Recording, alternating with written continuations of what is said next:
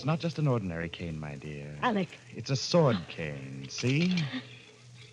Calhoun used it when he killed his wife, right where you're standing. Alec, you killed Sanders. Exactly. And now you're going to kill me. Yes. No. Keep away from I'm them. sorry. Keep away. Help. My dear.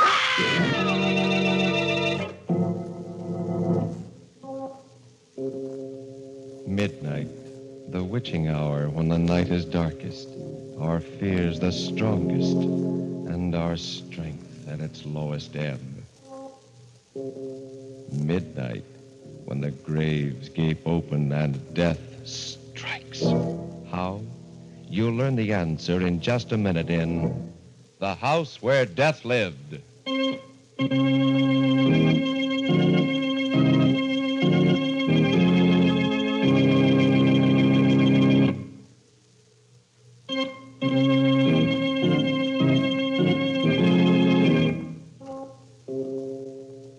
And now, Murder at Midnight. Tales of mystery and terror by radio's masters of the macabre. Our story is A Ghostly Nightmare by one of radio's best-known mystery writers, Robert Newman. It's titled The House Where Death Lived.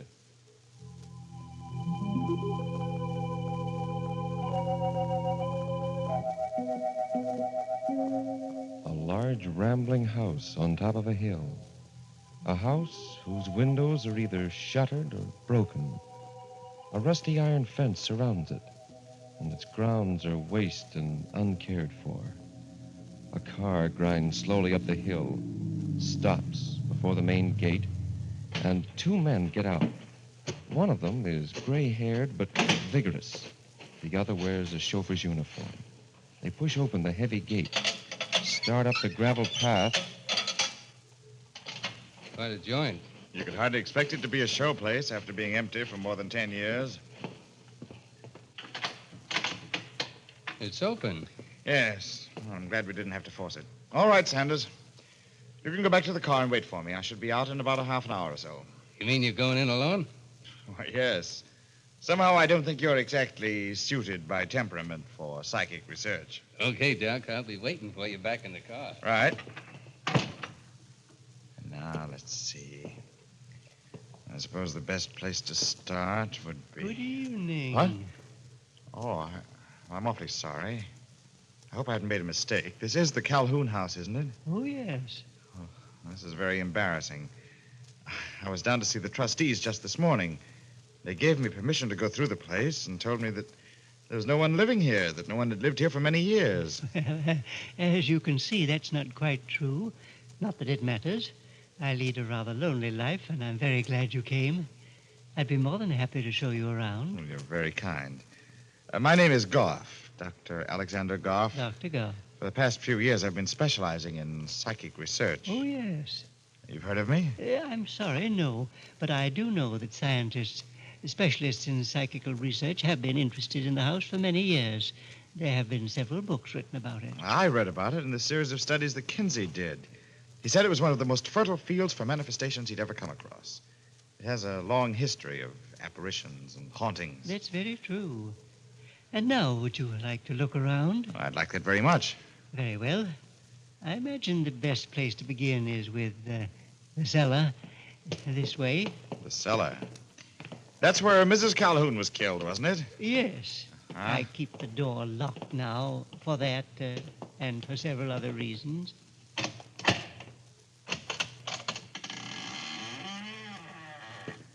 May I? No, wait, don't try to go down. Have you a match? Why, yes. There aren't any stairs. Exactly. That's how Mrs. Calhoun was killed. The stairs had become rotten, and Calhoun took them out, put in that ladder. Mrs. Calhoun didn't know it. She tried to go down, fell, and broke her neck. But she wasn't just killed. She was murdered, wasn't she? Well, that's hard to say. I don't think even Calhoun could tell you whether it was deliberate or not. For a long time, people didn't even suspect what had happened. They thought that she'd run away, disappeared.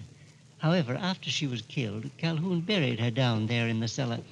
You see, over there, near that big flagstone. Oh, I see. Ah. Well, after that, there was something about a gardener, wasn't there? Yes, Burroughs. He had helped Calhoun take out the stairs. Considerably later, he was working in the cellar and found some bones, and he put two and two together And went to the police. No, he did a lot better than that, from his own point of view. Shall we go back into the parlor? Oh, yes, of course. I'll just shut this door again. Yeah. Burroughs began blackmailing Calhoun. Calhoun paid for a while, and then one day he called Burroughs in here, into the parlor. He was sitting over there at that desk. He had his cane with him. The cane that's on the desk there now. You can look at it if you like. Well, thank you. I would like to look at it. Twist the handle and pull on it. A sword cane. Yes. He killed Burroughs right here in this room. That stain on the carpet, there's his blood. This time he didn't even try to get away with it. He called in the police, and he was tried and sent to an institution. Yes, but that's what I don't understand. If Calhoun had committed 2 murders, why wasn't he sent to jail or hanged? Because no one knew whether he was sane or not. As a matter of fact, I don't think Calhoun knew himself. You see, when they asked him why he had killed his wife and Burroughs, he said he had to, that he'd been told to. Told to? By whom? Well, he wasn't sure, by voices. He said they told him that they lived here in this house before him, that they had killed, and that he would have to kill too. Excellent, excellent. Just what I've been looking for and what I've hoped for. A house with a tradition of hauntings, where each generation is affected by that tradition and adds to it. What's the matter? They've come for me. They're weighing me down, dragging me back. They? Who? Oh, you're ill. Here, let me help you. No, it's no use. You can't pick me up. It's too much on my hands, on my head.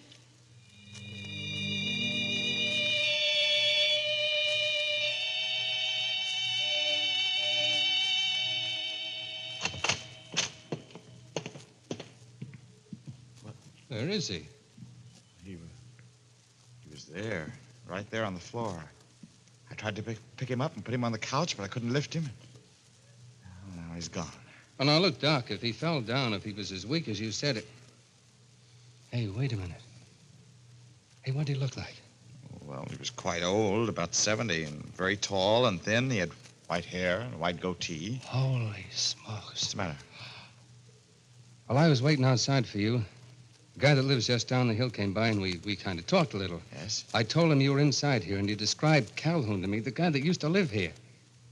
And the old gent you say you spoke to sounds just like him. But it couldn't have been. Calhoun is still in an institution. No, he's not. At least not exactly. That's how this guy happened to talk about it. You see, he just read in the paper that Calhoun had died yesterday. Sanders. Yeah? That was Calhoun's ghost. Oh, now look, It Doc. was, I tell you. It has to be. This is what I've been looking for years. An apparition that manifests itself without a medium or any apparatus. It's exactly what I need for the last chapter of my book. And I'm going to stay here until he appears again.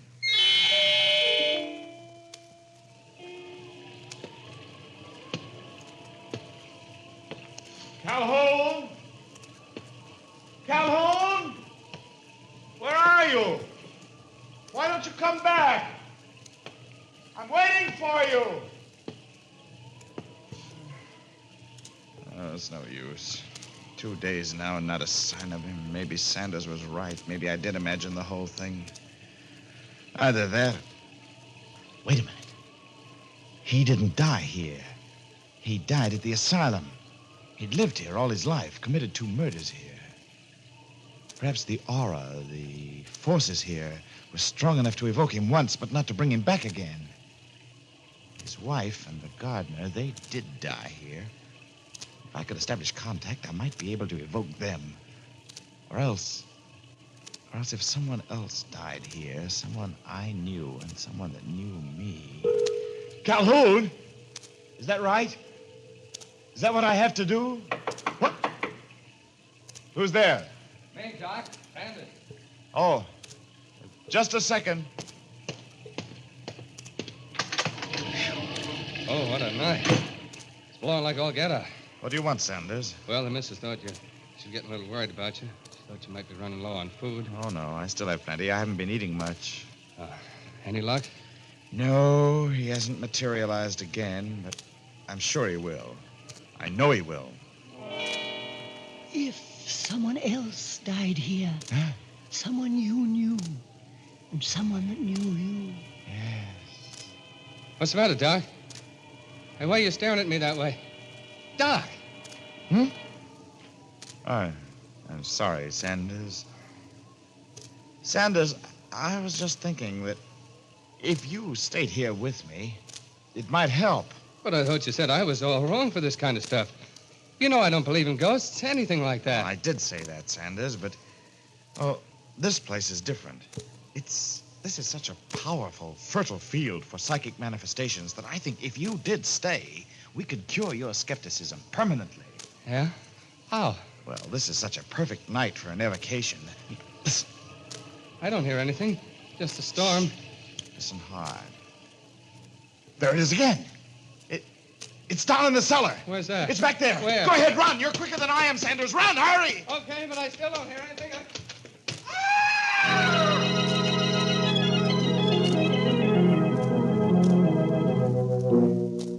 A man with an obsession in a haunted house. A man with a corpse on his hands as the clock strikes 12 for... Murder at midnight.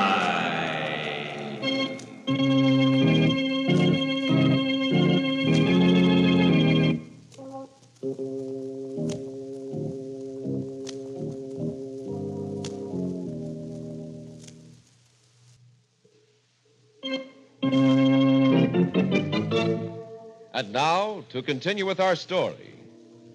It's just a moment later. Dr. Goff is still standing by the open cellar door. Lighting a candle, he peers down to where Sanders' body lies huddled on the flagstones below. Sanders? Sanders? I think I better make sure. Gotta be sure. What's this ladder? Holes. Is this...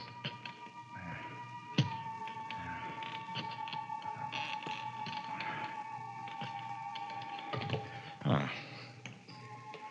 Well, now, let's see. He's dead, all right. Very dead. Neck broken in 2 places. I'm sorry, Sanders. Very sorry. But science is a hard mistress. I've been working on my book for 7 years. This is the first chance I've had to make detailed and objective observations on a specific set of phenomena. And when Calhoun didn't materialize again, I'm sure you understand. The only problem now is the police.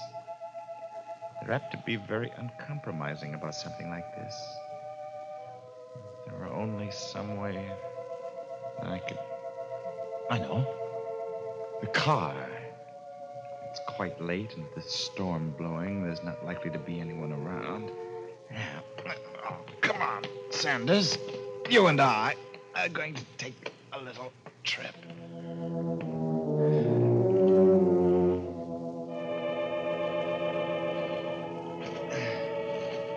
Now, we're almost there, Sanders. Just a little farther. Now, here we are. Now, let's see. Well, you turned the car around before you came in, so it's headed downhill. Oh, splendid. Very considerate.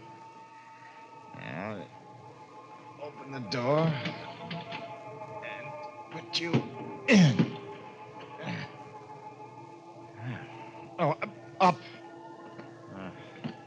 Just make sure you don't fall sideways. That you stay behind the wheel. Yeah, that's it.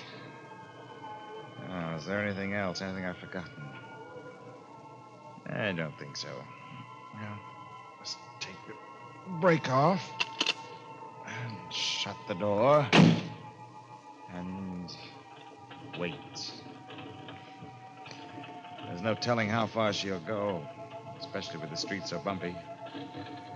I only hope that she'll go far enough to pick up plenty of speed so that when she does.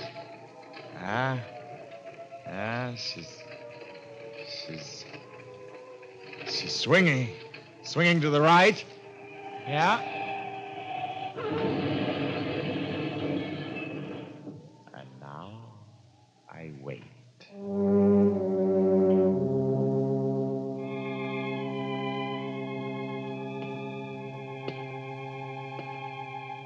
Sanders? Sanders! Where are you? It's been 4 or 5 days now. Why haven't you come back? Haven't you wanted to? Or haven't you been able to find a way? This is where you died, remember? Down here in the cellar. Are you down there? Sanders? Are you down there? No. Not down there. Not anywhere. What's that? Yes? Who's that? Who's there? It's me, dear, Jean. What do you want, Jean? I want to talk. Let me in, dear, please. Just a second.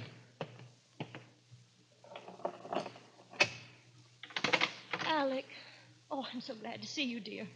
I asked you, what do you want? Why did you come here? Why? It's been almost a week now since you've been home. Have you any idea how worried I've been? You didn't even phone me after Sanders was killed. I'm sorry. I just never thought of phoning you. I had other things on my mind. How did it happen, Alec? You read the verdict of the inquest. You probably fell asleep at the wheel waiting for me. The brakes slipped, the car rolled down the hill, and crash. Poor Sanders.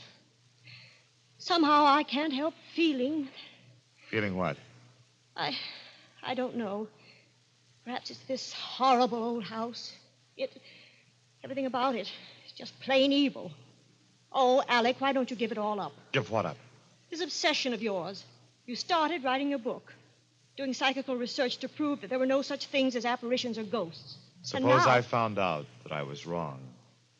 What? Yes, what would you say if I told you that I'd already seen one apparition here, and that I was expecting to see another one? Alec. Oh, no. Oh, yes, Jean. The first evening I came here, I saw Calhoun. I talked to him. He showed me around the house. And later on, I discovered that he had died the day before. I waited for him to come back again, but he never did. And I finally realized why. He couldn't come back because he hadn't died here. He died at the sanitarium. But now, I'm waiting for Sanders to come back. Sanders? But he didn't die here either. He died? Yes, Jean. I don't like it here, Alec. I'm afraid. I'm going. No, Jean. Don't go. You can help me. Huh? Come on in here. Into the parlor. But Alec. Come on, Jean. Later I'll tell you a very interesting story about this room, about something that happened here a long time ago. But All right, Alec. That's a good girl. You know, Jean, I've just realized I've been very stupid. Calhoun couldn't come back again because he didn't die here. Sanders did die here, but he wasn't buried here. And now I'm beginning to think that a spirit can only materialize in the place where its body is. But what's that got to do with me? Dear, does anyone know that you came here tonight? Why, no, but... Good. What do you mean? And what are you doing with that cane? You remember I said I was going to tell you a story about something that had happened here in this room? Well, this cane played an important part in it. You see, it's not just an ordinary cane. This is a sword cane. It's what Calhoun used when he killed his wife, right where you're standing. Alec, you killed Sanders. Exactly. And now you're going to kill me. Yes, dear. I am going to kill you. And I'm going to bury you right here, down in the cellar where Calhoun buried his wife. Then at least you will be able to come back. No, don't. Don't try and run away. It won't do any good. You see, I locked the door. No. Keep away from me. I'm sorry. Keep away. My Help! dear. No!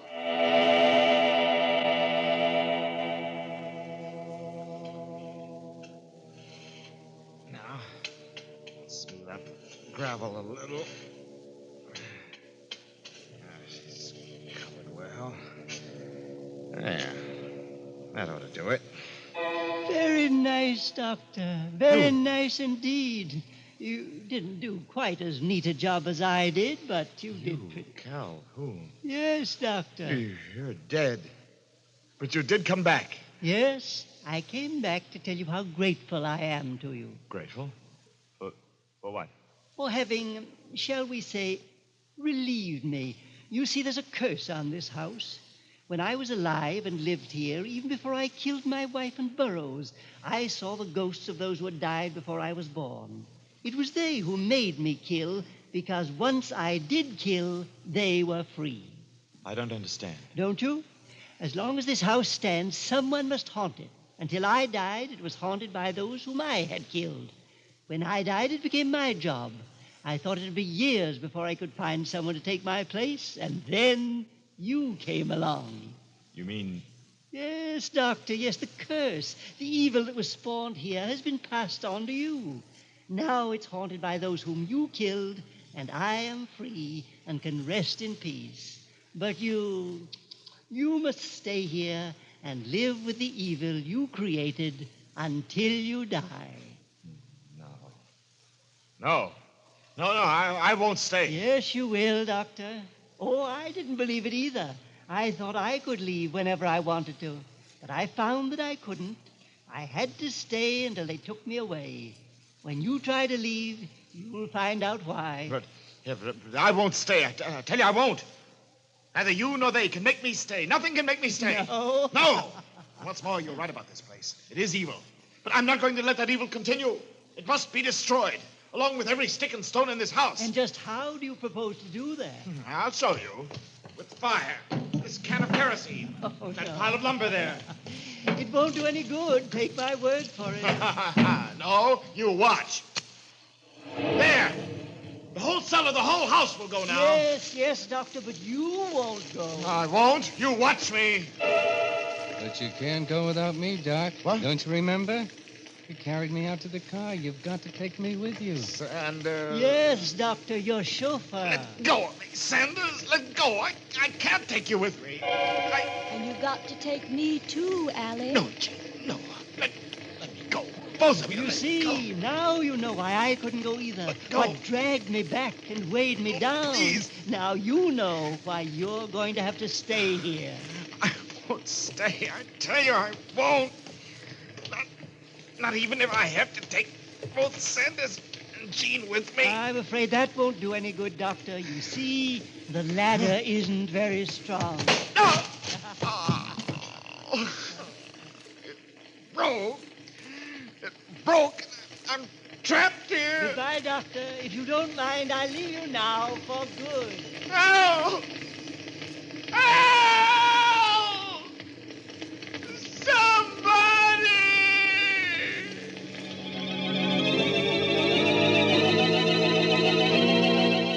The flames roar higher and higher as Dr. Goff screams and staggers backward. And far away, a bell starts tolling for...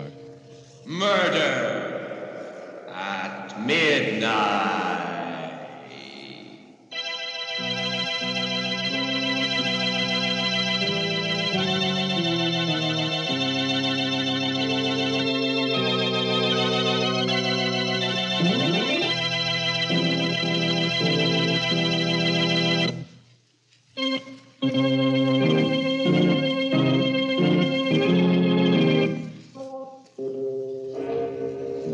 Remember to be with us again when death stretches out his bony hand and the clocks strike 12 for...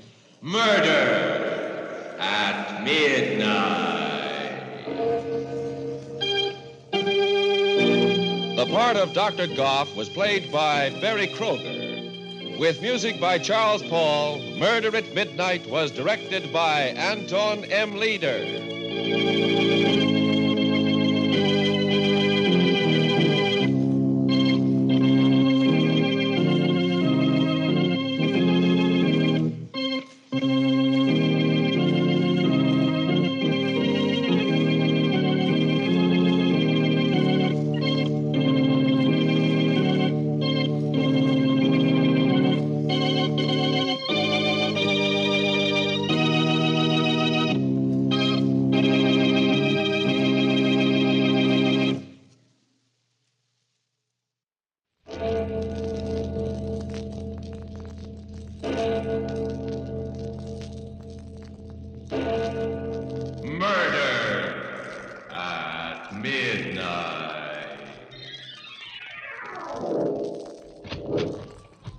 Which way did he go? That way. Down through the garden. The storm. It's so dark you can't see. Dr. Rudd. There, at the bottom of the terrace. Professor Laborde.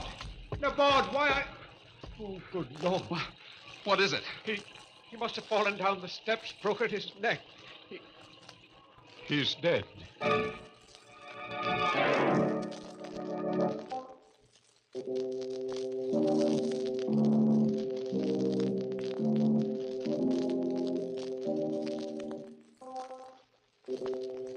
Midnight, the witching hour when the night is darkest, our fears the strongest, and our strength at its lowest ebb.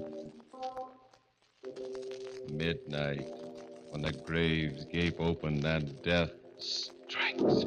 How? You'll learn the answer in just a minute in The Kabbalah.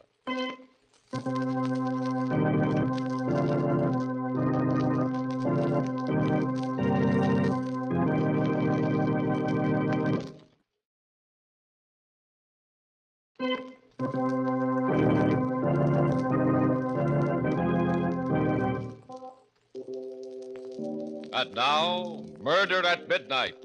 Tales of mystery and terror by radio's masters of the macabre. Our story by Robert Newman is The Kabbalah.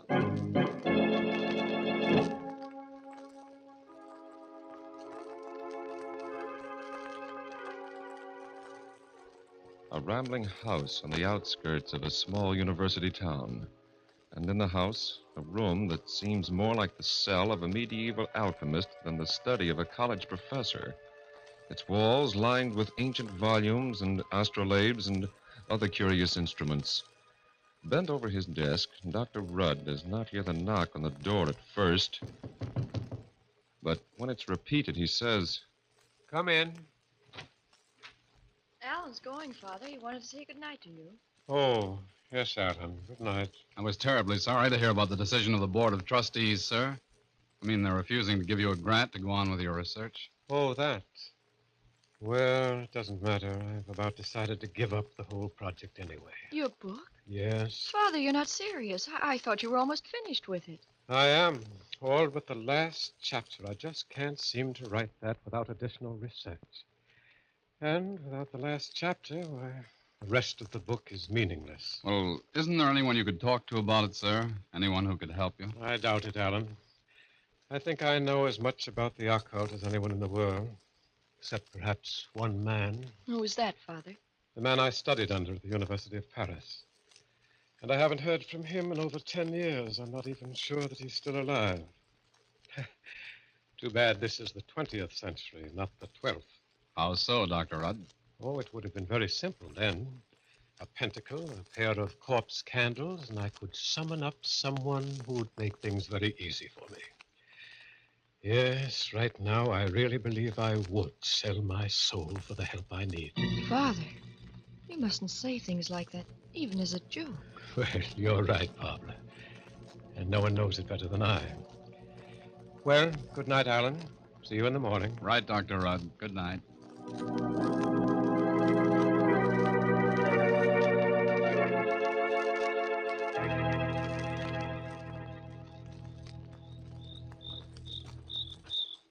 I'll walk you down to the road, Alan. Oh, fine, dear. Pretty depressed, isn't he? Father? Yes. Not that I blame him. 4 years' work. The definitive book on occultism, the supernatural. Alan! Yes, I see it, too. Someone or something lying in the road. Come on.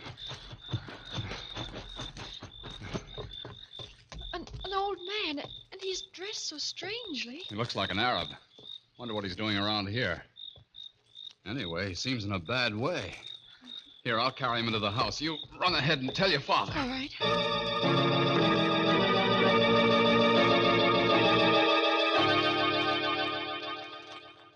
In here, Alan, in my study. All right. We'll put him on the couch. What's wrong with him? Well, it's hard to say, but I think it's just exhaustion. Oh, his pulse is very weak. Barbara, call Dr. Stevens. Of course, Father. He's opening his eyes. Where? What is this place? Now, it's all right. You're among friends. We're sending for a doctor. A doctor? Ah, you're kind, but it's too late. Allah stretches his hand out for me. Nonsense. All you need is some food, rest. No, I'm dying. But if you are indeed friends, one last request. Will you grant it? If we possibly can. I am a Hajj, a Sufi. I come of a long, ancient line. Will you see that I get proper burial? Oh, yes, of course. I have no gold, money, but... He's fainting. Loosen his robe, Alan. Right. Say, he's got something hidden here. A parchment scroll. The Kabbalah! You've taken the Kabbalah. It's all right. No, you must not. It's accursed. Into the fire. Destroy it. If you use it... Father. Yes. Yes, he's dead. May his soul rest in peace.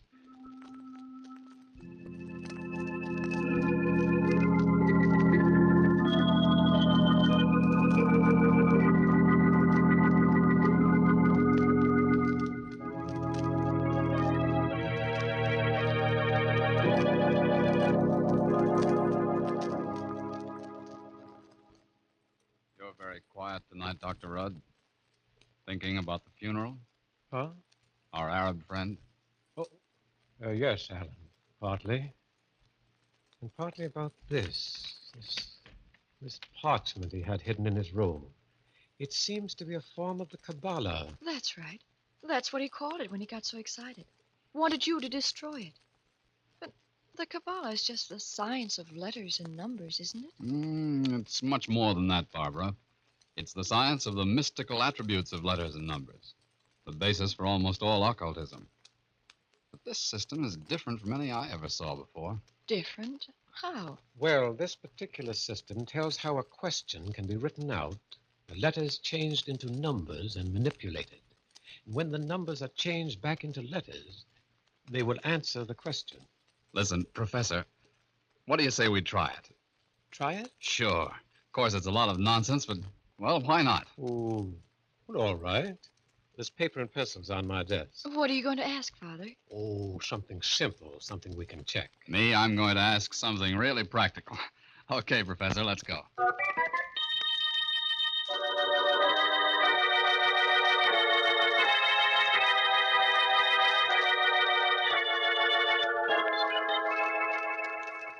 How are you coming, Father? Almost finished.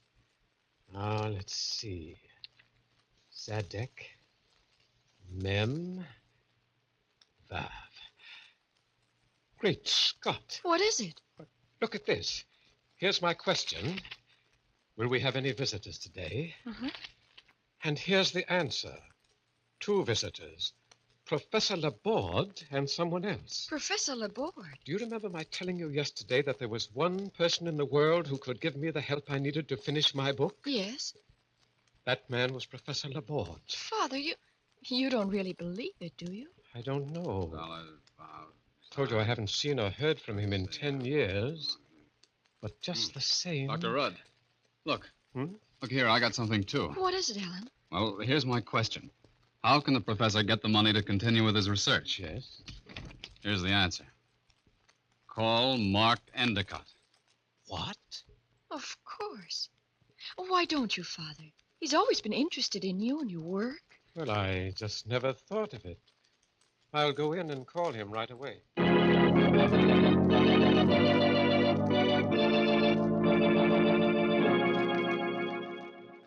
Well, Father, did you get him?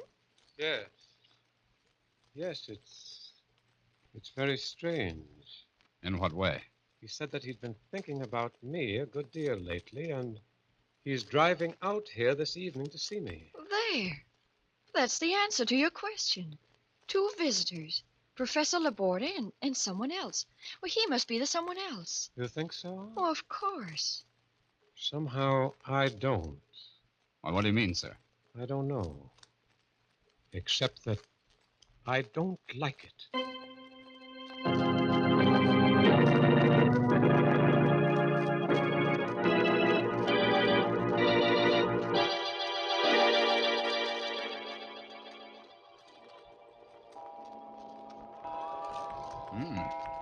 It's beginning to look as if our Kabbalah is a washout after all. What makes you say that? Well, 11 o'clock and no sign of either Laborde or Endicott. I can't understand it. Endicott definitely said that he was driving out here and that he was leaving immediately. He probably changed his mind because of the storm.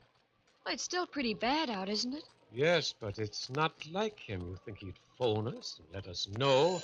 Oh, perhaps that's he now. Hello? Yes?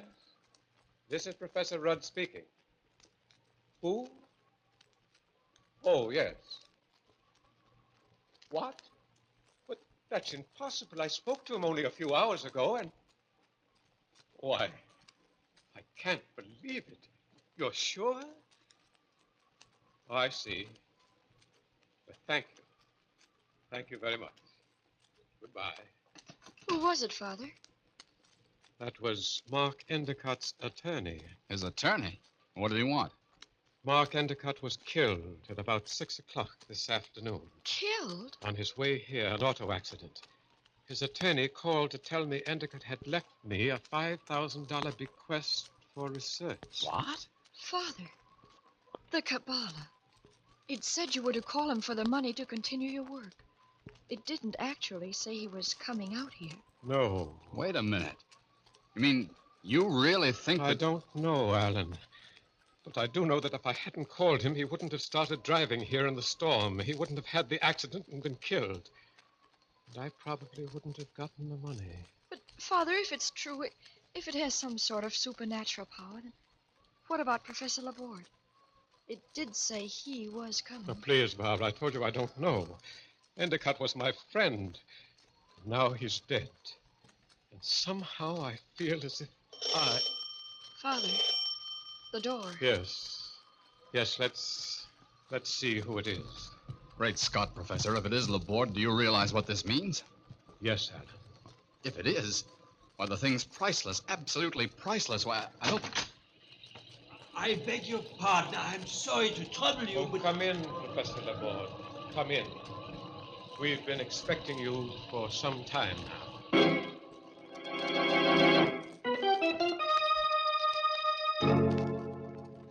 An ancient manuscript which can foretell the future. A dead man and a visitor from the dead. As the clock strikes 12 for Murder at midnight.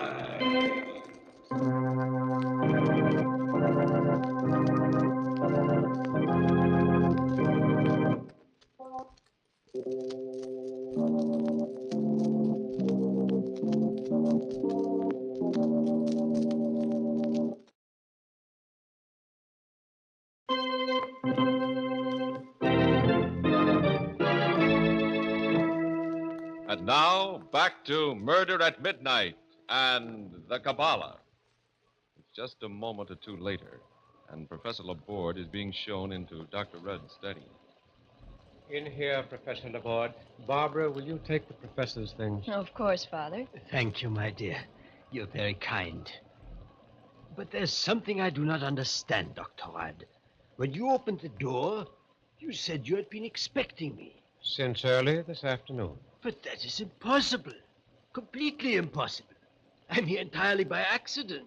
I had no idea you lived here or anywhere near here. I lost my way in the storm, knocked at your particular door by chance to ask for directions. Nevertheless, we've been expecting you. But excuse me, how could you have been? Alan. Yes, sir? Show Professor Laborde the Kabbalah, will you, please? Right, Professor. Here you are, sir. Kabbalah? Look at it, Professor. Tell me what you think of it. Uh-huh. Interesting. Very interesting. Of course, I cannot be sure without examining it thoroughly. But it appears to be even older than the Black Grimoire. And its form, resembles that of the Key of Solomon. Professor Laborde, it's my belief that it is the Key of Solomon. What? But it can't be. It's been written about for centuries, of course, mentioned in hundreds of works, from Trismegistus down.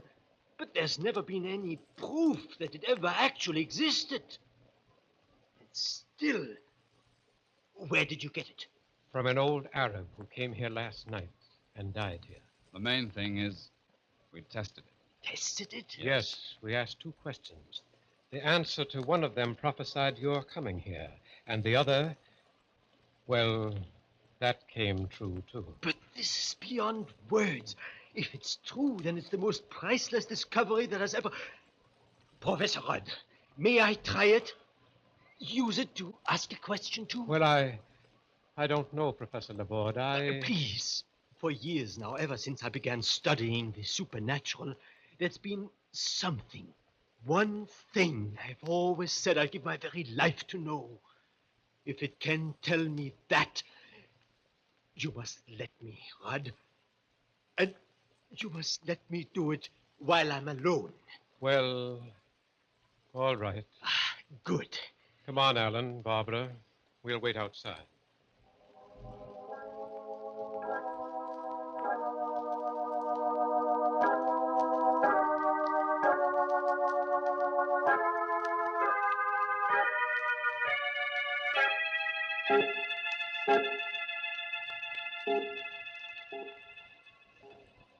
What time is it now, Professor? It's 20 hours. He's been at it for quite a while. Yes. If he doesn't call us in another minute or two, we'll go in. I'm probably being very silly, but I don't like this, any of it. Why not, Barbara? I don't know, but... What's that? Professor Laborde. Come on. Professor Laborde, what is it? What's happened? What are you doing? He's burning something in the fire. Father, it's his hands. He's holding them in the fire, burning Great them. Scott, Professor Laborde, stop. Stop. Have you gone mad? Fire! Only fire can burn my hands clean again. I asked. Now I must pay. Laporte. Let me go. Let go. I am coming. I'll pay. Professor Laborde, come back. Quick, Alan. Okay. Which way did he go? That way. Down through the garden. The storm. It's so dark you can't see. Dr. Rudd.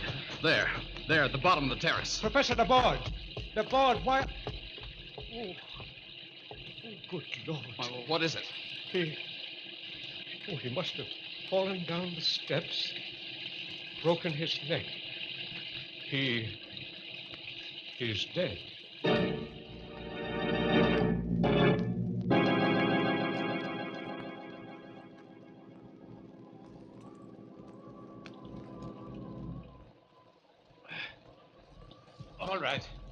All right now, Alan. Put him down. Now, gently. Yes, sir.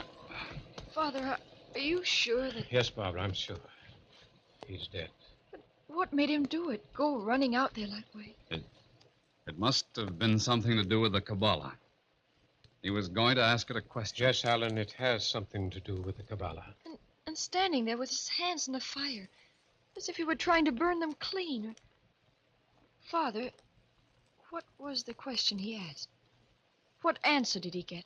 I think perhaps I can guess. The old Arab, he warned us, remember? He said it was accursed, evil, that if we used it... Wait a minute, Dr. Rudd.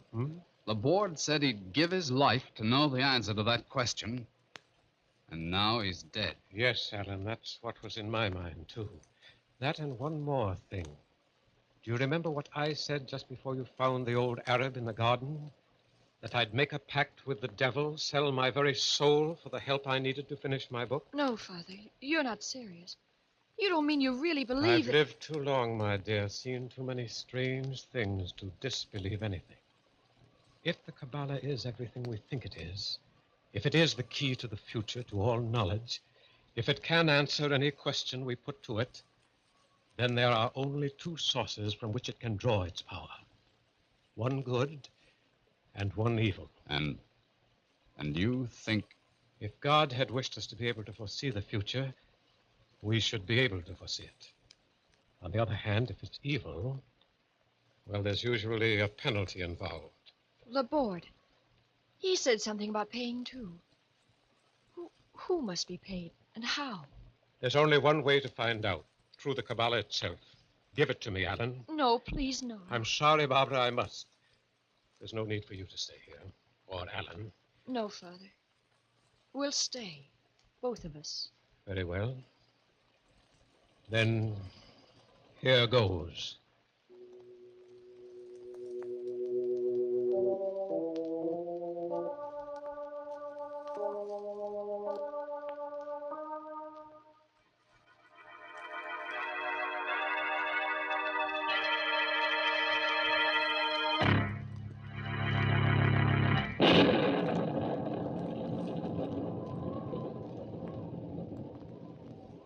You're shivering, darling. Are you cold? Shall I build up the fire? No, I'm not cold. What was that? It sounded like the outside door opening. Maybe Father, what is it? Are you finished?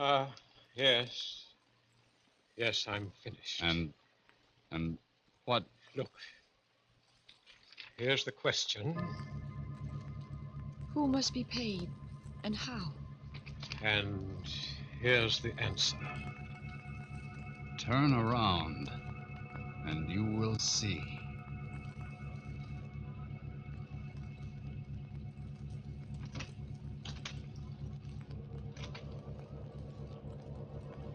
Father, the door behind us, it just opened. Yes. I don't dare turn around. You needn't. Right in front of you, there on the wall. Look. Something black, like a stain, a blot. But it's spreading, moving. Like an octopus, or like... It's shadow. It's coming toward us. What in heaven's name is it? Whatever it is, whatever happens to us, no one shall ever again be cursed as we've been cursed. The Kabbalah, give it to me. Father, what are you doing? What I should have done when I first saw it. Destroy it. Throw it into the fire.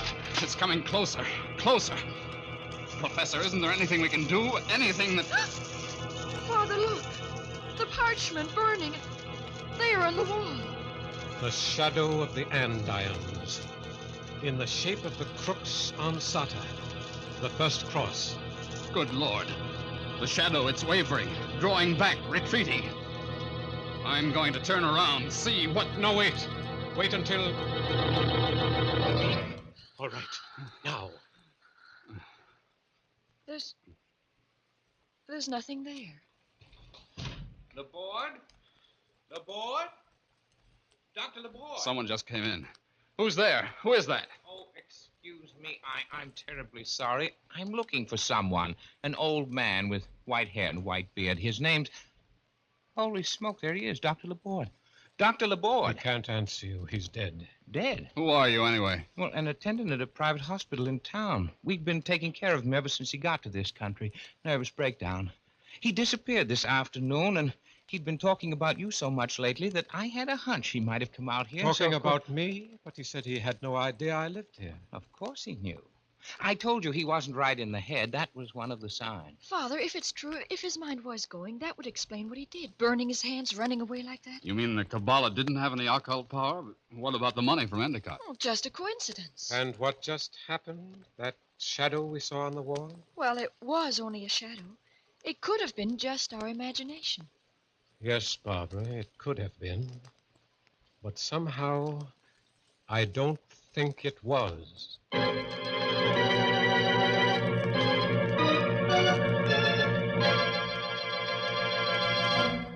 An old professor stands next to the body of his friend, staring at the fireplace where the secret of the ages has gone up in smoke as the clock strikes 12 for...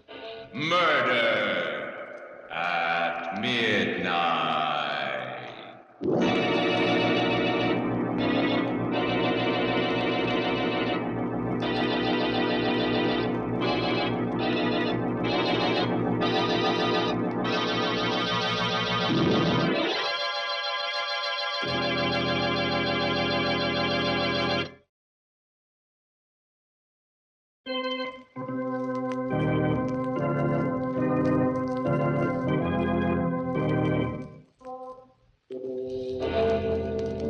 remember to be with us again when death whispers from the darkness in an unknown tongue, and the clocks strike 12 for Murder at Midnight.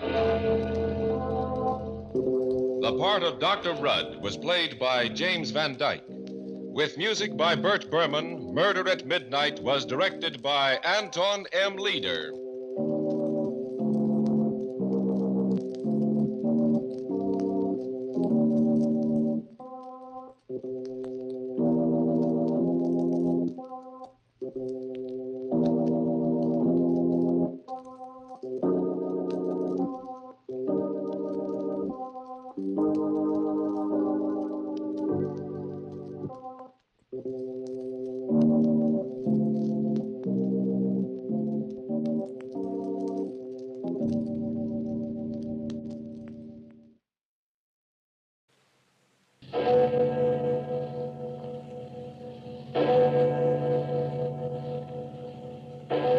Murder at Midnight.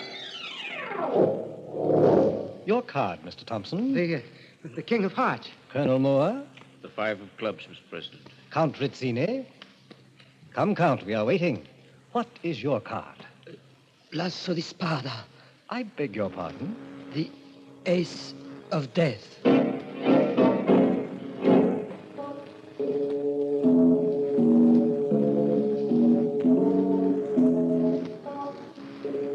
Midnight, the witching hour when the night is darkest, our fears the strongest, and our strength at its lowest ebb.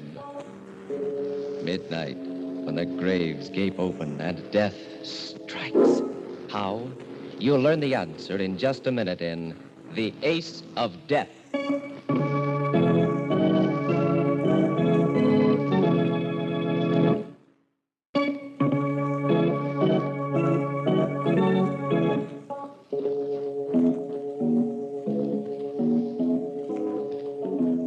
And now, Murder at Midnight, tales of mystery and terror by radio's masters of the macabre. Our story, based on Robert Louis Stevenson's immortal Suicide Club, is by Max Ehrlich. Its title, The Ace of Death.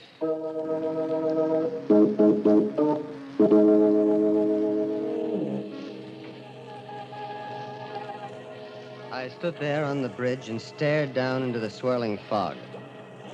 It hid the river like a white shroud. I shivered. It'd be cold down there, freezing cold. I would go down, down, deep into the black, watery depths, my ears bursting and my lungs fighting for breath. And then, finally, there would be silence. Silence. And eternal peace. Somewhere, a clock began to chime 11. The last hour. The last hour of a man's life. My life. I, John Evans, ill and broke without family or friends, sick and weary of the constant struggle among earthbound mortals, looked forward to my new future. Death. I put one foot over the bridge rail. My heart pounded. My head throbbed. And then someone came out of the mist and seized me from behind. No, you fool. Don't do it, not this way. No. Let me go. Let me go while I still got the you courage. hear what I've got to say? Why did you stop me? Why? I wanted to die. I wanted to. I sympathize with you, young man. You see, I, too, am tired of life and seek death. You? You want to die? Yes, but not by drowning. No, my boy. I've made other arrangements. The river is not only a dull way to die, it's positively sordid. The very idea makes me shudder with distaste. Wait, I don't understand. It's very simple, young man. Now, most of us are too commonplace about the hereafter. We enter it with morbid fear and without imagination. Actually, death can be glorious. Glorious? Yes, a great new change from our ordinary lifetime routine. A journey into an uncharted world. A man should meet death on the wings of adventure. It should be an exciting and delightful experience. Death? Exciting and delightful? Why not? I've already arranged my decease along these lines. And since you and I have an interest in common, why not join me? Huh? We'll seek death's private door together. Come, young man. Come along with me. Where? To my club. I'll be glad to recommend you for membership. Your club? Yes. It caters to a clientele of gentlemen like ourselves. We call it the Hereafter Club. The whole thing was mad, insane. And yet it was intriguing, too.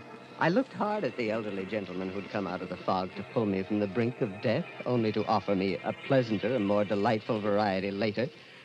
He repeated his invitation to join him, and I could see that he was perfectly sincere. I decided to go with him, even though I secretly considered him some kind of a madman. After all, what could I lose now? We took a cab and stopped at a grim-looking building in the silk stocking district on the east side. My elderly friend, whom I now knew as Frederick Whitney, took me into a luxurious reception room and asked me to wait there until he saw the president of the club. Finally, the president himself came out to greet me. He was a man of about 50 with a bald spot on his head, piercing gray eyes, and a thin mouth. He smiled and extended his hand to me. Welcome to the Hereafter Club, Mr. Evans.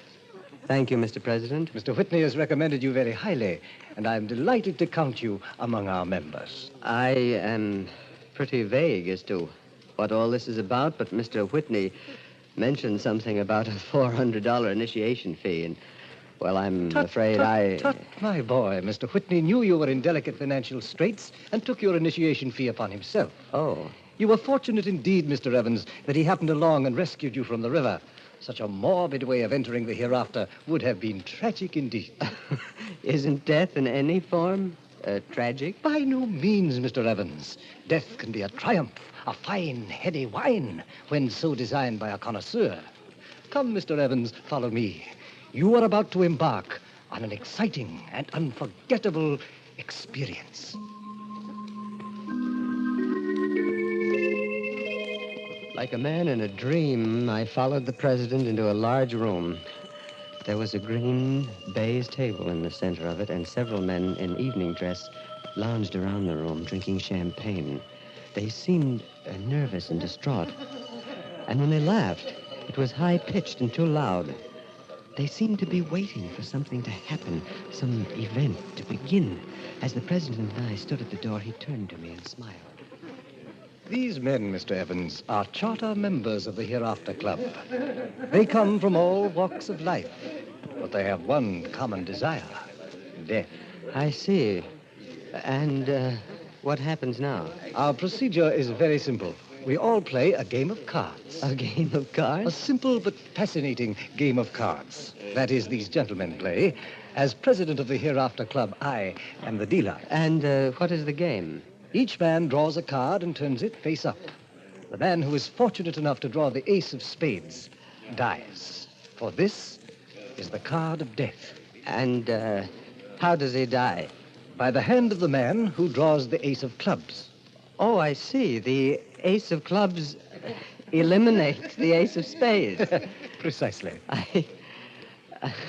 How many of these games do you play a night? Just one.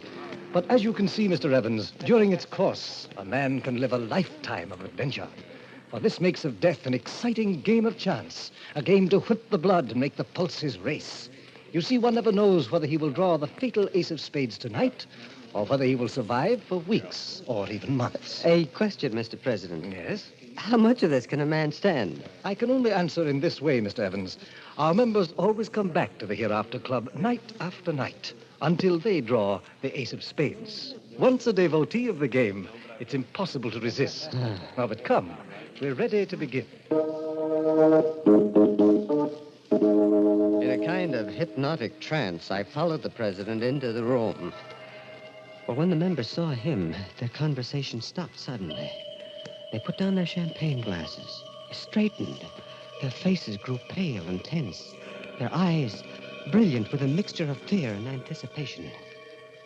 The president took a fresh pack of cards from his pocket, and like a magnet attracting iron filings, the men drew close to the baize-covered table.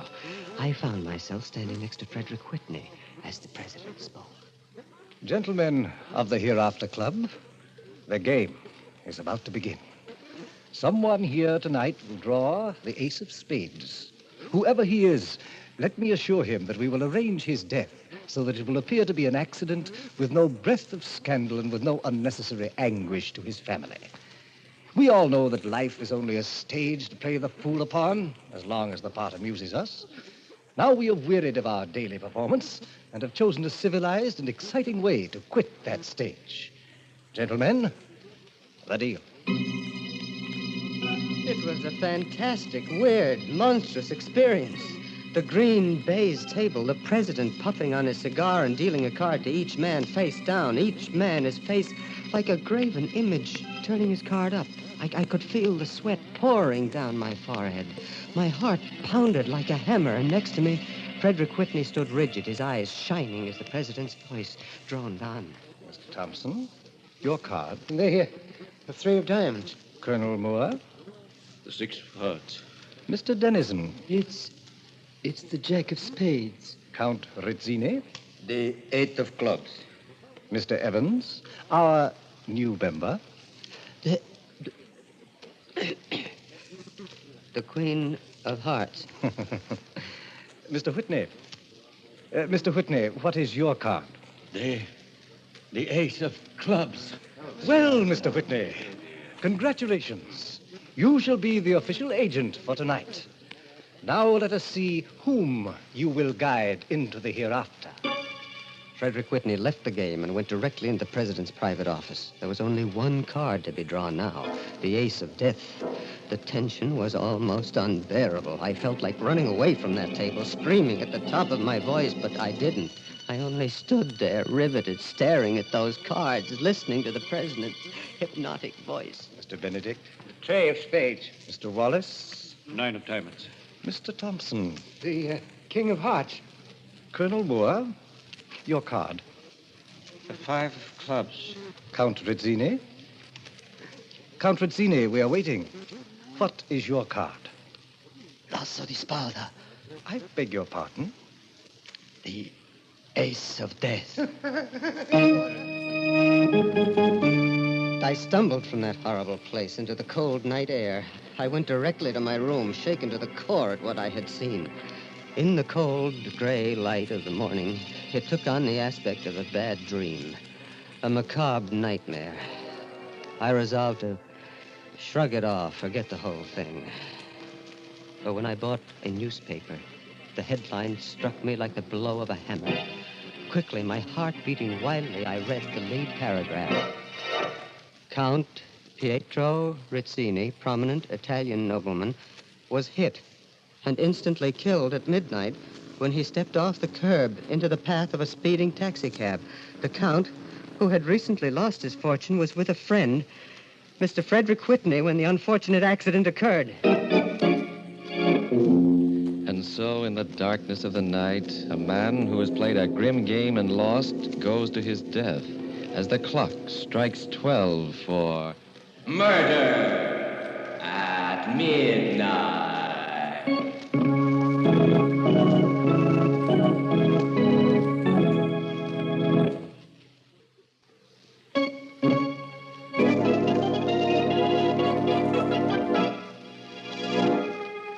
And now here is John Evans again to continue his story.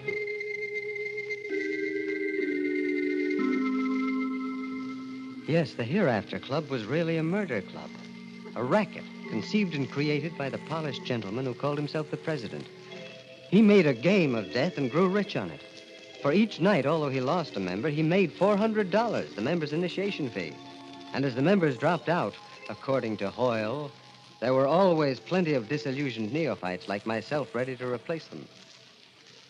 My first impulse after reading that grisly newspaper announcement was to run to the police. But I had pledged my word to secrecy. And besides, I wanted to go back.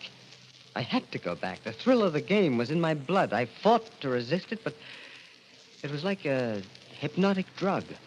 Time after time, I went back to the green baize table, and then, one night... Your card, Mr. Whitney? Come, sir, what is your card? The Ace of Spades.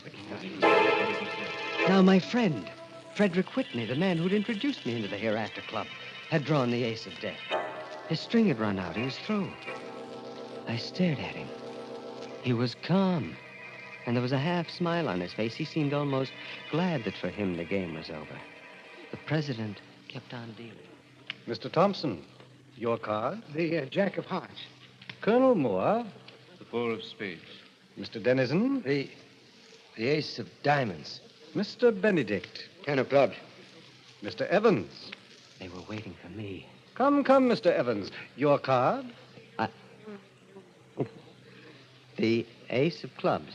Congratulations, Mr. Evans. Only your 6th evening at our club, and you draw a winning card. Now, if you'll join Mr. Whitney and myself in my private office, we'll arrange the details.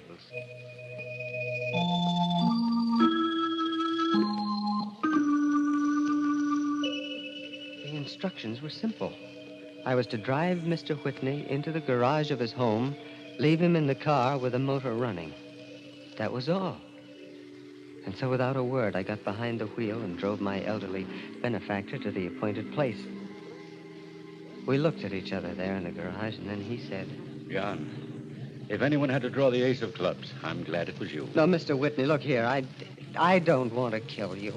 You know I don't. Let's end this farce. Let's go to the police and end this monstrous thing. No, John. You forget I'm a murderer. I have already killed. I'd rather die by carbon monoxide gas in this comparatively painless way than in the electric chair. But the police will never know that you were responsible for Rizzini's death.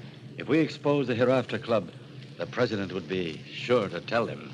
There must be a way, somehow. No, my boy. I have chosen death. My time has come. In a way, I'm glad. Everything is resolved. There is no more waiting for the fatal card.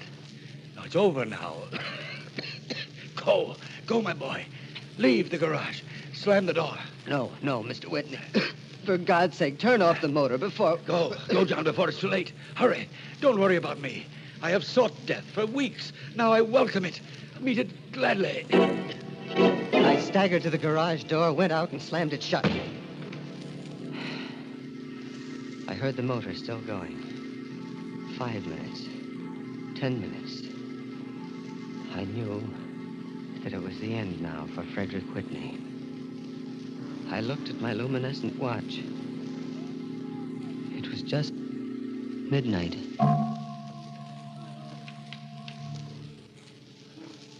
I walked the streets for hours after that. Now I was a murderer. True, I had killed with my victim's consent, but I had killed.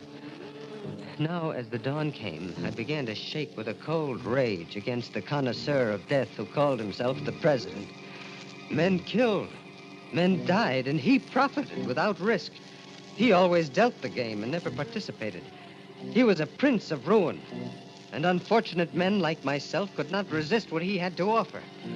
And so, like a smiling Satan in formal clothes, exerting a demoniac spell upon the fools who played his game, he watched them destroy each other.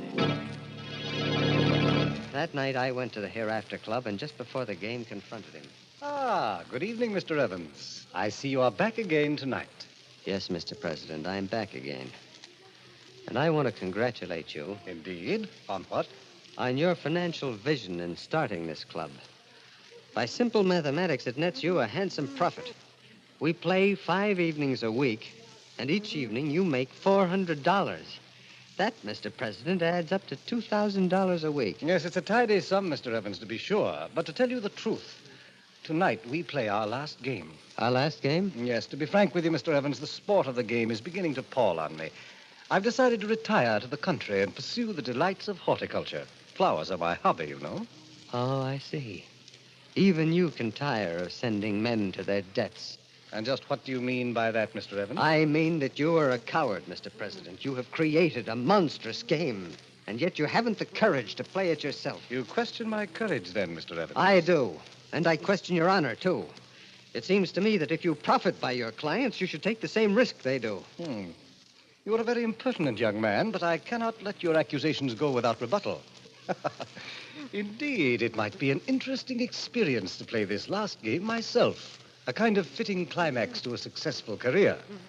Of course, Mr. Evans, I'll demand a handsome apology when it's over. You don't mean that you are actually going to take a chance? Yes, why not? I've often been intrigued by the excitement of my clients.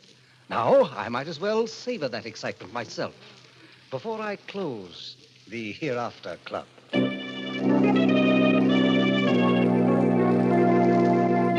The news that the president was going to play created a sensation among the members. He dealt a round, and then another.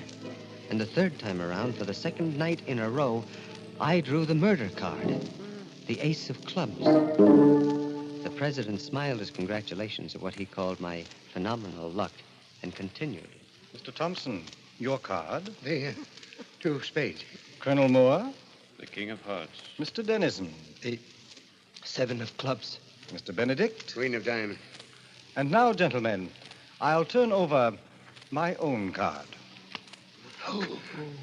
Congratulations, Mr. President. You have drawn the ace of spades. The president's face was immobile. Not an eyelash flickered. We went into his private office, and his words were calm as he explained the evening's arrangements. I had drawn the murder card, and he had drawn the death card. Yet, judging by his unworried attitude and serene bearing, it might have been the other way around. I couldn't help a flicker of admiration for him. As for me, I was eager to do my part, to kill this man who had been caught at the last moment in his own net. He had sent many a man to his death, and now he had to meet it himself. There is a railroad bridge on the outskirts of town, Mr. Evans. It has a low railing, and below it an express train passes exactly at midnight. You will push me over that rail into the path of the locomotive. And now, if you're ready, let us go. We didn't speak on the trip out to the bridge. It was a cold night. We stood there, shivering and waiting. Finally, in the distance,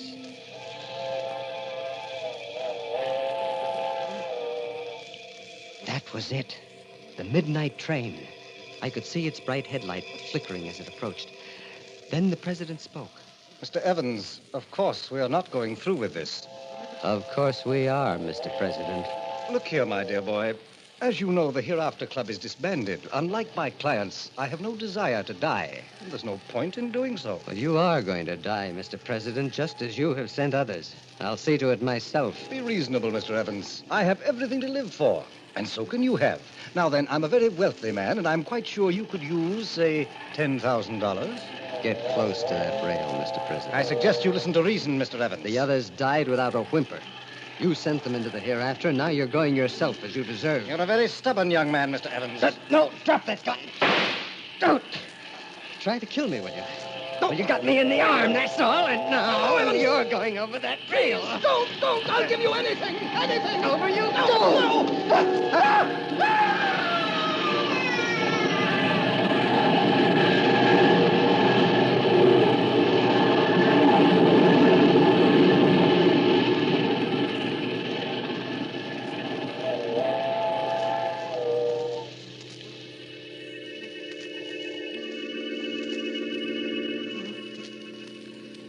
When the train had passed, I saw what was left of his body on the tracks. Slowly, with dragging footsteps, I walked down the street toward the twin green lights of the police station. Now, like the others, I'm ready for the end.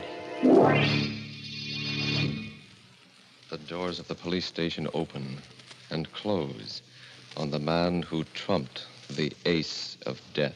The man who now seeks his own dark destiny as the clocks strike 12 for Murder at midnight.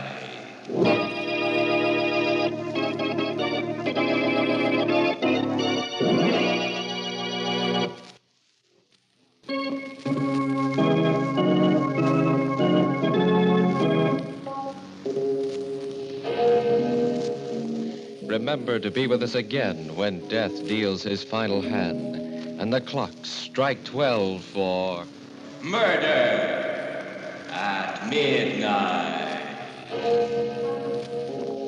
The part of John Evans was played by Carl Swenson. The president of the Hereafter Club was John Griggs. With music by Bert Berman, Murder at Midnight was directed by Anton M. Leader.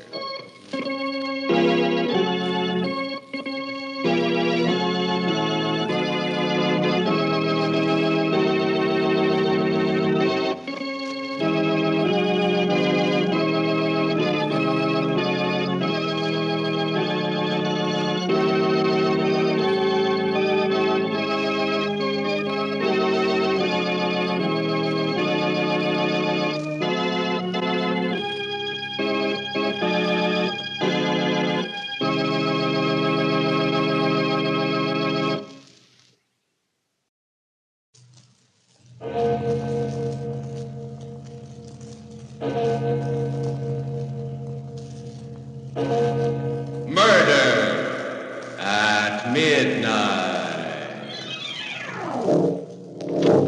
Good evening. What? Who are you? I beg your pardon? I said, who are you? What are you doing here? My name is Gabriel. I am butler to the Holloways. Gabriel? But you can't be. Well, you're dead.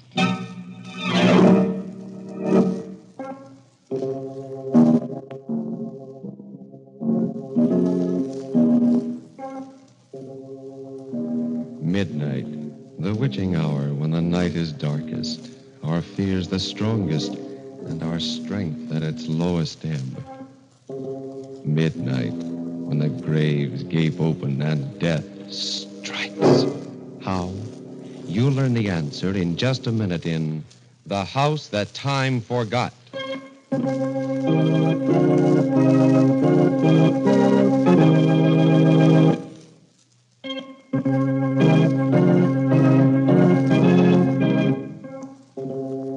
And now, Murder at Midnight. Tales of mystery and terror by radio's masters of the macabre. Our story by Sigmund Miller is The House That Time Forgot. Early evening on a desolate part of the Virginia coast. Along a road near the beach comes a car with two people in it.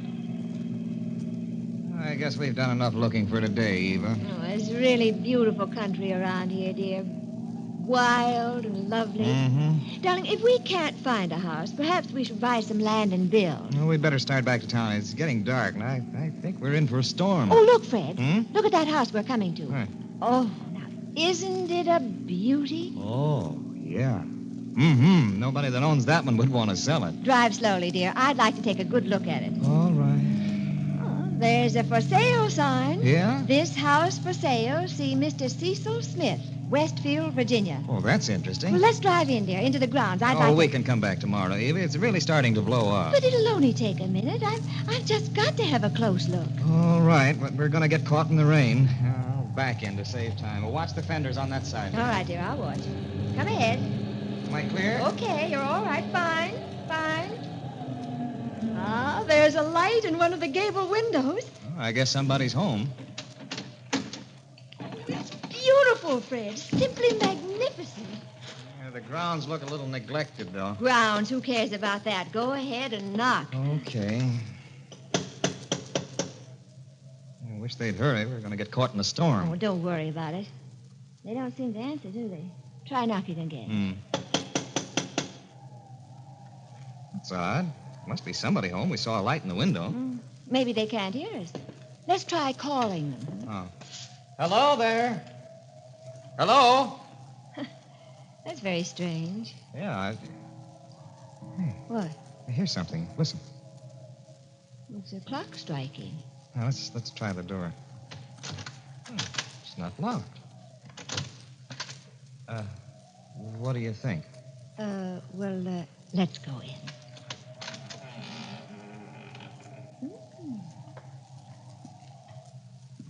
It's a big place, but lovely. Wait a minute, dear.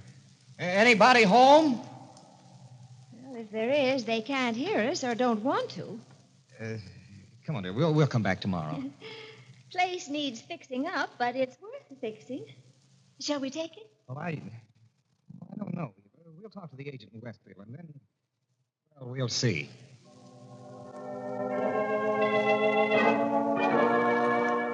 So you're interested in buying the Holloway house? Yes, Mr. Smith. It's just the kind of house we've been looking for. It's a fine place, all right. Even got a private inlet to moor a large-sized boat. It's got everything except... Except what, sir? Well, it's only fair that I tell you all its defects. What defects, Mr. Smith? You see, Mrs. Jordan, it's kind of hard to put your finger on it. There's something very queer about the house. Huh? Oh.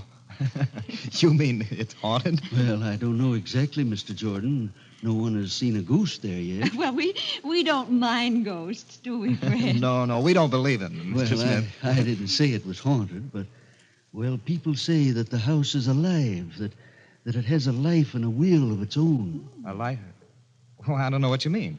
Well, I've had 4 caretakers in the Holloway house since I took possession of it, and none of them stayed more than a few days. Well, why did they quit?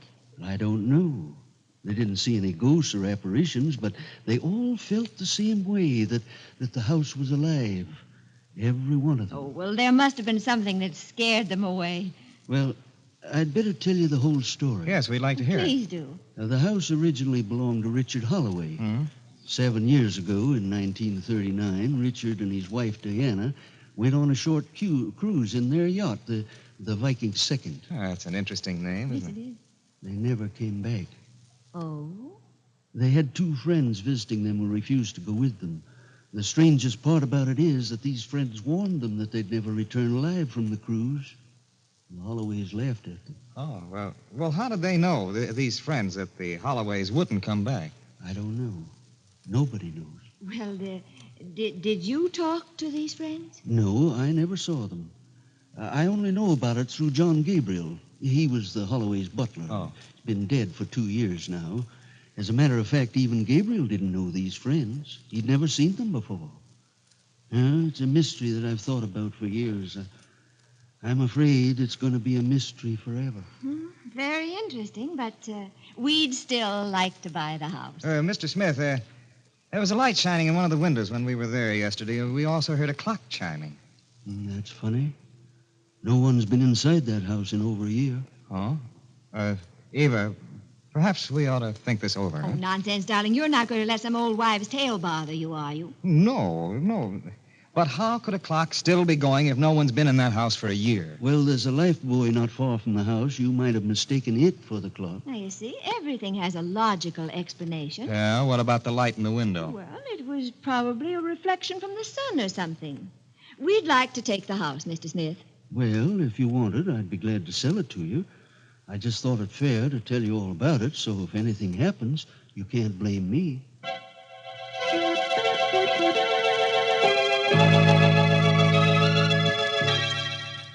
Well, here we are, darling. Our house. I hope we'll like it. Oh, of course we will. Let's go in. Mm-hmm. Do you have the key, dear? Yes, but we don't need it. The door was open, remember? Oh, yes, that's right. Hey. It's locked again. Oh, Mr. Smith must have locked it. Here we go. Here you go, dear. Well, look. Hmm? Darling, everything clean, dusted.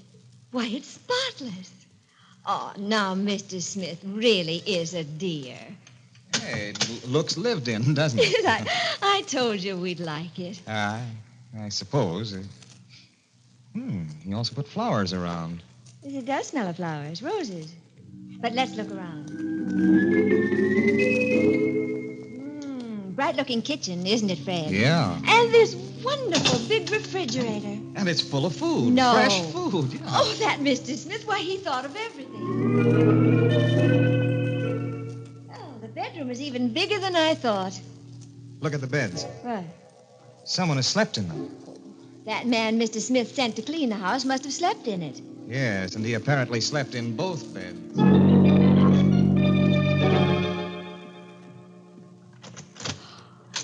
This library. Darling, look at that paneling. Yeah, it's a very lovely room. Everything is charming. But what? Look at the fireplace. Well, what's wrong with the fireplace? There's just some half-burnt logs in it. Yes, just some half-burnt logs. Still smoldering. Well, it was the cleaning man. I don't think there was a cleaning man. Now, don't be absurd, Fred. The clock we heard the first time we were here. Eva, I just can't shake off the feeling that someone is still living here. You're being ridiculous. Well, maybe I am, but I feel like an intruder. Oh, darling, it's that story Mr. Smith told us about the Holloways and their mysterious friends. It's got you all keyed up. Yeah, well, I'm going to call Mr. Smith and find out about that cleaning man you think he sent here. Operator. Oh, operator, give me Westfield 403. You're really being a fusspot, Fred. Yeah, we'll see. Hello, Mr. Smith? Yes? This is Fred Jordan. Oh, hello, Mr. Jordan. How's everything up at Holloway? Oh, everything seems fine. Thanks for having the house cleaned up. Cleaned up? I don't understand you. Didn't you send a cleaning man to straighten up the house? No, Mr. Jordan. The house was sold as is. I never sent anyone over. Might interest you to know we found the house in a spotless condition, cleaned and ready for occupancy. Oh. Thank you, Mr. Smith. I'll be in touch with you later.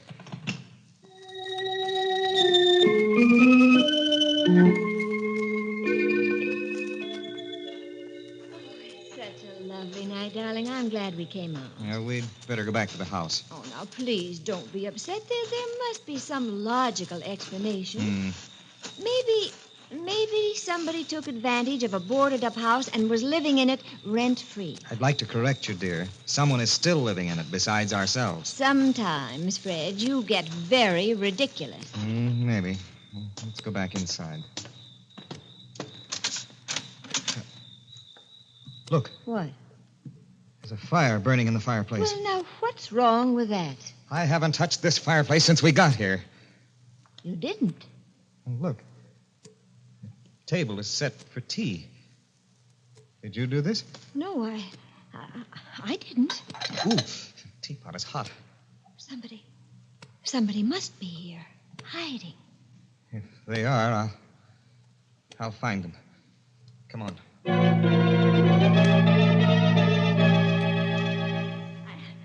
I don't understand it. I just... Cellar to attic, and there's no one here. But it's incredible. Someone is living here, and we can't see them. Darling, it doesn't make sense. There's somebody here right now.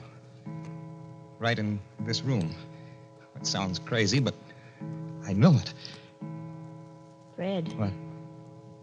The clock. What about it? It just struck midnight, and it's only 10 o'clock. A house that is deserted, except for invisible tenants, and a clock that is running backwards. Has it just struck 12 for... Murder at midnight.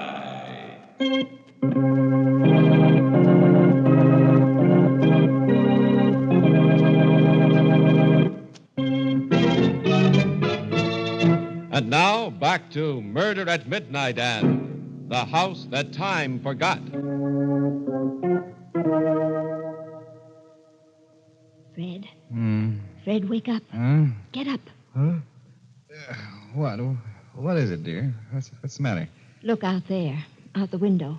Why? Get up and take a look. At what? That boat out there in the inlet? It must have put in while we were sleeping. Can't you read the name, dear? Huh? It's the Viking Second. The Viking Yes. Wasn't that the Holloways yacht? The one that never came back? That's what Mr. Smith said. Either Mr. Smith is a fantastic liar or something very fantastic is happening to us. Perhaps the Holloways have finally come back. After 7 years? It doesn't make sense, none of it. Yeah, that's putting it mildly. Darling, we ought to take a close look at the boat. You don't sound very enthusiastic about it. Yes, I suppose we ought to. Whoever's on it might be able to tell us something.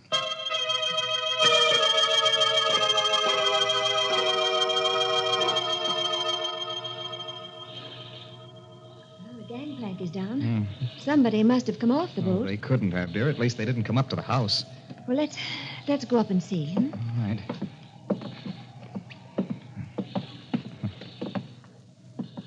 Well, there's no one on deck. Anyone here?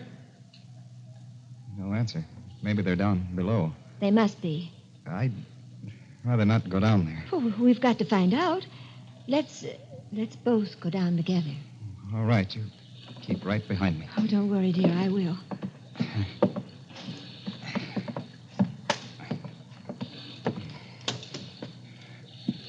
Here's the stateroom. Oh, there's nobody here either.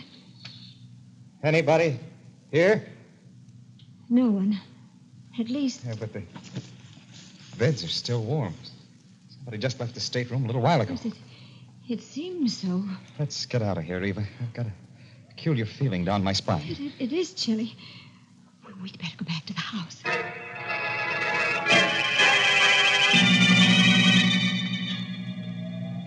The lights are on in the living room. Did you put them on?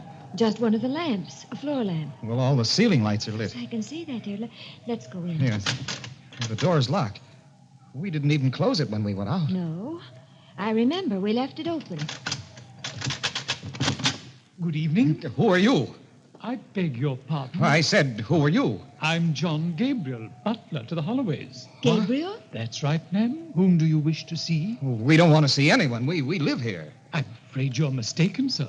The Holloways live here, have been living here for years. But this is our house. We bought it. And the Holloways are dead. Dead? Yes. I'm afraid someone has misinformed you. Well, this is like a nightmare. Look here, Gabriel, or whoever you really are. We bought this house from Cecil Smith, a real estate agent in Westfield. He's not the kind of a man who plays practical jokes. No, he's not. He's a very sober man indeed. He told us you were dead, too. As you can see, madam, I'm very much alive. Oh, this is crazy. We'd better talk to the people who call themselves the Holloways. Perhaps you should. They'll be in any minute. Please come in, won't you?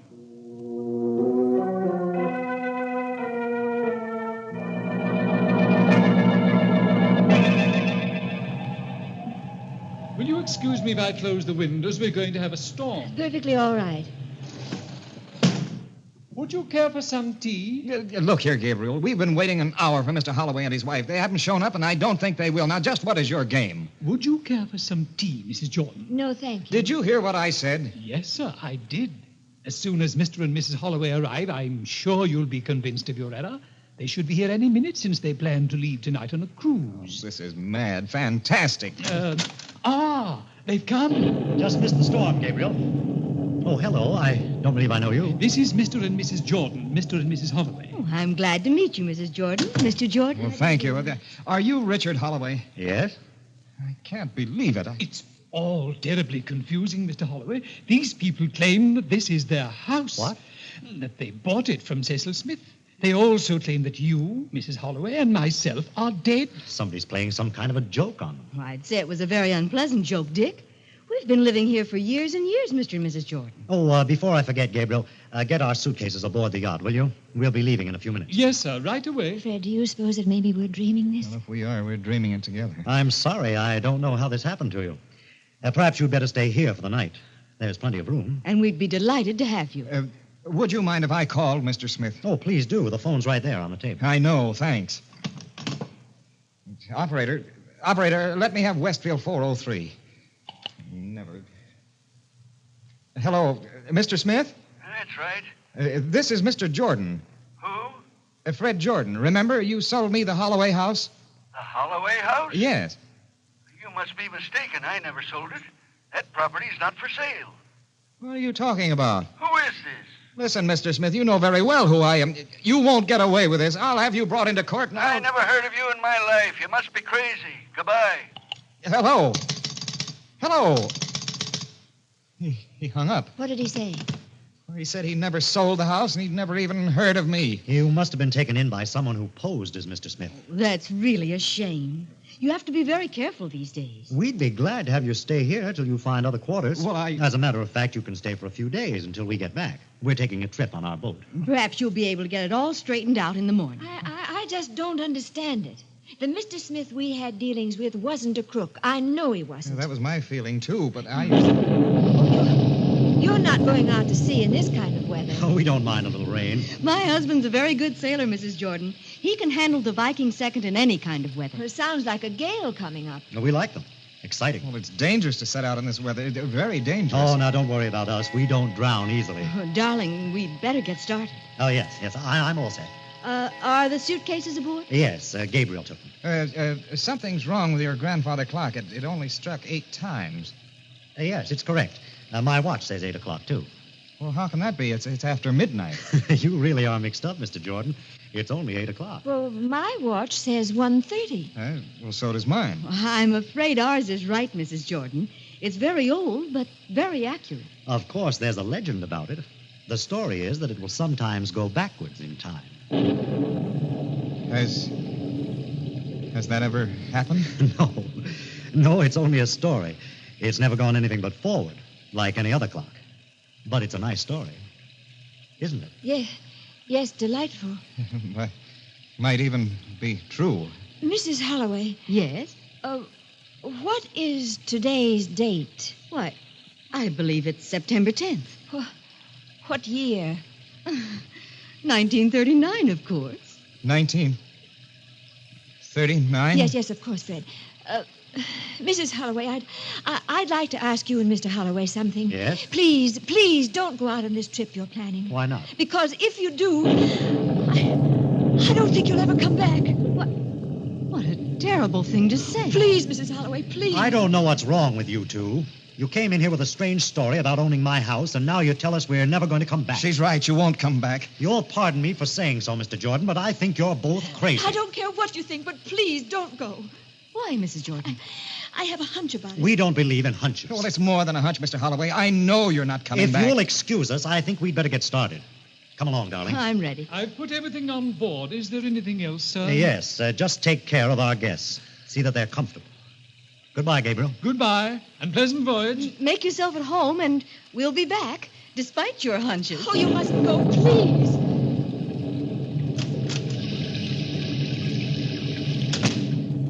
Well, they've gone. If you wish, you can occupy the master bedroom. I'll go up and make it ready for you.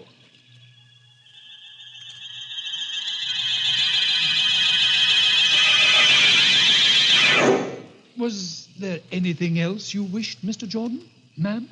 No, Gabriel. Just go to bed. We'll sit here for a while. It's rather late, sir. Nearly midnight. By your clock, Gabriel, but it seems to have stopped. So it has. It needs rewinding.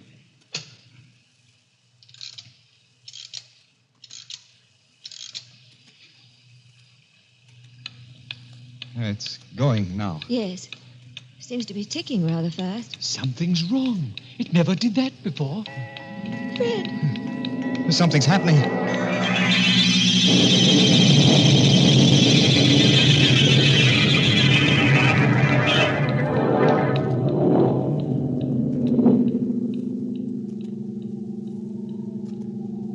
The lights.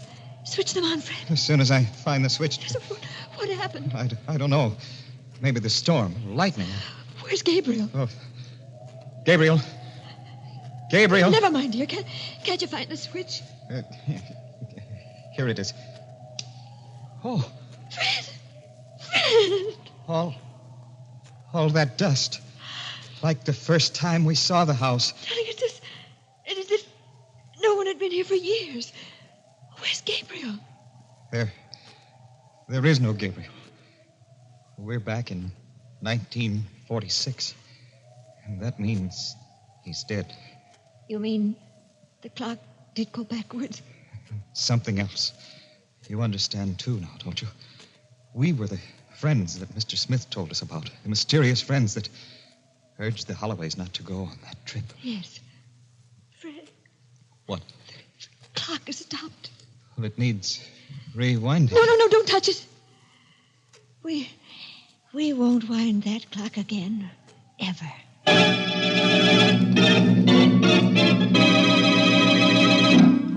A house without tenants, except for the dead, and a clock that runs backward in time. If it was your clock, would you wind it? Or are you afraid it would keep you up nights while you waited for it to strike 12 for... Murder at midnight.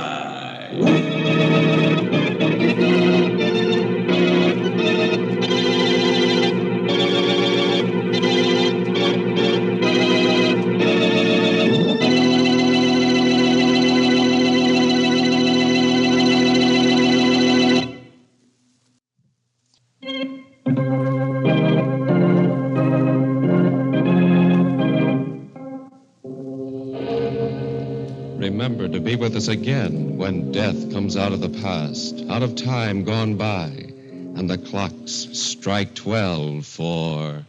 Murder at midnight.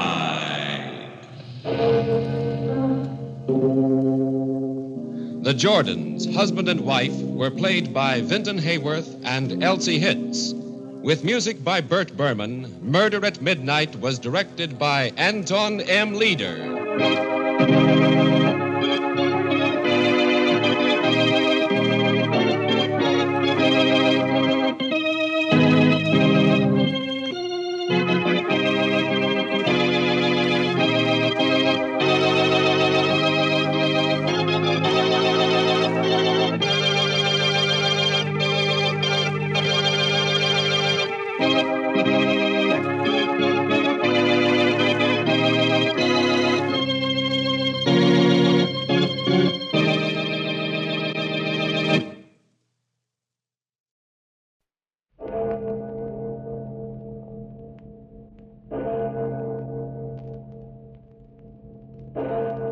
Murder at midnight. Listen, do you hear them? Do you hear the bells? Bells? I don't hear any bells, mister. Well, I tell you, they're ringing. Look, mister, the heat's got you. Why, you're in the middle of the desert right now. There ain't any bells within 100 miles of here. But there must be. There has to be. Murderer? No! No! No! No!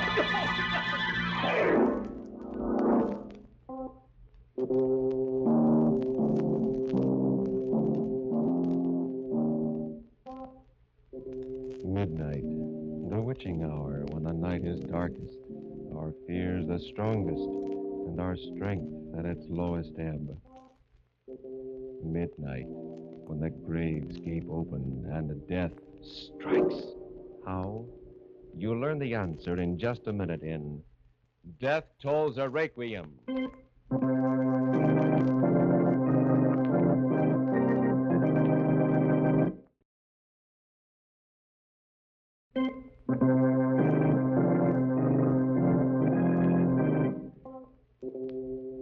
And now, Murder at Midnight. Tales of mystery and terror by radio's masters of the macabre. Our story by Max Ehrlich is Death Tolls a Requiem.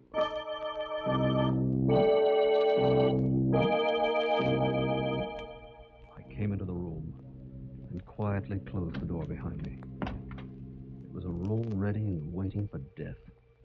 The curtains were drawn, blotting out the bright afternoon sunlight. The air was hot and stifling, the silence oppressive and unearthly. I stared down at the face of the old man in the bed. The old man I hated. His eyes were closed, two sunken shadows against the white, wrinkled skin. His waxen hands hung limply over the coverlet. For 3 days he'd lingered while I'd waited for him to die.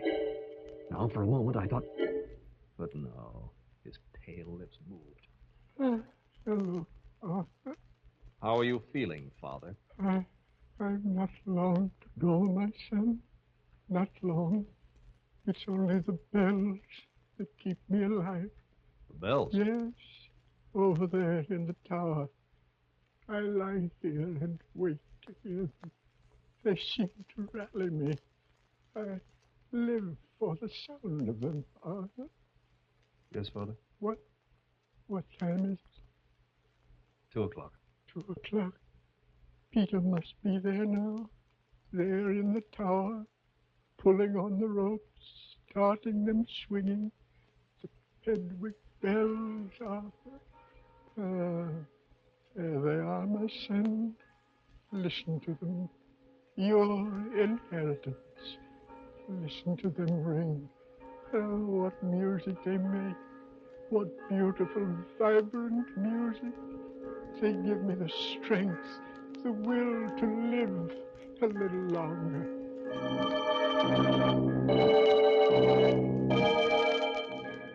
How I hated him, this sentimental old fool, my father.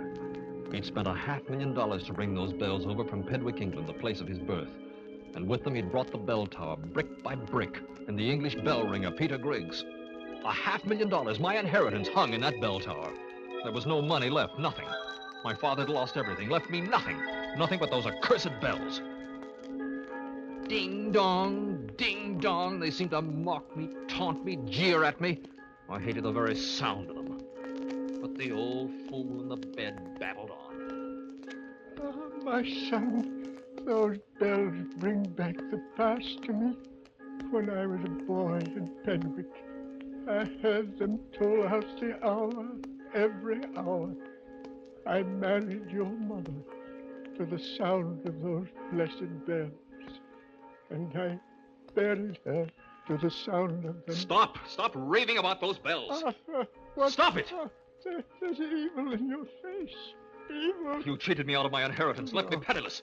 You cheated me, do you hear? Listen to the bells. Yes, they know. Can't you hear them jeering at me, mocking at me? You're penniless, they're saying. Penniless. Penniless. Die, you old fool. Die. Die. Die. Die. You bought those bells, now let them ring your requiem.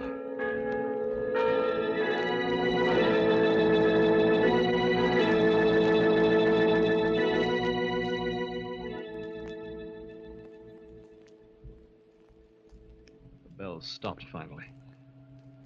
My father lay there, dead. I turned from his white, still face and half walked, half stumbled toward the bell tower across the grounds of our estate. Something stronger than myself drew me to it. I entered the tower and stared up into the gloomy belfry. Yes, there they were, the bells, gleaming dimly in the half-light, their bronze mouths yawning down at me. And then as I stared up at them, I heard a step behind me. Who's there? Why, 'tis only me, Mr. Brooke. 'Tis only Peter. Oh, I didn't see you standing there in the shadow. So you've come in to look at my little brood, eh? You've come to admire my 3 children. Yes. Ah, Mr. Brooke, in all the world there are no finer bells than my wee babies. 'Twas none other than Christopher Hodson himself who cast them in the 17th century. Aye, the master himself. My father rung 'em, and his father before him, and his father before him. And these are the bells my father paid $500,000 for. Aye, and he got 'em cheap, sir. These are historic bells, known to all of England. And the folk of old Pedwick parted with them hard. They gave 'em as a gift, you might say. Your father gave the town an orphan asylum and a hospital. And now he has the bells. And now they'll hang up there forever. Aye, and 'tis well, for they're in good hands. Your father is of old Pedwick, sir, and like me, he loves the bells and knows what they say when they talk. Peter, my father will never hear the bells again. Eh, what do you mean by that, sir? He died 15 minutes ago. Huh? Oh, Mr. Brooke, dead? Yes. Oh. Dust we are, and to dust we shall return. So 'tis written, and so shall it be. Oh, he was a fine man, sir. Thank you, Peter. Both me and my children up there. We'll miss him. Aye, we'll miss him sore. Oh, little Davy. Big George. Oh, my beautiful Betty, my pretty hussy. Do you hear? The master is dead. You call the bells by names? You talk to them? I like a father to his children, and they talk to me. They talk to you. The bells talk to you. Aye, and why not? They have tongues, and they have hearts and souls. Come, my babies. The good master is dead. Come, little Davy. Cry the sad tidings. Come, Big George, awake. Cry your one's heart out. Weep, my winsome Betty. Weep, girl. Weep, little dear. The master is dead.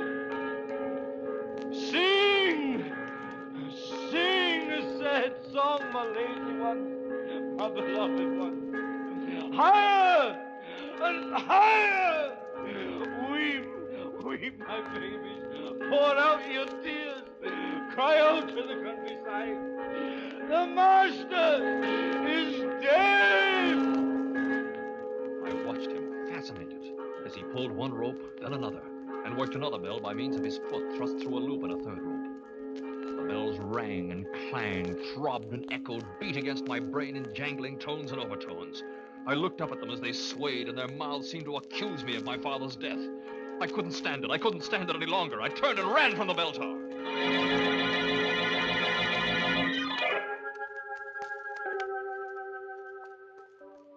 After my father's funeral, I dropped in at the office of Frederick Denny, my father's attorney and executor of what was left of the estate. There were certain things I wanted to discuss. So you want to tear down the Brook Memorial Tower and sell the bells? Yes, Mr. Denny. From what my father told me, they have considerable value. Yes, Arthur, they do. Their intrinsic value, aside from their worth as historic relics and antiques, runs into hundreds of thousands. I've already had 2 offers of purchase. You have? Yes. One from a university, one from a museum. Good. However, the bells are not for sale. What? Mr. Denny, you know the condition of the estate. Why, I'm penniless. Dad left me nothing. Nothing. Unless I can realize something from the bells. I'm sorry, Arthur, but the terms of your father's will are quite specific. Then I'll break the will. I'm my father's rightful heir, and whatever I can sell those bells for belongs to me. I'm sorry, my boy. I drew up this will myself, and I can assure you it's airtight. There was nothing I could do. Nothing. I was beaten, and I knew it. And day after day, night after night, every hour on the hour, I heard those blasted bells. Ding dong, ding dong. They mocked me, taunted me, jeered at me, laughed at me.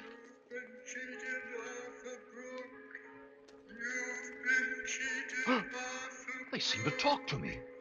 They talked to Peter, the bell ringer, and now they talk to me. Mocked me every hour on the hour.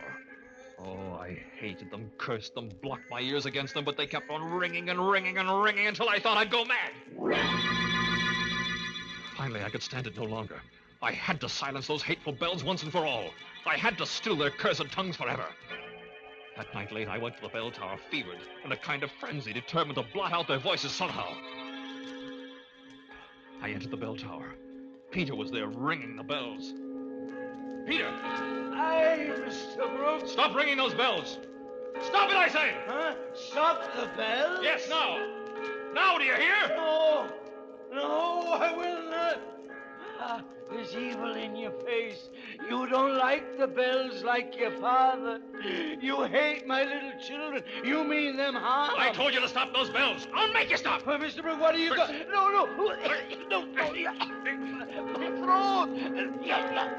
You're joking me. You'll never ring those cursed bells again. Stop me.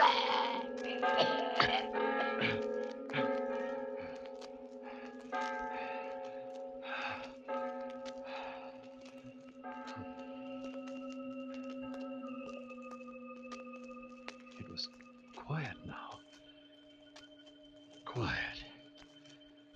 The bells were still. The awful pressure in my head went away. It had been easy to strangle Peter. His foot had caught in the pedal noose of the bell rope. And he never had a chance. Now I had to make it look like an accident, like suicide. I picked the bell ringer up, tied one end of the bell ropes around his neck, and gave him a long push. Back and forth. Back and forth. He swung in the bell tower like a grotesque pendulum, the rope creaking under his weight.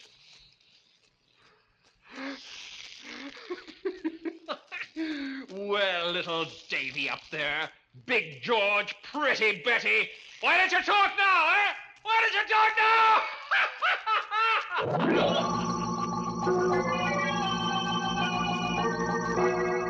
The man going mad with the sound of the bells shaking his fist and laughing at his bronze torturers as he stops them from striking 12 for Murder at midnight.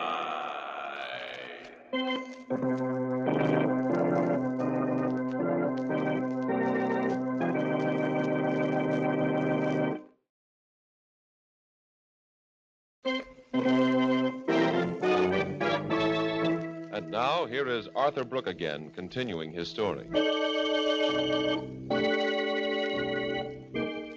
There was an investigation of Peter's death. The county medical examiner and I went to the bell tower and looked at the bell rope on which Peter's body had been found hanging. The way I see it, Mr. Brooke, it's a clear case of suicide. The deceased fastened this rope around his neck, climbed up on the belfry ladder, and flung himself out into space. Yes, Mr. Holcomb, it looks as though he did just that. Mr. Brooke, there's one question I want to ask you. Me? What is it? Well, a man usually doesn't commit suicide unless he has a motive. Did you notice anything peculiar about this bell ringer's behavior before this happened? Why, no, nothing except that he was deeply depressed when my father died. You see, my father loved the bells as much as Peter did, and... that might account for it. From what I understand, this English bell ringer was rather a queer duck anyway. What's that? What? Mr. Holcomb, the bells! They're ringing! How can they? Take it easy, Mr. Brooke. Take it easy. The tower door is open and wind just came through. Made the bells tinkle a little. Oh, yes, of course. It was the wind. I'm sorry. That's all right, Mr. Brooke. After what you've been through, I don't blame you for being jumpy. Finally, the verdict was official. Suicide. And for 2 weeks, the bell tower was closed and the bells silent. It was then that I had an idea. I went straight to the executor of my father's estate, Mr. Denny, and told him what was in my mind. Arthur, I'm sorry, but what you ask is impossible. We can't take those bells down. But, Mr. Denny, you've read the papers. This bell ringer's suicide has made a mockery out of the tower. All the cheap publicity in the newspapers, the sensationalism, the people coming to stare at the bells. Why, I feel that my father's memory is being desecrated. I know, Arthur. The whole thing's been very unfortunate, but we cannot let you tear down the tower and sell the bells, as you know. Yes, I know. The will, my father's will. Precisely. And his last wish must be respected. Very well, let the bells stay. But for the love of heaven, Mr. Denny, can they remain silent? Must they ring any more to remind everyone in town of the tragedy? Your father specified that they must be rung on the hour, every hour, just as they did in England. And that's the way it'll have to be, Arthur. We're already negotiating for a new bell ringer. Mr. Denny, listen. Listen, do you hear them? Hear what? Bells. Bells? Yes, can't you hear them? Can't you hear them? You must hear them, Mr. Denny, you must. Oh, yes, I do now, very faintly. Your sense of hearing, Arthur, is remarkably acute. Those bells are from the next town, Silver Valley. Sometimes you can hear them here when the wind's right. Oh, why don't they stop? Why don't they stop talking? Talking? Bells talking? What do you mean? Oh, nothing. Look here, Arthur, something's wrong. You're on edge, ill. Why don't you go away for a good long rest, say a month or so? It'd do you good. Go away? Yes, why not? Rest. That's what I need. Rest and quiet. Away from the bells.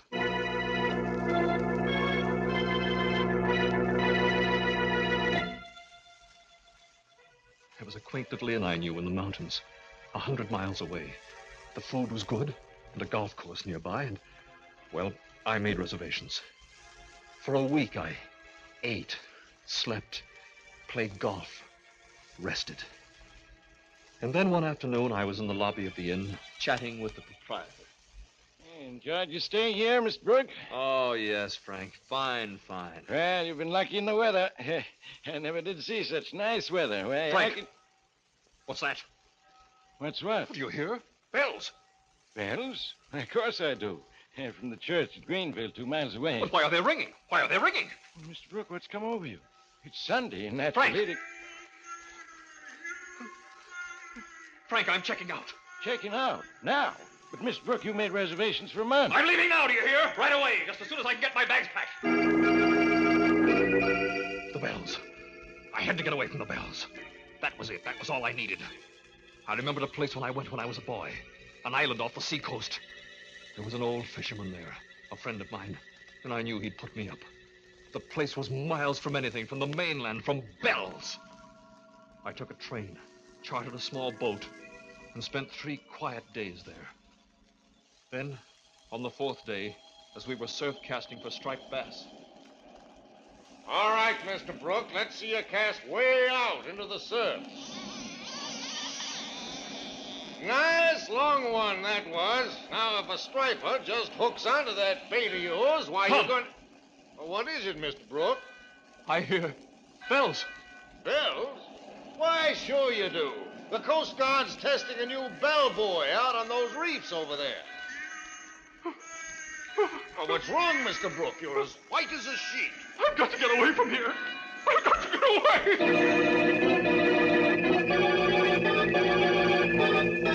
Bells, bells, bells.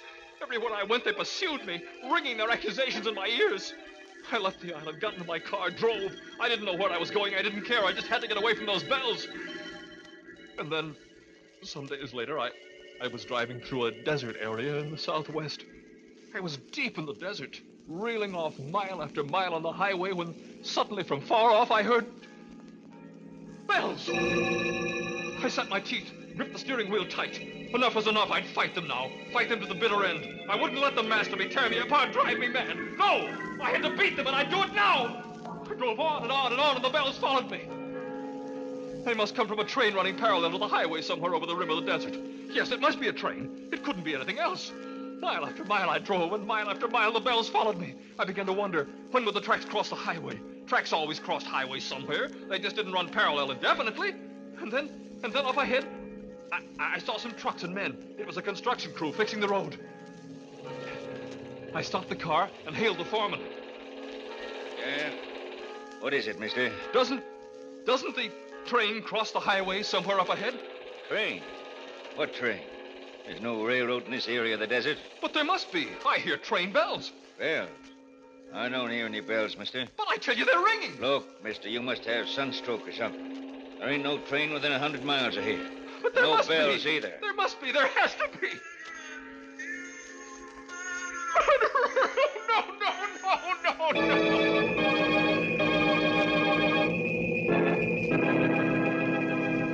Now I knew what I had to do. I had to go back to the estate, back to the Brook Memorial Tower, and destroy the accursed bells I'd inherited. I had to close their bronze mouths, pull out their wagging tongues, smash their glittering faces. They had possession of me. They were driving me out of my mind. I had to free myself of them once and for all. Only then would I be at peace. I headed for home.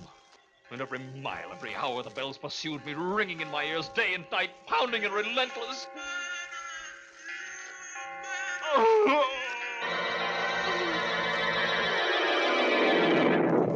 Back at the estate, I went into the gardener's tool house, picked out a heavy sledgehammer, headed toward the bell tower. A car was just coming up the driveway. It looked like Denny's, but I paid no attention. I ran into the bell tower and climbed the ladder into the belfry. Now was the time. There were the bells leering at me, grinning at me. I'd smash them now and forever. I lifted the sledgehammer and brought it down to the first bell. I'll smash you to bits. Why don't you break? Why don't you break? Arthur! Arthur! What are you doing out there in the belfry? I'll smash them!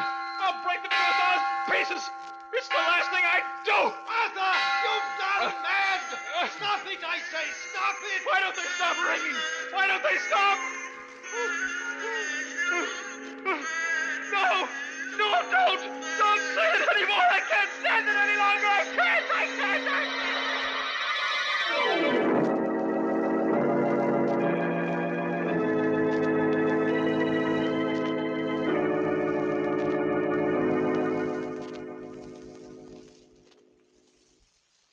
Dr. Williams, I must compliment you on this mental institution of yours. It's run very efficiently. One of the finest in the state. Thank you, Professor. Oh, by the way, it must be close to midnight. I didn't expect to stay here this late, but it was so interesting. And what is the time, anyway? Well, I don't have a watch on me, Professor, but... just a second. Listen. The bells! There they go again! There they go! Can't you hear them? Stop them! Stop them! The time now, Professor Alvin, is exactly midnight. How do you know that, Doctor? That patient you just heard, Professor, the one who just cried aloud, is a very remarkable case. A human timepiece. He has no watch, of course, but every hour on the hour, he hears bells. He hears bells every hour on the hour? Precisely, Professor Alvin. And he's never more than a second or two out of the way.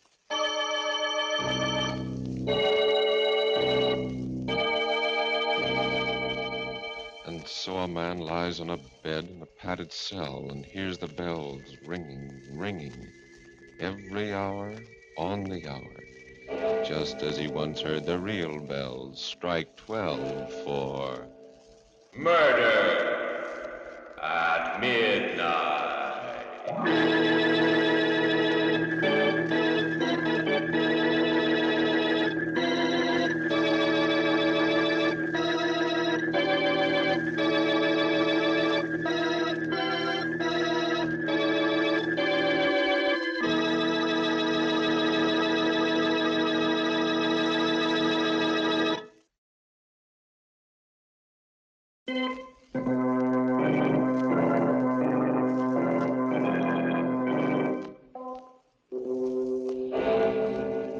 Remember to be with us again when death tolls a requiem and the clocks strike 12 for... Murder at midnight. The part of Arthur Brooke was played by Michael Fitzmaurice. With music by Bert Berman, Murder at Midnight was directed by Anton M. Leader.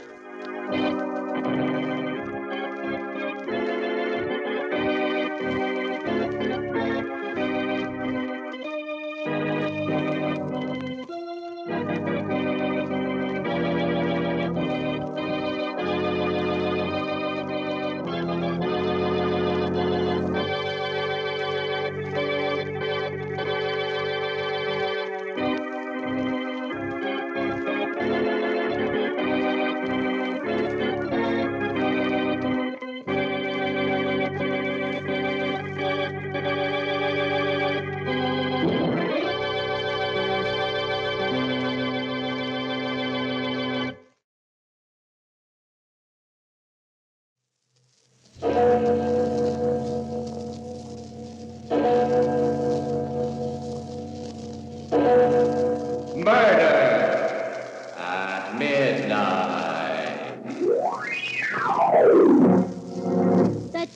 That knife. What are you going to do with that knife? Why, nothing, Kitty. Nothing at all. I'm just going to cut you open and see if you've got a heart. See, I don't believe you have. And I just want to prove how a body can walk around without one. Nicky.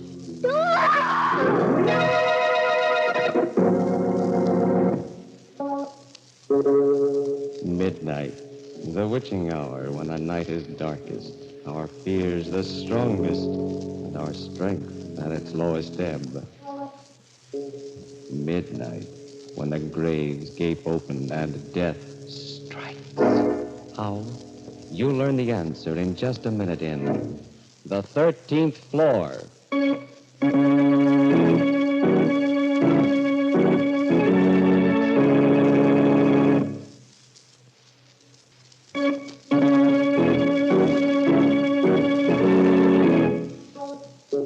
And now, Murder at Midnight. Tales of mystery and terror by radio's masters of the macabre. Our story by Winifred Wolfe is The 13th Floor.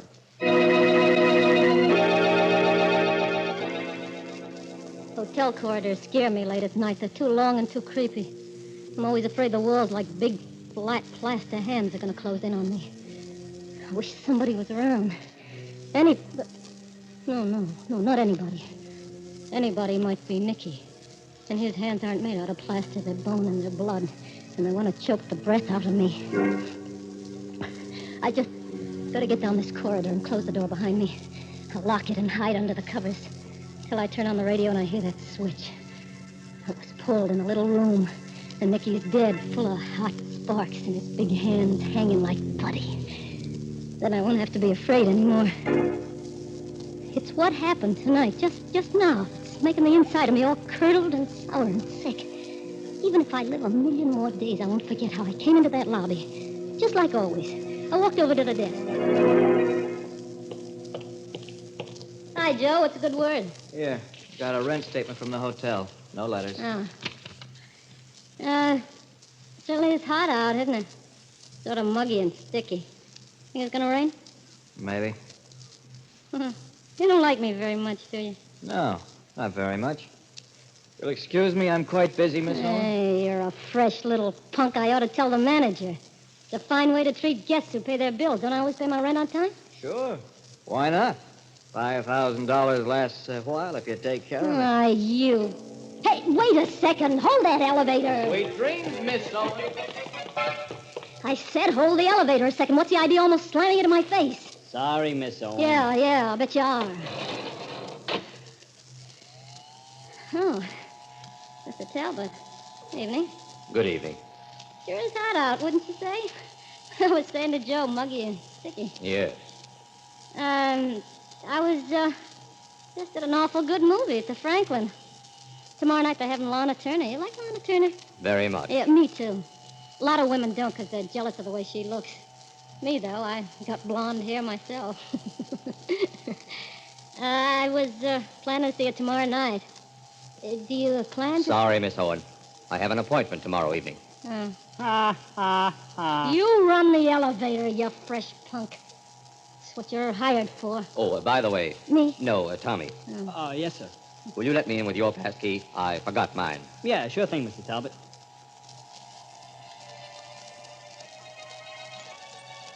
Car stopped and I got out. I was glad to get out. Your floor. Yeah, thanks for nothing. That's when it began, right then.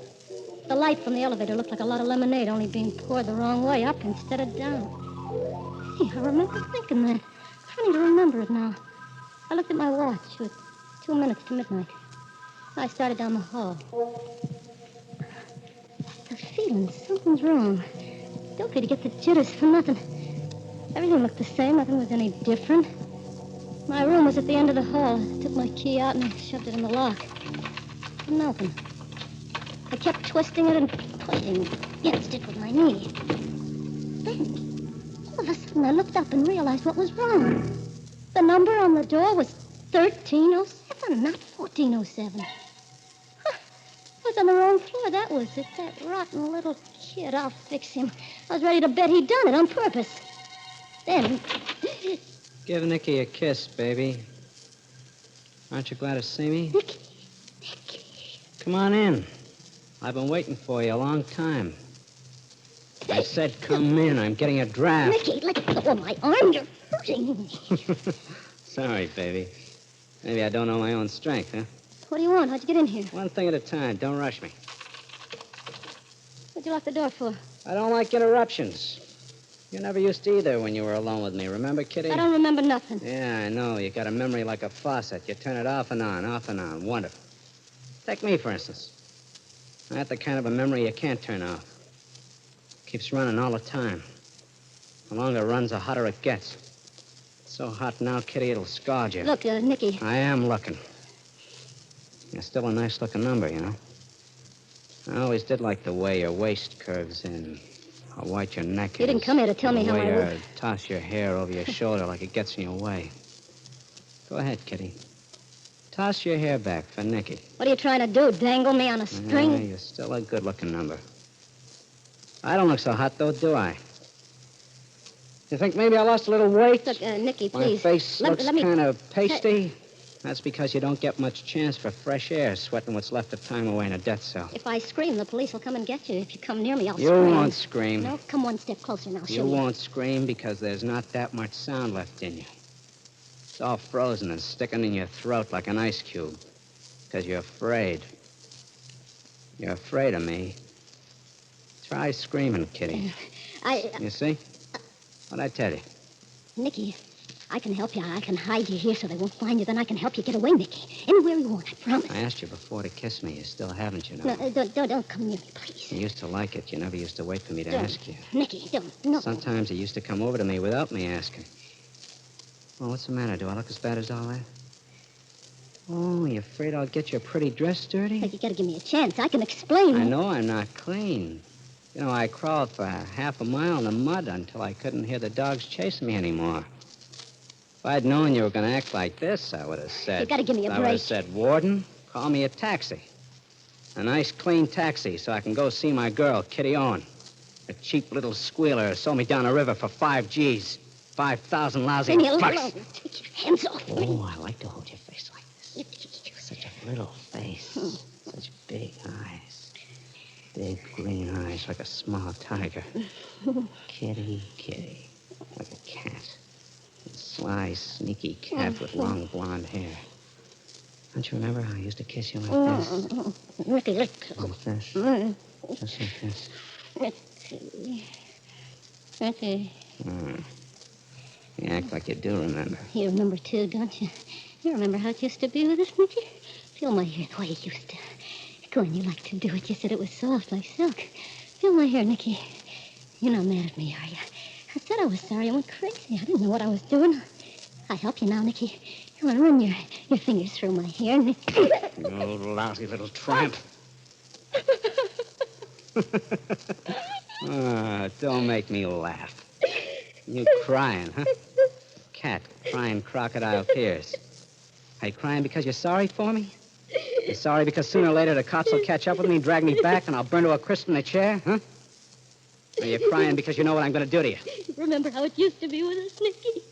I know when I broke out they'd find me, but I wanted to say goodbye to you first. I wanted to kiss you. See if it still did the same things to me. I'll tell you something, Kitty. You leave me cold. That knife. What are you going to do with that knife? I'm going to cut you open and see if you've got a heart. I don't believe you have. I just want to prove how come a body can walk around without a heart. Just arms and legs stuck together with nothing to make them run. I'll get you through this. What are they going to do? Electrocute me first, then take me out and hang me? What's the difference? I'll tell you, Nicky, how it was. Just let me tell you. After you held up that jewelry store and the old dame was killed, when they put up the $5,000, I went crazy. Yeah? Honest, Nicky, I must have been clear out of my head. I've been sorry ever since, but I figured the cops would get you for it anyway, and then I'd be left with nothing. I didn't have a cent. So you didn't wait. You turned me in yourself. But I didn't know what I was doing. I know what I'm doing. I'm going to kill you, Kitty Owen. It wouldn't help any. It'll help me. Stay away from me. The only prayer is Sam. It should be good for a laugh. No, please. Kitty, kitty, kitty, like a cat. No. Yes, Kitty, yes. I'm going to kill you.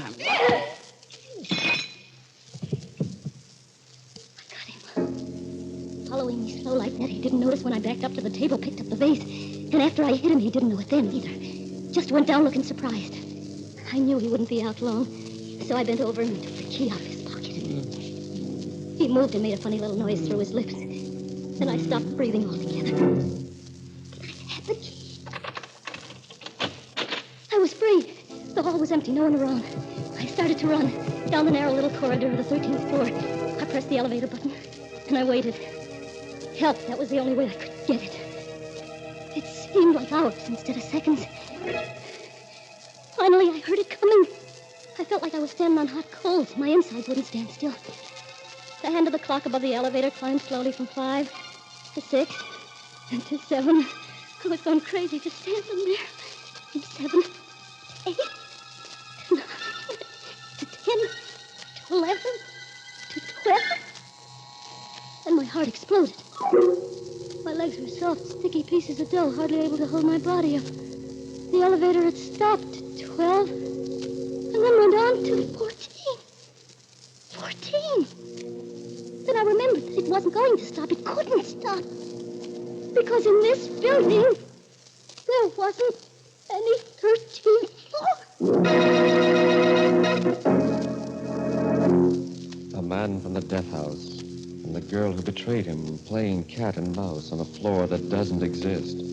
The hand of the elevator indicator did not stop at 13, but the hands of the watch on Kitty's wrist have stopped at 12. All ready for... Murder at midnight.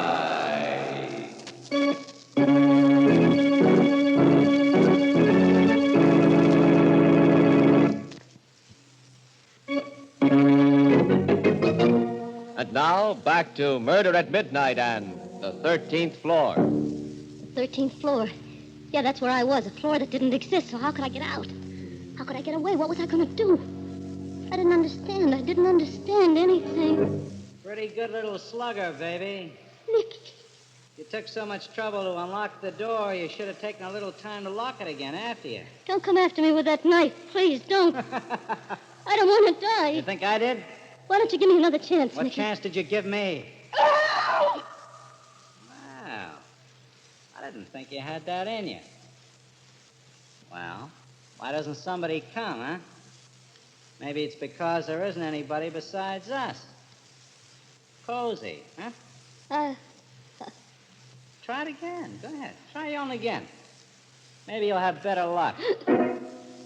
He was leaning against the door halfway down the hall, just leaning there and watching me because he knew he had me cornered. And I wasn't cornered. I turned and I ran the other way around the corner and down another hall. I didn't know if I really heard him running after me or if it was just the pounding in my head making a noise. I got to the end of the hall, then I stopped out of breath and looked behind. He wasn't there. No sign of him. I sucked in my breath so even that didn't make any sound. And I listened. I listened to nothing at all because it was so quiet. It was so awful quiet I could hear it. The wall I leaned against was big and flat and gray, and the corners jutted out into the hall like dead fingers. I looked to the right side of me, down the corridor. Like he wasn't there. So I turned my head. I looked up the hall, almost hoping in a way I'd see him and get it over with instead of this wait. I wasn't there either. I tried to squeeze my shoulder blades into the wall so I could hide. But it was hard and cold. It wouldn't move. Nicky! Nicky! Nicky, where are you? For the love of heaven, say something so I'll know where you are. Don't just keep standing here. I can't take it. Nicky! Nicky, I'm sick. My stomach's sick. So am I. Just make some noise. Nicky, where are you? I found myself back at the elevator again. I knew he was around somewhere. Around one of those corners that were jutting out like dead fingers waiting. The elevator was coming up again. The hand was up to 11. Had to stop. I pressed the button, threw all my weight against it. And it did. It did. The big door was sliding open, and I was safe. Going up or down, Kitty Owen? I'll take you wherever you want to go. Nicky. Oh, not again. I can't stand it. I'll take you for a ride. No, I won't go. Well, didn't you ring me? I heard you ring. Come on. Get in. Just the two of us. We'll go for a ride. Only just one of us will come back. I said get in. All the time he was talking, I was backing away. And then all of a sudden, I saw at a door with a bright red sign that said stairway down. My last chance, I almost leaped to it. I opened the door and I flew down the stairs. It wasn't easy with high heels, but even so, the sound of it was like music. Sweet, hot music from a clarinet, because I knew they were taking me down. Faster. I fell a couple of times. I caught myself by clinging to the banister. It was still there.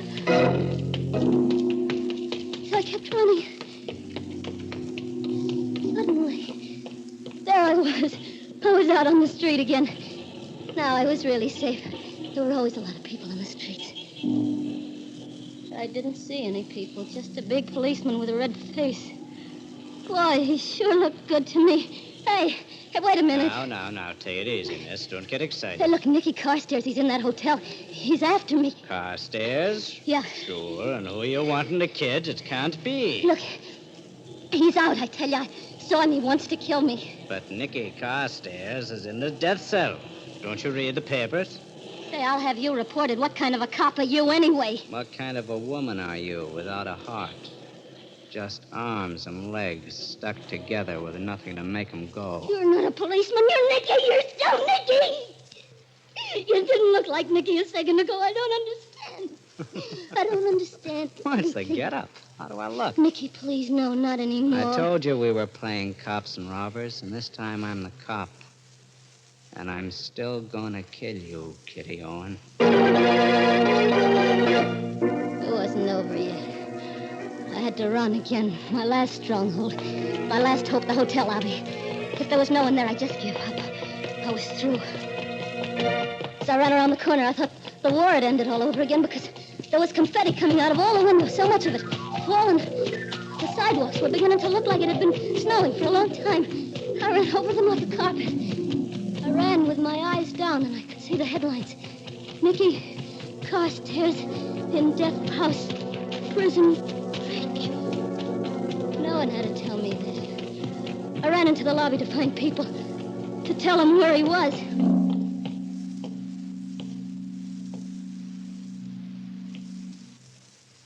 There was no one there either. Only Joe at the desk. Joe? Home early tonight, Miss Owen. Not quite midnight. Look, Joe, I know you don't like me, but you gotta help me. Reading the papers about Nicky Carstairs breaking out? Yeah, that's what I'm trying to do. $5,000 should last you a little while if you take care of Hey, it. Joe, he's here. He's in the hotel. He's chasing me. That's a lot of money. $5,000. What's to kill me? You gotta help me. Sweet dreams, Miss Owen. He's here. Can't you understand? He's on the 13th floor. There's no 13th floor in this He's building. there. I tell you, he's... Sweet dreams, Miss Owen. I know there wasn't any use arguing, and he wouldn't believe me. Even if he did, he wouldn't help me because he didn't like me. Going up. No one would believe me. There was only one thing left for me to do. Lock myself in my room on the 14th floor. Stay there until they caught Nicky. I leaned against the back of the car, crouched in a corner. My eyes closed because I was so tired. I was so tired. I kept thinking of a bed, a big white bed, clean white sheets to crawl between, and a door that was locked. Sorry to have to bother you about that pass key, Tommy. I just forgot to pick mine up at the desk. Just like a glass of cold water had been thrown on top of me. I opened my eyes. That Talbot guy was in the car again. No, not again, still. And he was talking about the pass key the way he had before. No, not before either. Because when I looked at my watch, it was still a minute to midnight. Then I suddenly knew. I was so weak with relief I wanted to cry. Yeah, I heard him say it. Sometimes you can see your whole life pass by in just a second. That lifetime I lived in the elevator, all in my head, was sandwiched in between a couple of floors. It never really happened. It was just that I had been dreading it for months, coming back some night, finding Nicky there waiting for me. My mind had invented a 13th floor, when it never was there at all. And the cop and the newspapers that said Nicky was out. All part of it. That crazy half-dream. Of course he wasn't out. I told myself it was all part of it. I never got out of the elevator. I was there all the time. All the time. Your floor, Miss Owen. 14? Sure, 14. Ain't that your floor? You sure this time, aren't you? What are you talking about this time? I mean, never mind. 1401. That was on the first door. I was on the right floor this time. I'm feeling better already. What a fool I'd been. Started to walk down the hall. Had a feeling Talbot and the boy in the elevator was watching me. Wish they shut the door and go on. Say, Mr. Talbot. Yes? Did you read about Nicky Carstairs? No, what? He escaped. Got out of the death house. Is that so? He's on the loose. Good night, Miss Owen.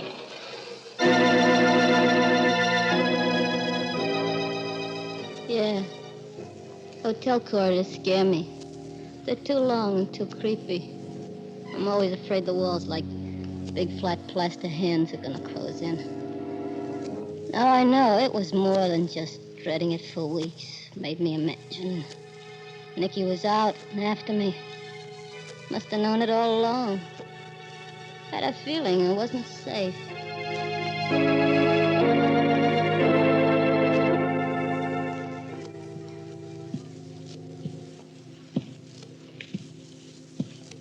I'm gonna go to my own room. I'll lock the door and hide under the covers till I hear they found him. Took him back. Till I hear he's dead, I won't have to be afraid anymore. Not anymore.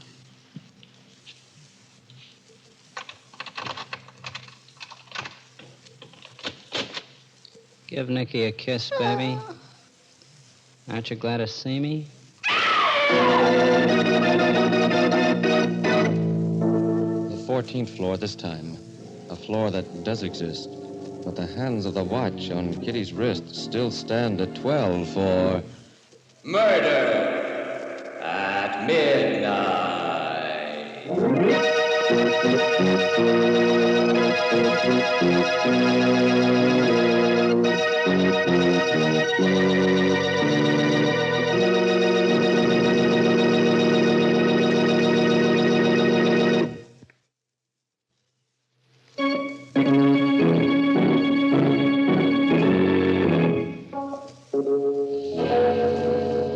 Remember to be with us again when the door marked Exit Only opens and the clocks strike 12 for... Murder at midnight.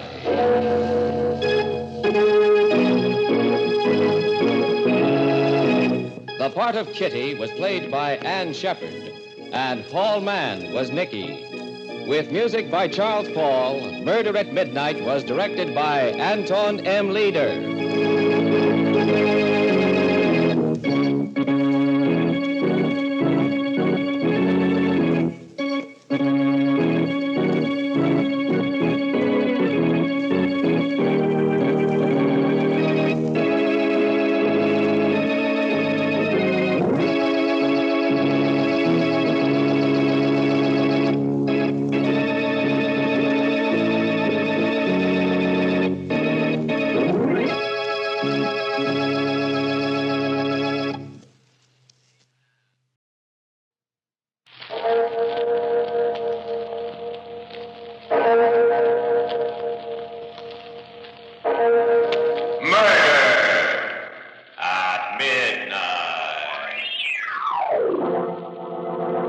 You lifted the knife above your head like this? No. And plunged it down to his heart like this? No. Not his heart. My heart. It was I who died that night. John Sturgis.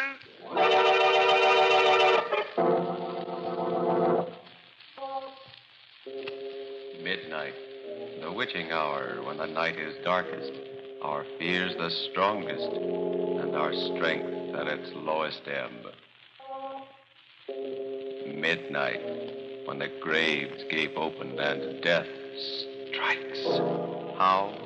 You'll learn the answer in just a minute in The Mark of Cain.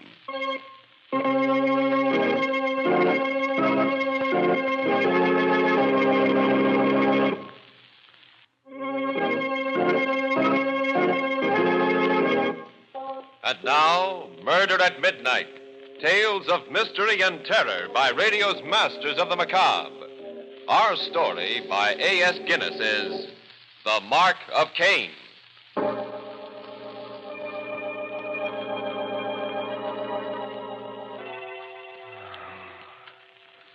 It's dawn now. The ash-colored light sifting in, covering us both with bitter dust. He and I. It's still there, the newspaper. I still haven't read it. And yet I know. How much longer can I fight it off? Not looking. I couldn't be wrong. I could, and... Who's there? John, are you awake? It's me, Edith. Let me in. Edith? Oh, just a minute. John, have you seen the morning paper? Paper? What's wrong with you, darling? You've read it, haven't you? No.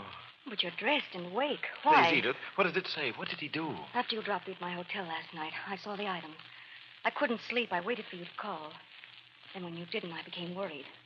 That's why I'm here at this hour. What page is it on, Edith? Bottom of 9. Bottom of 9. Knowing everything except what page. Knowing ever since last night when the fear came on me again. And now, here it is. Bottom of 9? There it is. Oh, yeah. Canton, Ohio, June 13th. Estate Insane Asylum.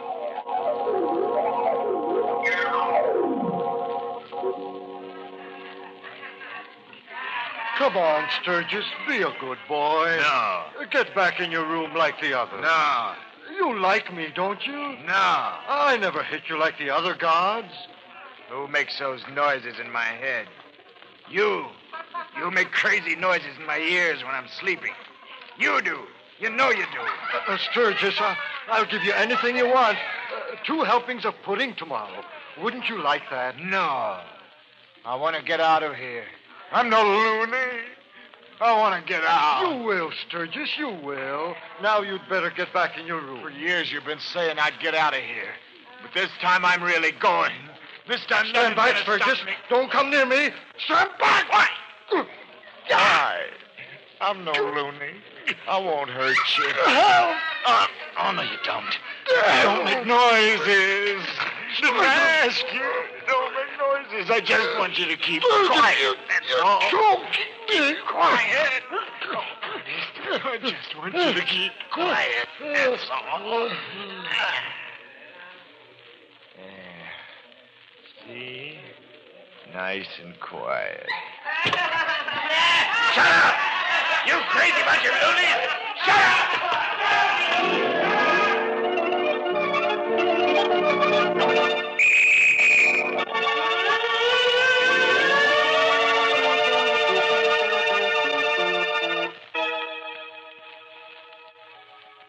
Police here have reason to believe that George Sturgis, the escaped lunatic killer, is heading for New York City.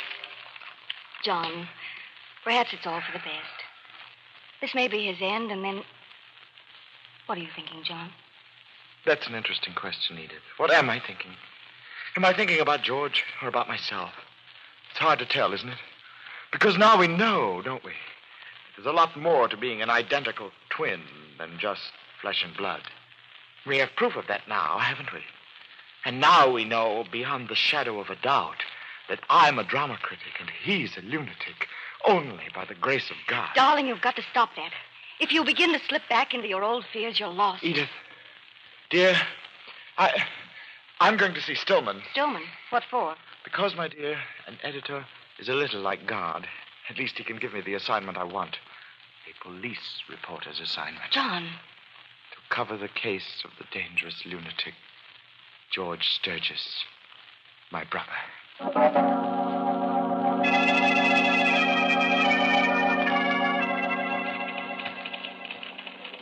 You're putting me in an awful spot, John. Why, Stillman, why? I mean, I know it's not exactly usual for a drama critic suddenly to turn crime reporter, but I'll do a good job if that's what's troubling you. Of course not. You're a good writer. That's not what's worrying me. What is?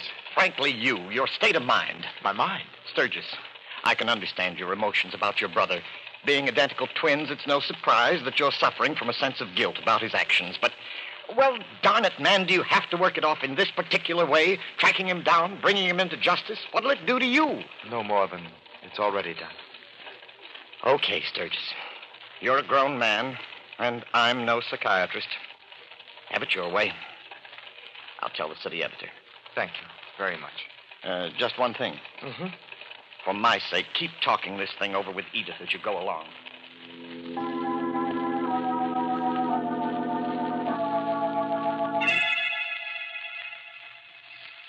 I've done it. I'd gotten the assignment, the authority that would permit me to act. Yes, now I could do it. I could find the other half of myself, the half that was insane. The question was, where should I begin? Where should I start looking? I was sitting there on Riverside Drive, staring into the darkness, when the answer came to me. Oh, of course. The game. The childhood game George and I played together. As young boys, we'd marveled at our likeness to each other.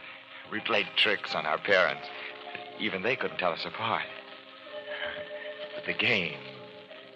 I'd mentioned to George one day that since we were so much alike, our brains must be alike, too. And the game was born. What's on my mind, we called it. I'd guess his thoughts, and he'd guess mine. What's on my mind? If I were George, what would I be thinking? Doing now? Dr. Portman. That's it! That's it!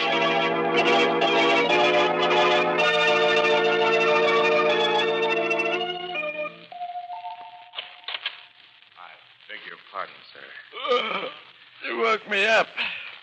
What time is it and who are you? It's almost midnight, and my name's Sturgis. John Sturgis. You're Dr. Portman, aren't you? Yes, come inside. Put these lights on and... Well, I'm not a medical doctor, you know. If someone's Yeah, ill, I know. I'm afraid... I know. You're a nut doctor. Huh? A psychiatrist, aren't you? That's right. Sit down. Ah, sorry. Now, what can I do for you? I came to see you about my brother. I think you know him. You said your name is... Sturgis. John Sturgis. Oh, the drama critic. Yeah. I don't think we've ever met before. Unless... are you originally from Ohio, Mr. Sturgis? Yeah. Oh. Then you don't mean that you're any relation to George Sturgis? Yeah, I'm a relation. You sent him away to the nut house when you practiced in Ohio. Yes, I recall. How is he now? I'm fine. You're fine. Well, I meant, George. I said I'm fine. Thanks to you. Would you like me to get you a drink, Mr. Sturgis? No, Scotch? I don't want nothing from you. Not even a drink. I just came to pay my respects, Dr. Portman. My respects. No. Put that razor away. Put it down, do you Sure. hear? Like this. No! Your tongue set me away. Your tongue ruined my life. Your tongue talked in my head when I was sleeping.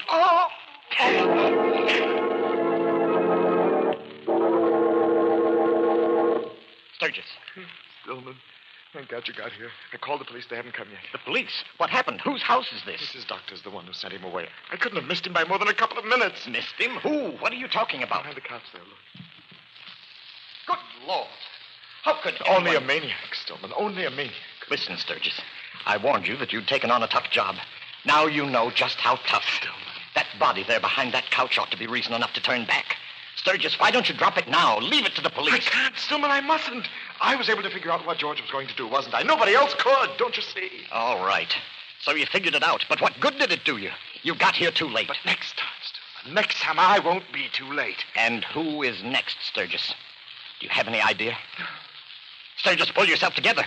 Who is next? Who's next? Who will be next? John Sturgis did enter his mad brother's mind, guessed who his first victim would be, but not soon enough. Now his mind turns deep within itself, trying desperately to beat the hands of the clock before they meet again at 12 for... Murder at Midnight.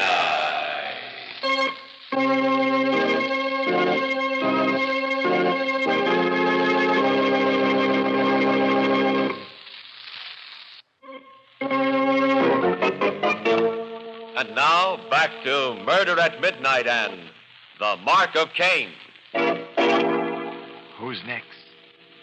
I didn't sleep that night. Could you, with a question like that on your mind?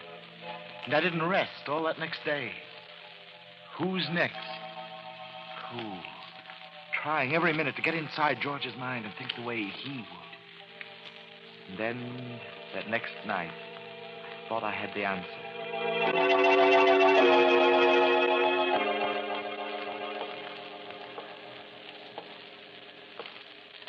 Nice night, ain't it? Yes. Yes, it is, officer. You live in this house? Well, no. That is... Waiting for a friend? My brother. Oh. Hope you didn't mind my asking. This is my beat. I noticed you loitering in front of this house for the past 2 hours. Well, you know how a cop gets, kind of suspicious at 4 o'clock in the morning? Yes, of course. Oh, I think I'd better move on. Guess my brother's not going to show up after all. Yeah. Probably catching up with some drinks he missed earlier. Well, good night, officer. Good night, sir. I hadn't lied to that policeman. I had been waiting for George. Waiting in front of Edith's building. Because I knew that she was asleep. Asleep and unaware that she was next. But why am I leaving this way? Why am I abandoning her? It's because a suspicious cop came along? What if George does? I've got to go back. Don't you?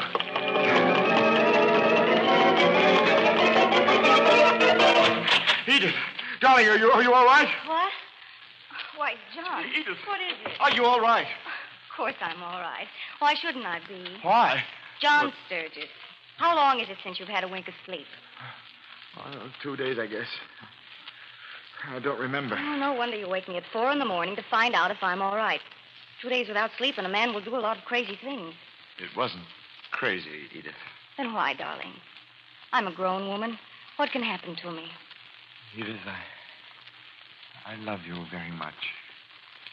If any harm should come to you. What harm, John? This business of George has made you lose all sense of perspective. George. Is that what's worrying you? But George might... Please, But why should he? I can understand a lunatic taking revenge on the doctor who sent him away, but what have I ever done to George? You're reasoning logically, Edith. George's difficulty is that he's lost all sense of logic or reason. John, listen to me. Unless you go home this very minute and get some sleep, I'm going to have a chat with Stillman in the morning. Stillman? Look, darling, I love you very much. I've loved you for 3 years now. 3 years during which we've both been trying to control your fears. Yes, They've been real fears, I grant that. And you've worked hard at keeping them in check.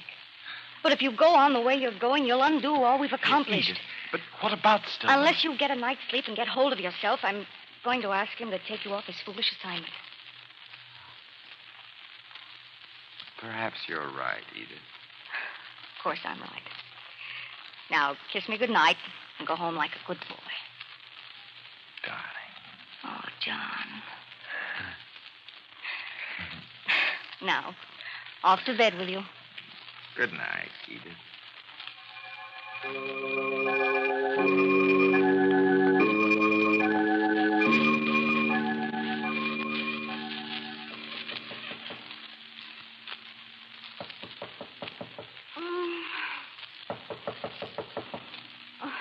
Who's there?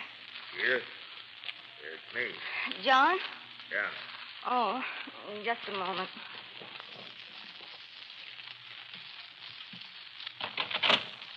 Hello, Edith. John, what on earth? Come in. Let me switch the light on. Why did you come back, John? It's only an hour since you left, and you said you'd go right home. What? You must have.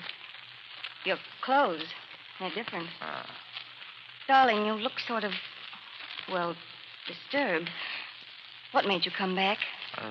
Just wanted to see where you lived, Edith. What it looked like. What? Good taste. Lots of books and pictures. John. Sit down, Edith. I want to talk with you. Yes. Yes. Would you like me to fix some coffee, John? No. I said sit down. All right. Edith, you never saw George, did you? No. No, I haven't. Then why do you hate him? Huh? Why do you believe he's a loony before even getting acquainted with him? Huh? Why did you try to come between two brothers? What makes you think that? Two brothers rode each other for a long time, even though a quack called Portman sent one away to the nut house. I'd like to get some cigarettes over on that corner table if you don't mind. I do mind. Listen. Then George got a letter saying John had met a nice girl named Edith. And then no more letters. No more visits. Edith, why'd you take my brother away from me? George. Edith, you shouldn't have done that. Get away from me. You like John. I'm just like John. But you hate me. And you talked John into hating me, too. Please. You talked him into it. John wouldn't have done that himself. You talked him into it. Like No. this. No, don't. Don't.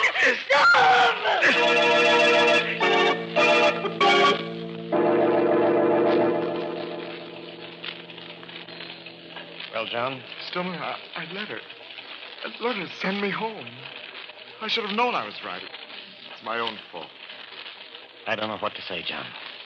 Dr. Portman, now Edith. I'd take you off the assignment or let you remain on it. What difference? That seemed so important at one point, but now... Stop it, John, stop it. A man crying, that's something I can't take. You can't take. I'll kill him for this, Stillman. I swear I will. I'll kill him. You've a right to, John. Stillman. Yes? Do something for me. Anything. Get me a permit to carry a gun. Fast. You'll certainly need one for protection anyway. No, that's not what I want it for. Never mind. Here, let me call the police. I think I can get it for you in a hurry. Thank you, Stone.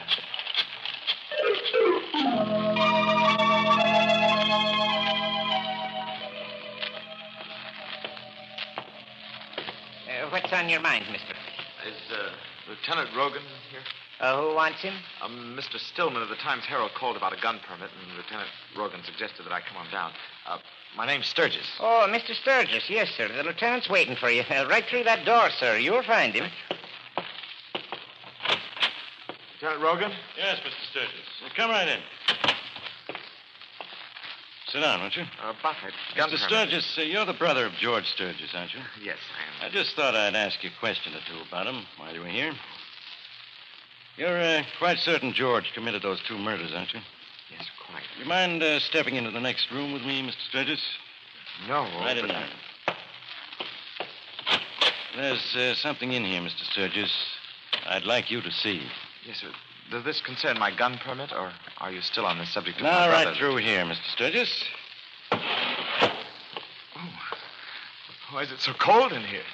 What is this place? Oh, for our own purposes, Mr. Sturgis, we maintain a kind of private little morgue down Morgue? here. Oh, business is never very brisk. Most we keep here is 2, maybe 3 bodies. For special work. Naturally, these drawers are all refrigerated. Mr. Sturgis, pull this one out. Here. I don't understand. Why should you... Okay, if you won't, I will. Take a good look. You ought to recognize this corpse. Huh?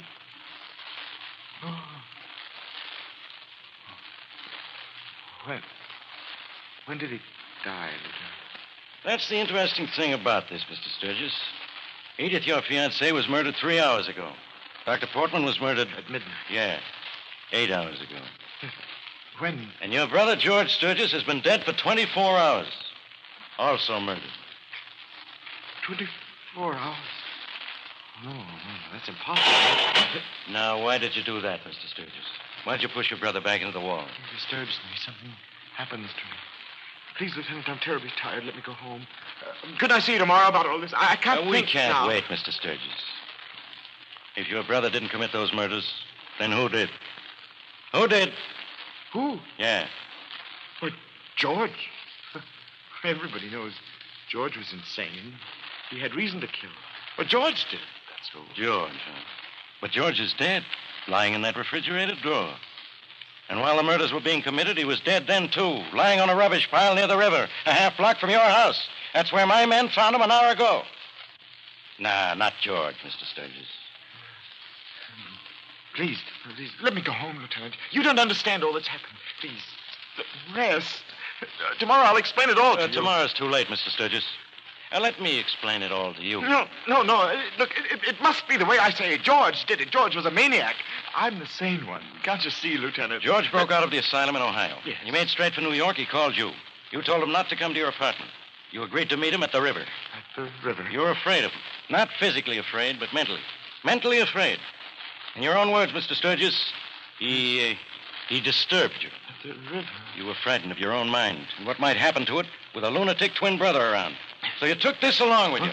This fancy letter opener. The river? You kept your appointment with George, all right, but now you had a purpose. There in the dark, beside the river, you lifted this letter opener above your head like this. No, don't! Held it there for a moment. No! Then you plunged it down into George's heart like this. No, not his heart. My heart. It was I who died that night. John Sturgis. Well, you realize what you're saying, Sturgis? Do you? John, you're dead.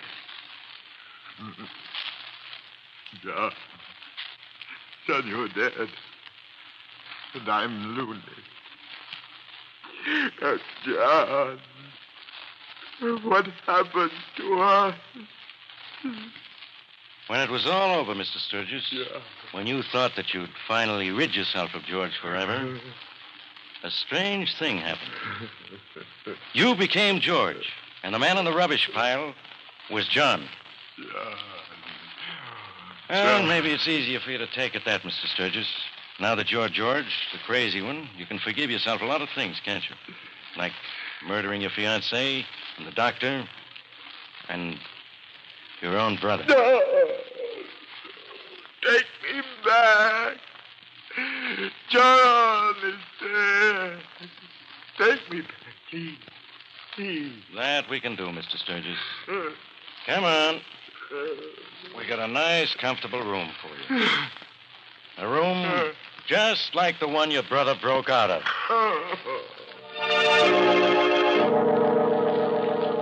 On the night that John Sturgis was led to his cell in the state asylum for the criminally insane, still screaming that he was dead, of course it was coincidence.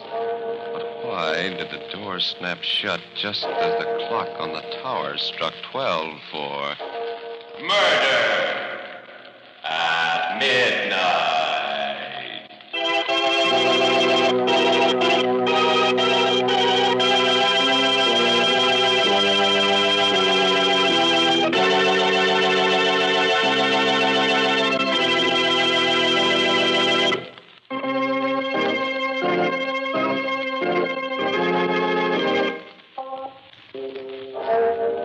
Remember to be with us again when death stands just outside the door, wearing a strangely familiar face, and the clocks strike 12 for... Murder at midnight. Barry Kroger was heard as the brothers Sturgis, John and George. With music by Charles Paul, Murder at Midnight was directed by Anton M. Leader.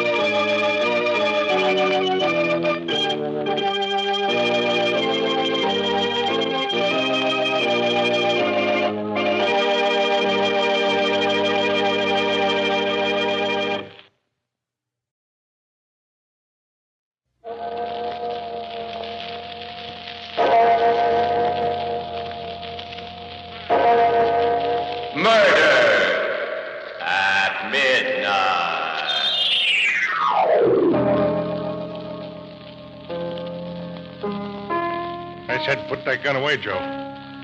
Stop him, Freddie. He can't hear you, Smalley. He's busy singing. Playing you to sleep. Hey, Baker. Baker! He can't hear you neither. We rocked him off long ago. Joe, listen, don't do it, please. I'll cut the take again any way you say it, but don't push the switch on me. Don't.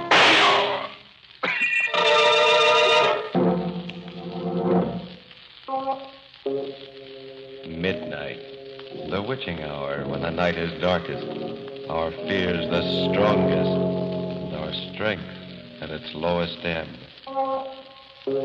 Midnight, when the graves gape open and death strikes. How? You'll learn the answer in just a minute in Red Wheels.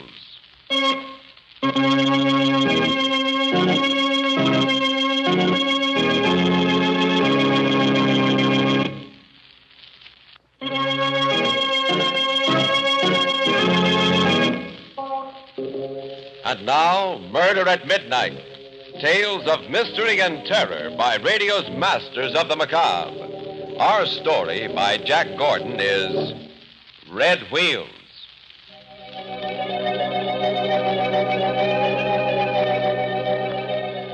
the desert, flat and empty under a heavy night sky. Speeding along its only road is a large bus. Lulled by the hum of the tires, its smooth motion, the passengers sleep. All of them, except one. Joe.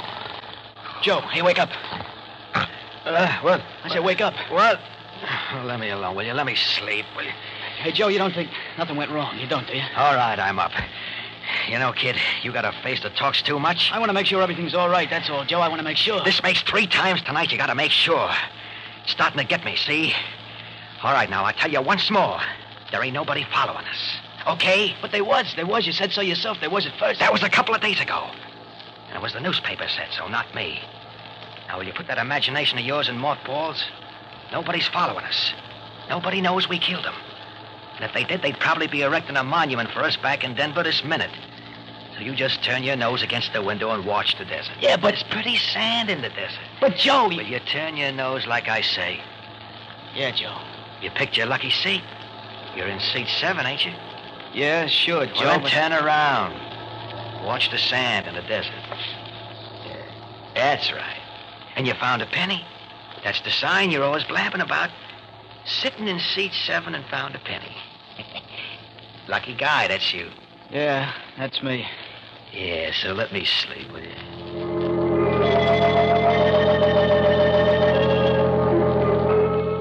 Yeah, that's me, lucky guy. Only I can't rest since that night we gave it to Smalley. Look out of the window, Freddie. Okay. What time is it? It's almost 12. Smalley coming yet? Said he was going to be here at midnight. No, but the cop... What about him? Well, he keeps coming back like he's fishing for something here. He's just making the rounds. Don't you worry about him. I don't like it, Joe. There's a smell about it. Yeah, it stinks to me, too. Those two guys playing us for suckers. Baker and Smalley, a pair of shovel-foot dopes. Doing a little insurance on their own, and they won't cut us in on the take. Okay. Hey, maybe we just ought to go away, Joe. Set up our own system somewhere else. And let them get away with a double cross? You kidding? It's arranged perfect, ain't it? Baker out like a light in the other room from that Mickey. We use his gun, and we're 1,000 miles away when he fries for killing his best friend. Hey, but Joe, don't forget me. I'm a jinx, I tell you. It'll backfire. Everything happens to me. Let's let it alone. Just stroke that lucky rabbit's foot you bought today, and I'll do the work. Hey, what's that? What? It's Smalley. Yeah, all right. Now, just get to that piano and play him a little lullaby. Hey, Joe, the cop's gone. Get to the piano, I said. Yeah.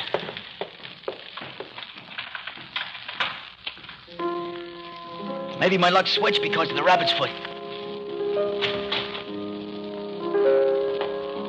Hi, brother. Hello, Smalley. We've been waiting for you. That's good. Is it? It's not so good. We ain't happy. No? No. The whole thing grisels me. That's too bad. Where's Baker? Do you think we'd sit around like a couple of stumps and let you collect all that protection without a peep? I think you're getting too tall, Joe. Only 5'8". That's 4 inches and 40 pounds weaker than you, Smalley. Just the same, Freddie and me. We want our share. You got what's coming to you. But you ain't got what's coming to you, Smalley. You see?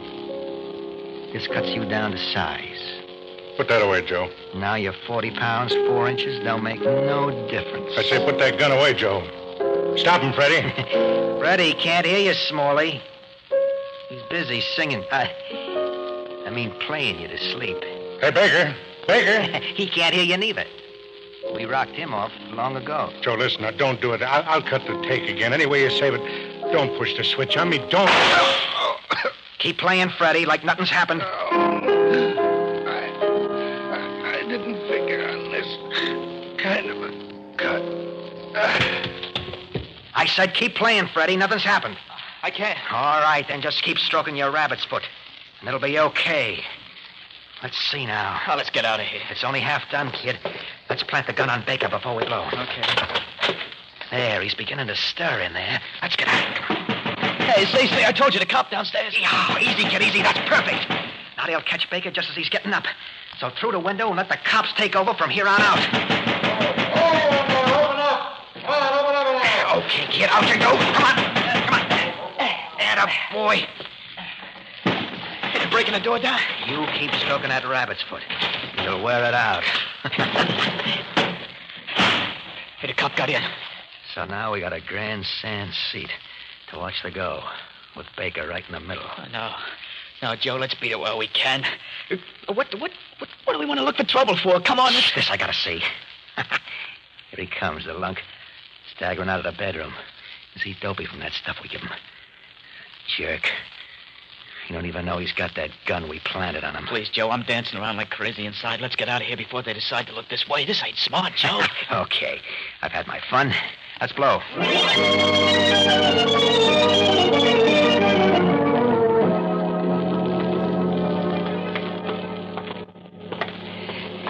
Make it Hollywood, Freddie. There's a lot of money out there. Easy picking. Oh, they'll come after us, Joe. I got a feeling. Don't be a dope. What do they want us for? They got Baker, ain't they? Well, they'll look for us as witnesses. Yeah. They know they're well rid of Smalley. All they want is a goat. And we left him in the stable back there. Yeah, but the paper said... Never mind the paper said. Sure, they'd say they want us around. But if we ain't there, we ain't. Yeah. Hey, look, a penny. Pick it up, kid. Yeah, brings good luck, Joe. You see? Now we got nothing to worry about.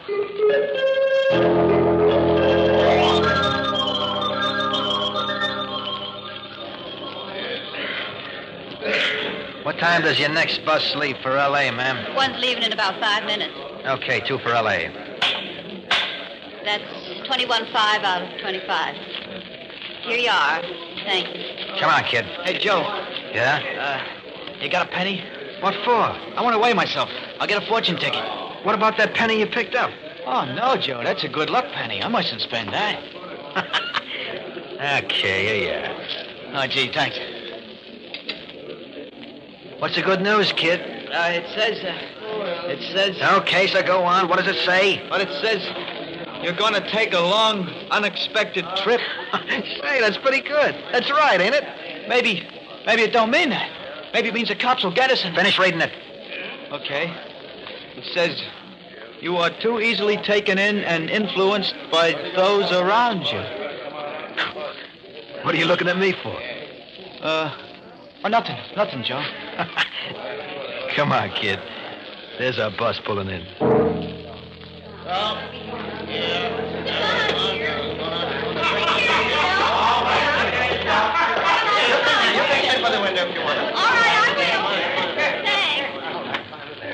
there she is.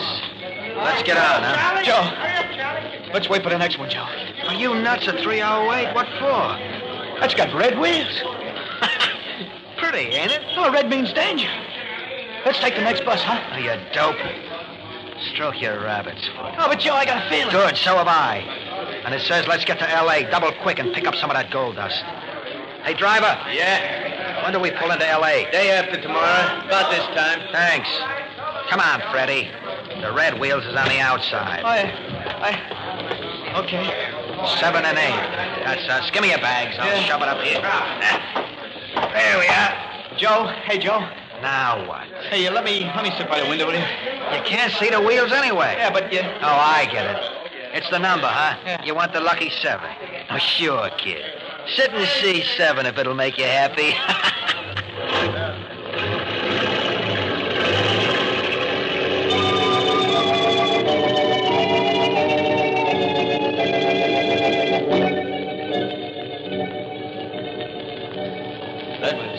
Red wheels. Red wheels. Red wheels. Red wheels. Red wheels. Hey, are you still up? Oh, I wish I could sleep. Oh, look out the window. The night and the sand. You'll nod off. Yeah. Yeah, okay, Joe. Out the window. The night and the sand. Night and sand. Night and sand. Sand. Sand like a gray smoke screen. Hiding us from the rest of the world. No eyes watching us. We're way away. Red wheels don't mean beans. That's nothing. I'm no pincushion for that lady luck. She's on my side. I add it all up. Rabbit's foot, that's 1. Finding a penny, that's 2. And seat 7, 3. That's 3 against red wheels. 3 against red wheels. What's that? Oh, no. No, it can't be. Hey, Joe. Joe, wake up. Oh, he said not to wake him. He said he wanted to sleep. But the bus. Look, it's still moving, Joe. It's speeding over the gray clouds of sand, and the driver's seat is empty. The bus is speeding, and there ain't no driver.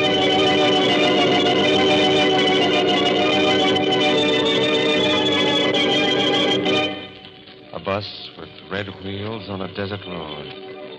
Where can a bus be going without a driver? Where would you expect to go after Murder at midnight.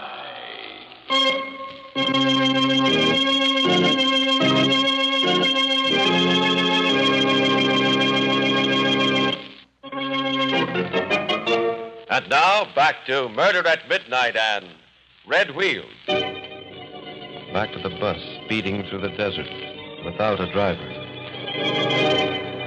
How could a bus move without a driver? It's crazy. Just close your eyes, Freddy. You're dreaming. Now, when you open your eyes again, you'll see. Now, straight ahead and... See? There is a... Ah! No. I'm imagining things because I'm scared. Joe. Hey, what's eating you now? Look, Joe, look. Coppers? No, worse. It's this bus. It's moving. But what'd you expect? Now, look, Brainy Pond. Yeah, that's just the point. Look. Straight ahead there. Look. What the devil? That's it, the devil. The devil's riding with us. He's holding the wheel. That's why we can't see him.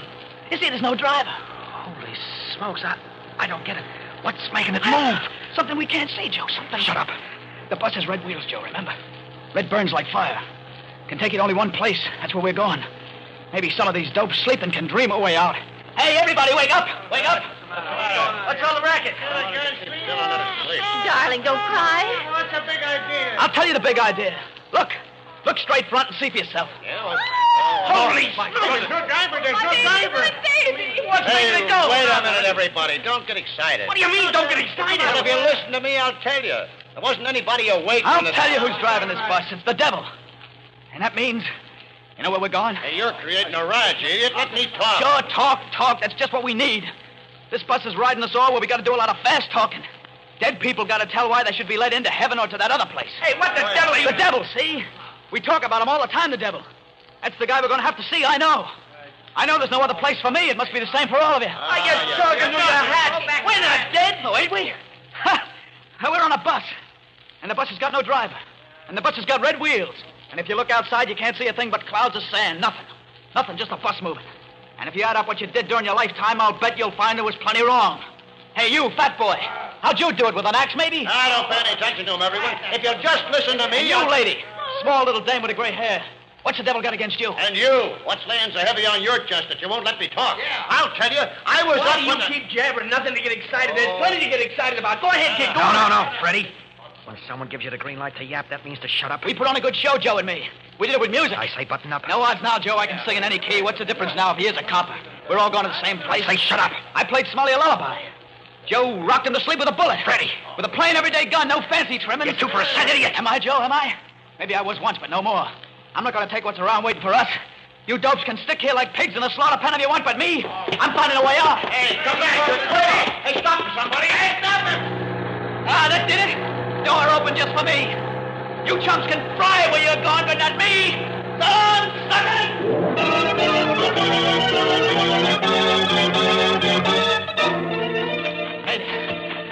I made it. I gotta run now. Run. Space. Pack space between me and those devil wheels. Space. Oh, getting tired. Yeah. Hard running on sand. Get you tired, awful tired. Oh, but the bus is gone. I'm free of it. I'm alone now. That's right, mister. You and me. We're all alone. Sure. Hey, who are you? I'm Mr. Rat. Mr. Yeah, Mr. Desert Rat. I've been here 22 years.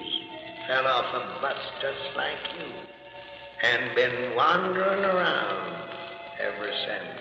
Oh, how? Why don't you get out of here? Because once you jump off, there ain't no other bus will stop to pick you up. You're all alone. Hey, Mr. Rat. Yes, Freddie? Where you going? Gotta keep wandering. Keep wandering.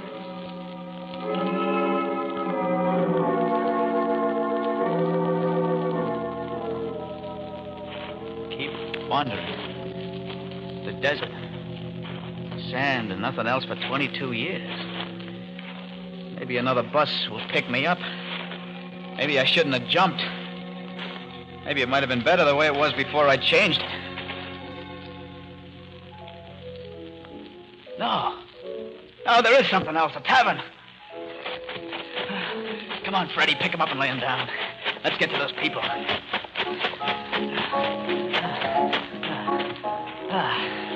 Oh, nice town.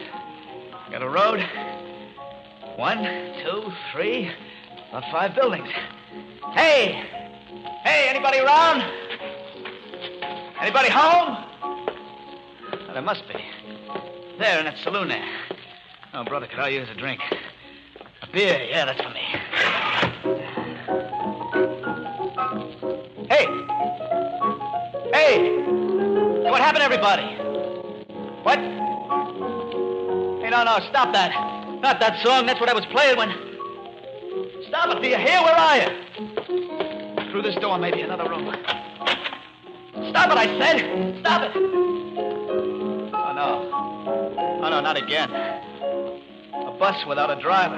A piano without anybody playing it. Just the keys moving by themselves. I gotta get out of here. I gotta get out of here before it...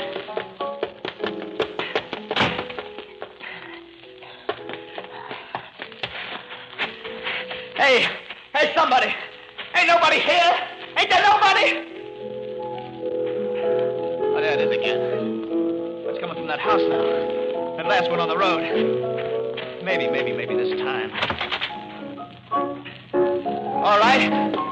I told you to stop it, didn't I? Still nobody. Still. Okay, if you won't stop it, I'll stop it for you. You've got to stop. Do you hear? You don't. Leave him again.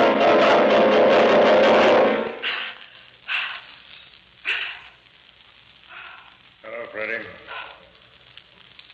You? Oh, can't be you.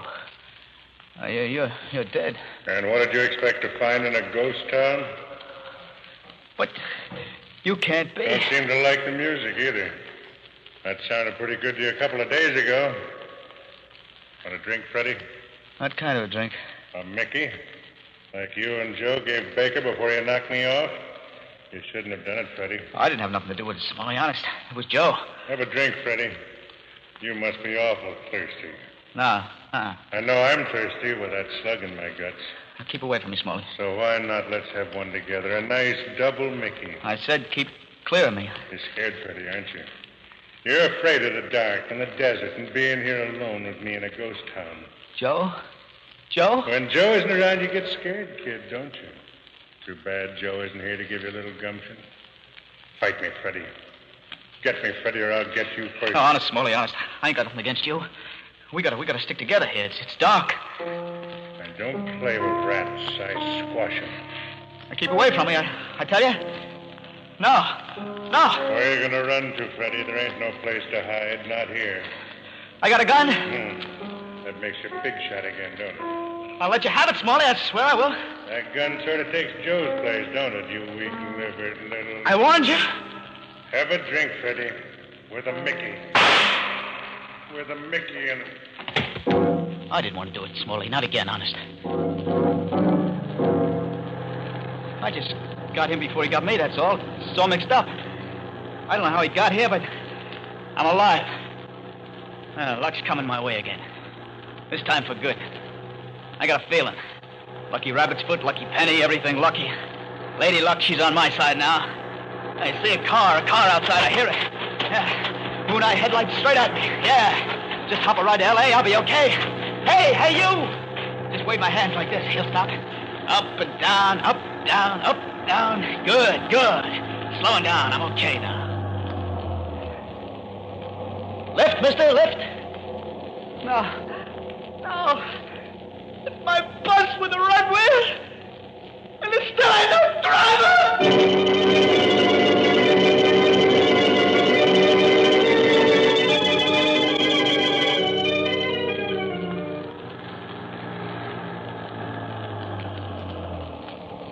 Bus number 22 checking in, Tom. Okay, Johnny, I'll take her. Yeah, Hey, a little excitement. Excitement? Yeah, I guess so. What do you mean, you guess so? You nab a couple of murderers on your bus, and then you... Well, there wasn't no excitement in it for me. What? You see, I wasn't there. They were all asleep when the bus broke down. There was no one to talk to, so after the tow car hooked onto the bus, I went up front in the tow car to chew the rag. Yeah, so? So nothing. When this guy wakes up, he went nuts. Started yapping about a murder and jumped off the bus. We had to chase him all through the desert, and he was so far gone he didn't even see the tow car when we found him again. So what happened to him then? He was nuts, I tell you, off his rocker. Yeah? Sure. We turned him and his buddy over to the cops in the next town at just about 12 o'clock midnight. A bus without a driver and a ghost town in the desert.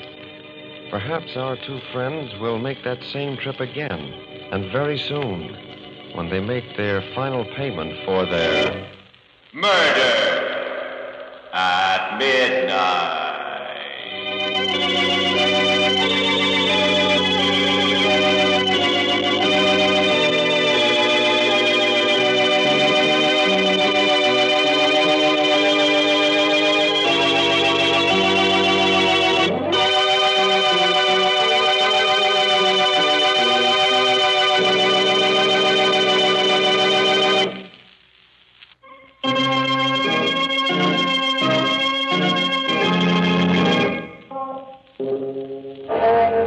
Remember to be with us again when death takes the wheel on a lonely journey and the clocks strike 12 for Murder at Midnight.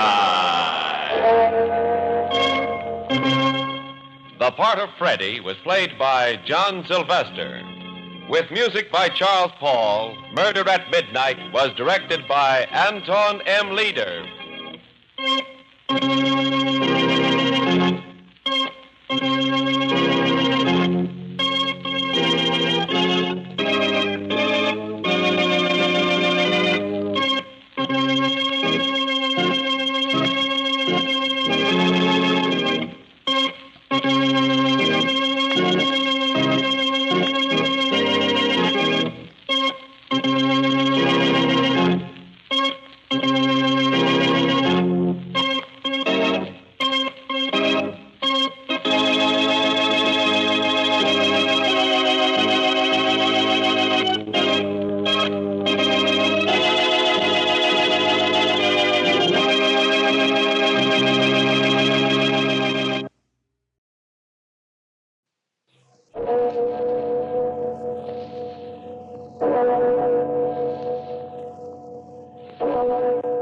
Murder at Midnight.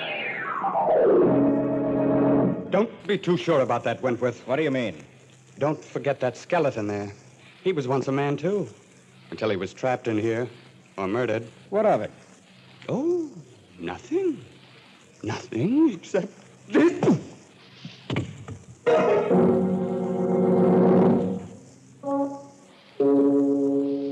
midnight, the witching hour when the night is darkest, our fears the strongest, and our strength at its lowest ebb. Midnight, when the graves gape open and death strikes. How? You'll learn the answer in just a minute in The Line is Dead.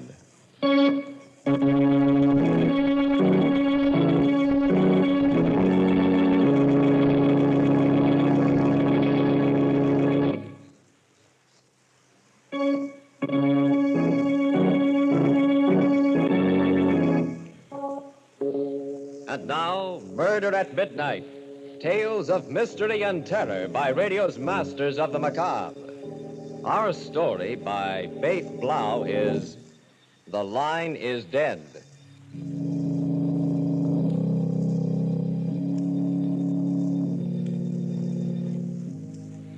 The gash in the green lawn of Brookside Memorial Park awaits the body of Albert Lockridge, scientist and explorer. There are few who have followed him to his last resting place, for Albert Lockridge was not one who was prodigal with his affection. And so beside the yawning grave stands his wife, Lenore. Albert.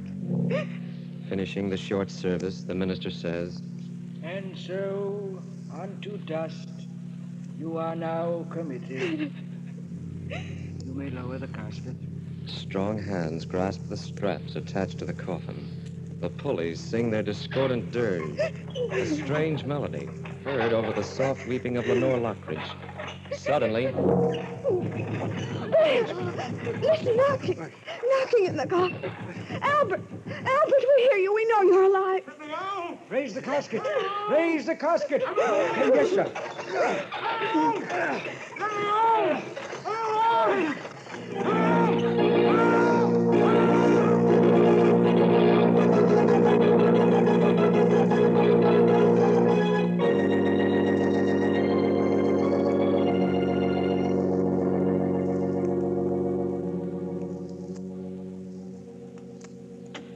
He is all right, isn't he, Dr. George? He seems to be, but... But what? Well, you can't blame me if I'm a little hesitant in giving my opinion. You mean you're not sure that he will? Yes. Oh. After all, Mrs. Lockridge, my position is a little awkward. I signed the death certificate feeling certain that your husband was dead. And now I'm naturally reluctant to predict just what course his convalescence will take. I think I understand. The only thing that really matters is that my husband's lying in his bed at home and not in the cold, black earth of Brookside. Isn't that true? Yeah, you're a very sensible woman. Albert will get better. Probably. But we'll have to watch his heart. His heart? These strange spells when his heart seems to stop, when I thought it had stopped. Each attack is an added strain. But the strain of regaining consciousness in the coffin, he withstood that when even a healthy person might not have. Oh, he's a hard person to kill. Oh, thank goodness for that. Well, this time it was a pretty close call. If he'd come to even 10 minutes later, Mrs. Lockridge, no one would have ever known.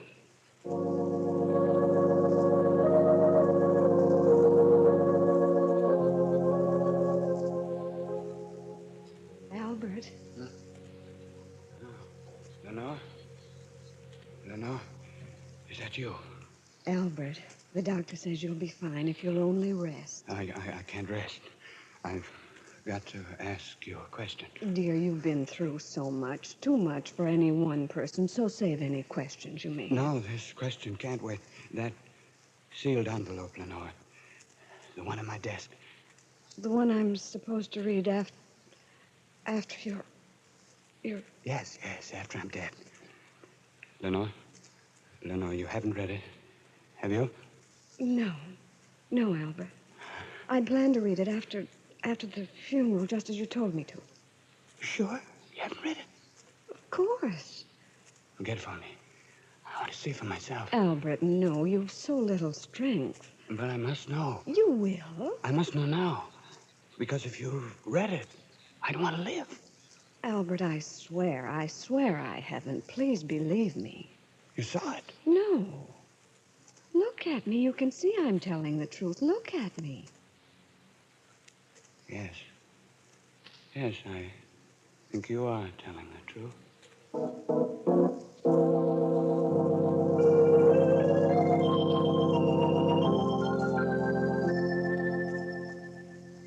Well, Mr. Lockridge, another few days, and we'll have you out of that wheelchair. Sometimes I wonder why you go to all this trouble with me, Doctor. It's my job. Yes, but there's so many people who really enjoy life and yet die. Twice now I've been pronounced dead, only to return to life almost reluctantly. Reluctantly? Yes. Well, you tried awfully hard to get out of the coffin. The sheer horror of being buried alive. I've always been terrified of it. Since childhood? Yes. My nurse locked me in a closet whenever I misbehaved. I always thought I'd be left to die there. Oh, it's not the fact of being death that bothers me. It's the fear of being buried alive. It's the choking, the futility of crying out. Yes, it would be a horrible way to die, but... Excuse me, Doctor. There's a Mr. Burton here to see you, Mr. Lockridge. Good. Show him in, nurse. Nurse, take our patient out on the sun porch. I'll send his visitor there.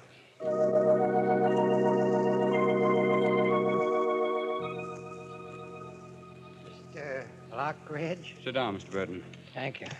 Nurse, if you don't mind. Not at all. If you need me, just call. Now, Mr. Burton, as I understand your business... I'm a telephone engineer specializing in special types of telephone systems. Yes. Perhaps you've read about me in the paper. Yeah, sure I have. You're the guy who came back from the grave. Yes, I'm the guy who came back from the grave. And it strikes me, Mr. Burton, that an occasion might again arise when I might want to do the same thing. That's why I called you. Come again?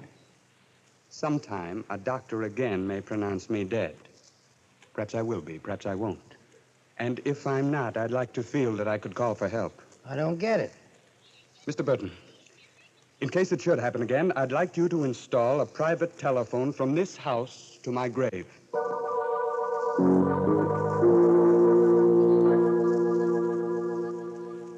And, Lenore, you must promise to keep the phone installed and in working condition for a year after I'm buried. A year? Darling, that doesn't make any sense. With a stop-and-go heart of mine doesn't make any sense either. But, Albert, a year? The first time, my heart stopped for 6 hours. The next time, nearly 2 days. Who can tell? Well, a week, a month, perhaps. I think I'm asking very little. Well, then think of me, darling. Think of waiting day in and day out for the ring of that telephone. Think of the jumping at every stray bell, at every noise. Darling, you're condemning me to a slow death, like being in a grave above ground. I still think my request is a modest one. And the least that a wife who loved her husband would do for him. Albert, don't start that again. After all, I shall be in my grave. Perhaps I shall be waiting, too, waiting for help that will never come. Will you please stop this morbid talk? Nothing else seems to be on your mind lately. Besides, it's terribly late, almost midnight. When death comes to a man slowly, he gets time to think about it. Too much time. Stop it, please. It seems to me that you are only too anxious to get rid of me. Albert, how can you even think such a thing after... I've been a good wife, haven't I? Yes, but you might have made Oliver Wentworth an even better one. Albert, please don't bring that up again. What would have happened if Oliver had come back from that expedition with me? I don't know. You would have married him, wouldn't you? Perhaps. I don't know. No. How can you say that? You were engaged to him, weren't you? An engagement doesn't always mean marriage. You did intend to marry him, didn't you? Of course I did. What of it? You know I intended to. And you only changed your mind because he was killed. That's why you turned towards me. Well... I was nothing in your life. You were very sweet to me, Albert, then. I could see that you loved me in your peculiar way. I appreciated everything you did for me. Appreciate it? Oh, Albert, why dig looking for a sore spot? It's not fair to me or to you. I was nothing in your life, was I? As long as Oliver was alive? What are you trying to prove? All the time we've spent together, I've played second fiddle to Oliver Wentworth. Look, Albert Lockridge, when we married, I said I'd put all thoughts of Oliver out of my mind. Well, I've done it. At least... At least? At least what? You mean you've tried, but you couldn't. Oh. I knew it. You've never loved me. He's always been in your heart. What are you talking about? You just said it. If I had died, you would never have given me another thought. But all the time, here, in my own house, he's been living as a memory, haunting you, haunting us. I can't go on like this. It just can't go on. I've struggled with him long enough. He's got to go. No matter what I have to do to crush his memory, I've got to kill it. I've got... Albert. Lenore? What is it? Lenore, help me. There's a chair in my heart. I've got you. Now, slowly. No, Slowly? I don't think I can make it. Of course you can. Of course you can. You've got to. No, but I can't.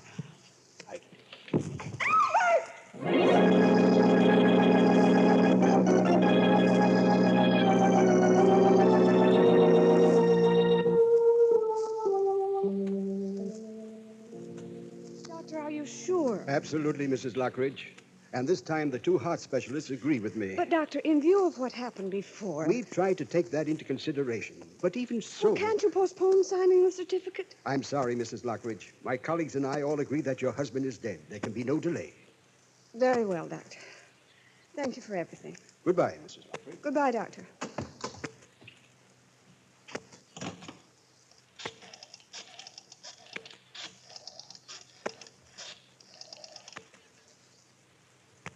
Hello?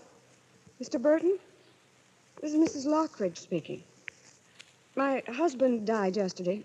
He's to be buried tomorrow at Brookside. Will you please be there as he desired to install a telephone in his grave? A man who is afraid, not of death, but of being buried alive. A telephone to a sealed grave and the great beyond. Will we hear from Albert Lockridge again before the clock strikes 12 for... Murder at at midnight.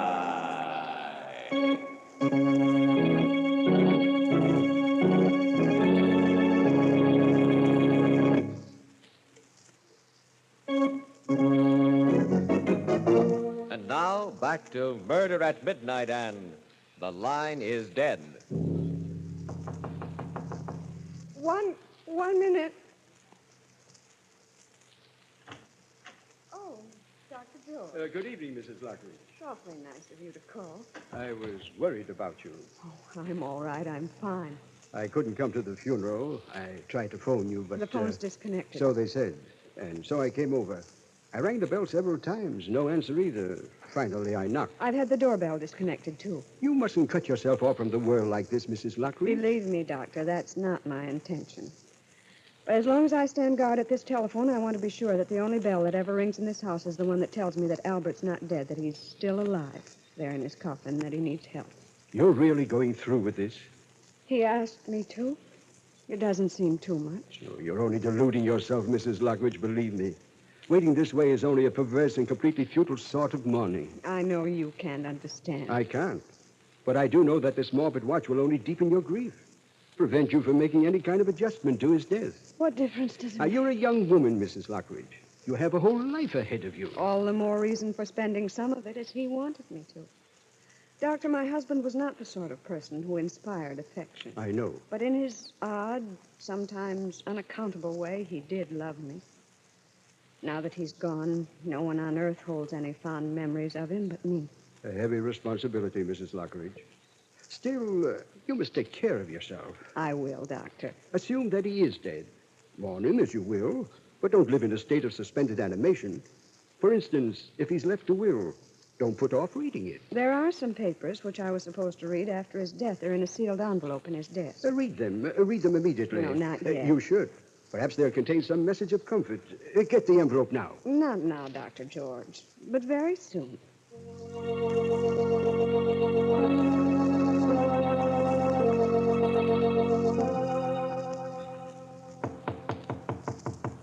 Just a moment. Yes? Oh, Lenore, no. No, it can't. it is. I know I shouldn't have come just like this without warning. But I've always thought That I was dead? Yes, I know.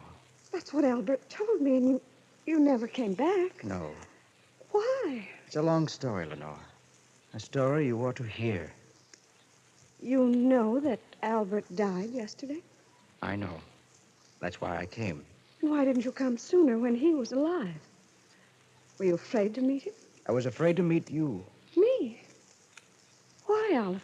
By the time I returned, you and Albert were already married. But even so, we both would have welcomed... I wonder. You see, I knew you thought I was dead. No good would have come of such a meeting. But now everything is different. Different? Yes, of course. I loved you then. I love you now. Oliver, I've come back for you.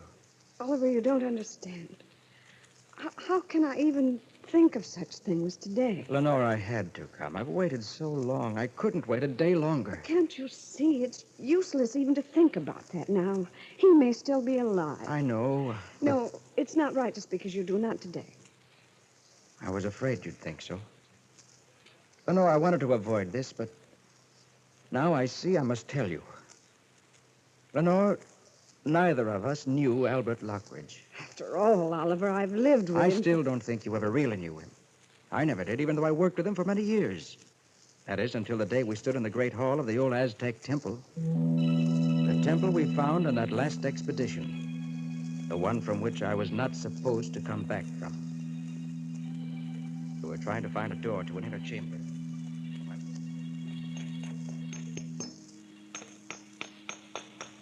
There must be an opening here somewhere, Wentworth.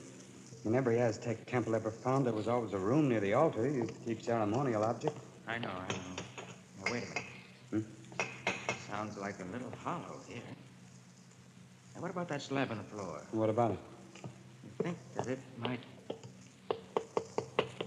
Certainly sounds different. If I were an Aztec priest and I stepped on it like this... What? Wentworth, the door. We found the door. Solid stone. And still working after all these centuries. Let's take a look inside. You got the flashlight? Yes, take the hammer. Right. Uh-oh. It's not very pretty. It is a human skeleton, isn't it? Yeah. Probably trapped in here and left to die. Ugly death. Look, Lockridge. Those dishes. Swing the flashlight over. Gold. Solid gold. There are more over here. Look, stacks of them. Fortune. We found the treasure. Now, wait a minute, Lockridge. Let's get this straight. In the first place, I don't think we'd be let out of the country with these gold plates. Oh, but we can melt them down and smuggle them out. Melt them down? Why, these things are priceless. Besides, the university sent us here. If the gold belongs to anyone, it's theirs. No one ever has to know. Oh, yes, they do, because I'll tell them. Huh? It's all very well for you to play the heroic fool. You've everything you want. What the devil do you mean? You know perfectly well.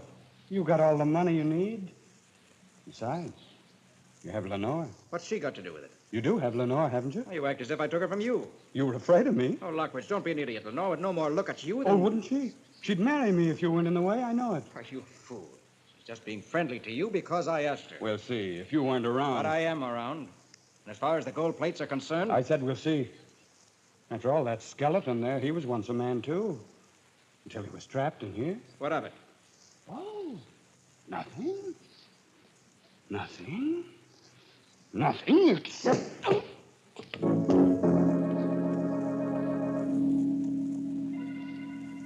I came to, I was there in the dark.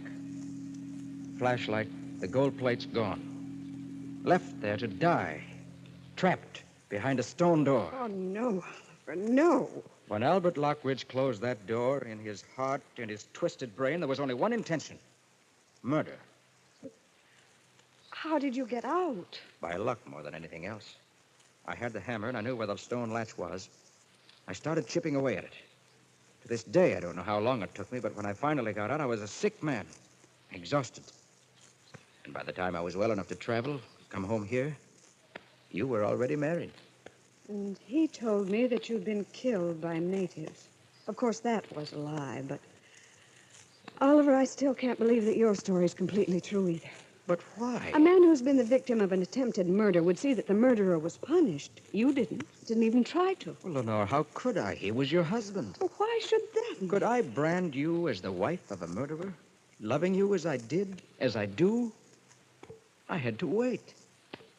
But now let's forget this horrible past. I can't, no matter how I feel I can't. After all, there's no proof. Lenore, don't you believe It's me? not just that. Don't you see? At any moment, the telephone may ring, telling me that he's alive. If I knew your story were true, perhaps I'd feel differently, but... Now my place is here. I must stay here. Lenore, please. If you feel any love for me at all... Will you go, Oliver? Please. If that's what you wish. Yes, Lenore. I'll go. But remember, I love you.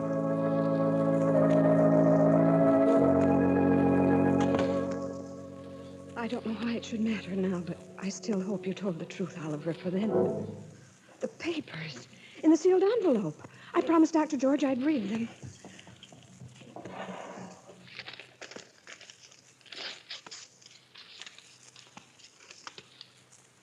Lenore, there are many things on my mind as I sit writing this last word to you. Many things which no human mind should have to bear without telling another. As I look over my life, I know now it has been an empty mountain. I've never had a straightforward human emotion and acted on it. My work has been a sort of shadow play which gave my hollow existence an outward tinge of reality. No friend has really touched me, for I cannot be reached. I married you more out of perverse vanity than love. And yet, perhaps because of your loyalty, some spark of love has been kindled in me. Bear this in mind when you go out to the garden. For there, underneath the sundial, you will find a treasure of gold, which should take care of you when I cannot. I had intended to use this gold myself, but I could not because it might incriminate me in the murder of Oliver Wentworth. People might ask questions, but the murder of Oliver Wentworth. Then his story was true. Oliver! Oh, Oliver! Oliver! Gone. Well, he can't have gone far, and if I hurry... Oliver! Oliver! Oliver, I'm coming! I'm coming! Oliver!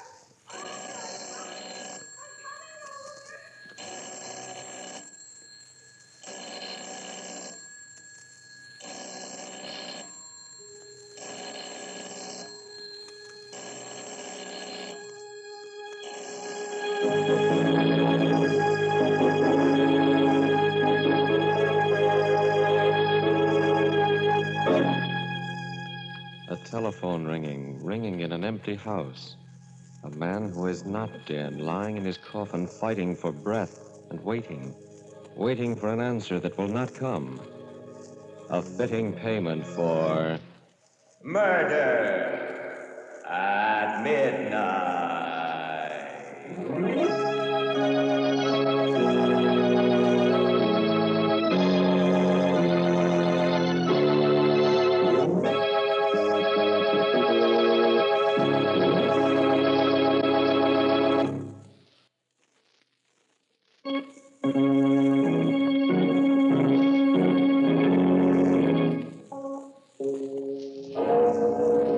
Remember to be with us again when death stands waiting at a newly dug grave and the clocks strike 12 for Murder at midnight.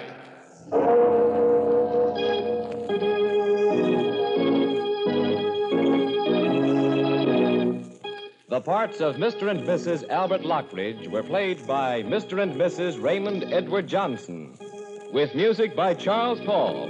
Murder at Midnight was directed by Anton M. Leader.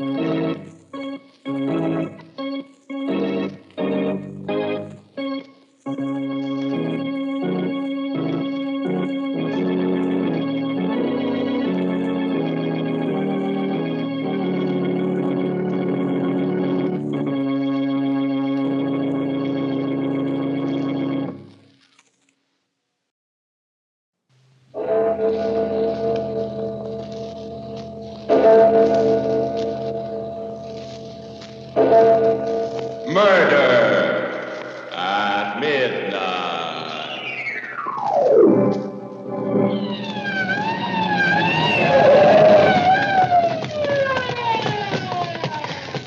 This is where he phoned from, and good Lord, there he is, lying under the call box. Dead? His throat cut from ear to ear. And there, look, right next to him. Another of those devilish chessmen.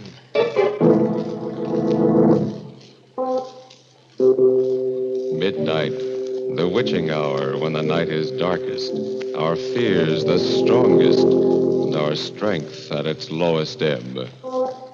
Midnight, when the graves gape open and death strikes. How?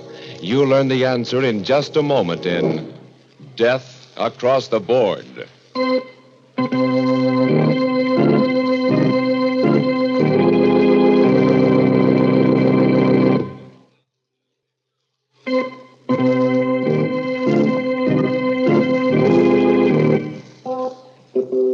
And now, Murder at Midnight, Tales of Mystery and Terror by radio's masters of the macabre. Our story by Robert Newman is Death Across the Board.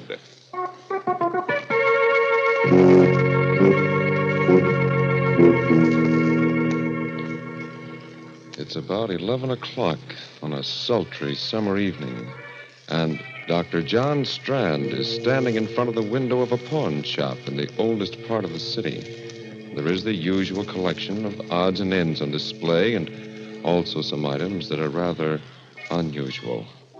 On a sudden impulse, he pushes open the door and goes in.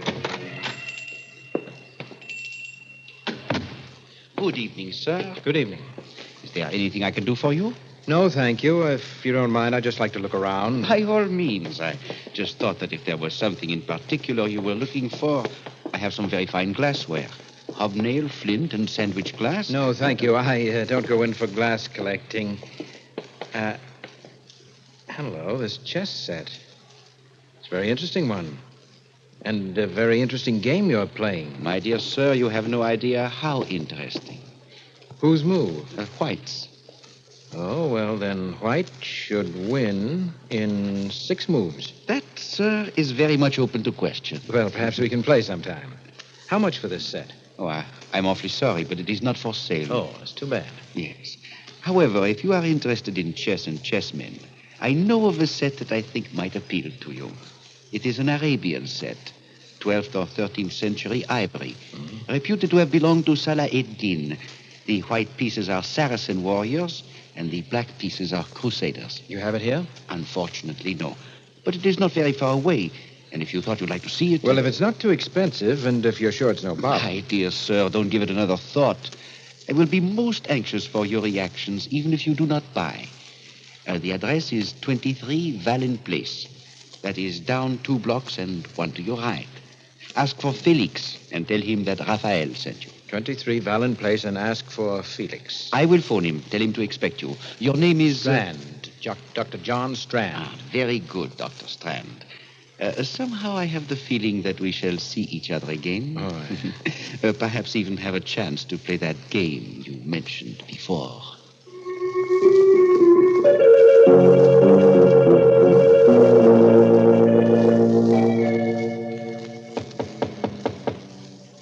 Who is that?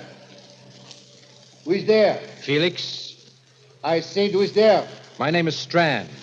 Rayfield sent me over here. He said he'd phone you and tell you... Just a moment. How do you do? I hope I'm not disturbing you. Very well. Come in. Now, hold your hands up. What? I'm afraid there must be some mistake. There is. You have made it, thinking you could come here and take me in this way. Well, but this is ridiculous. I said hold your hands up. Keep them up.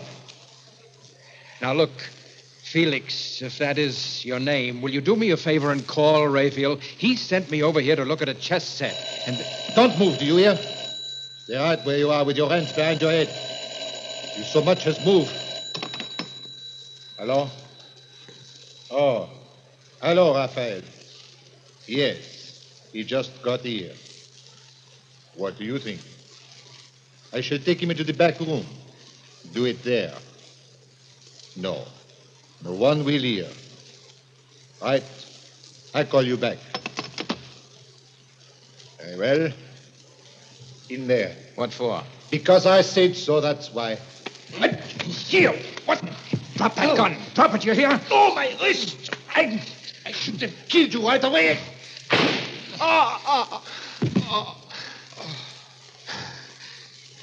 Okay, now. Now get up and tell me what this is all about. You hear me? I said get up. Felix. Dead.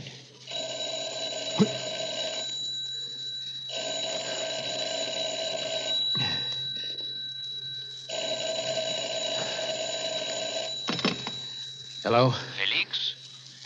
I'm sorry. He can't come to the phone just now. Oh, Dr. Strand. Congratulations.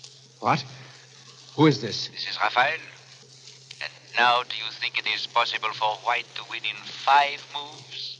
Well, what do you mean? What in heaven's name You is... killed him, did you not? Of course you killed him, or you would not be speaking to me now. May I suggest that you go through Felix's pockets, take out the most interesting thing you find there, and bring it to my shop? What? Bring it... Hello? Hello? Raphael! Goes through his pockets. Well, I've got to get to the bottom of this and find out what it's all about. A wallet, keys, and a chessman. A black rook. A black rook. All right, Mr. Raphael. I think perhaps I'll take you up on that. I will go back to your shop.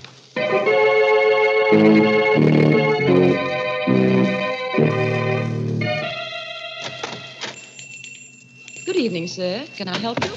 Yes. Where's Raphael? I'm sorry, he's not in right now, but are you Dr. Strand? I am. I'm Alice Hines. He must have been expecting you, Doctor. He asked me to give you this. What is it? I don't know, but... Another chessman. A white knight. Oh, yes. Mr. Raphael is quite a chess player. Yes, he's more than that. He's a murderer. What? Or at least he has friends who are. What do you mean? I mean just that.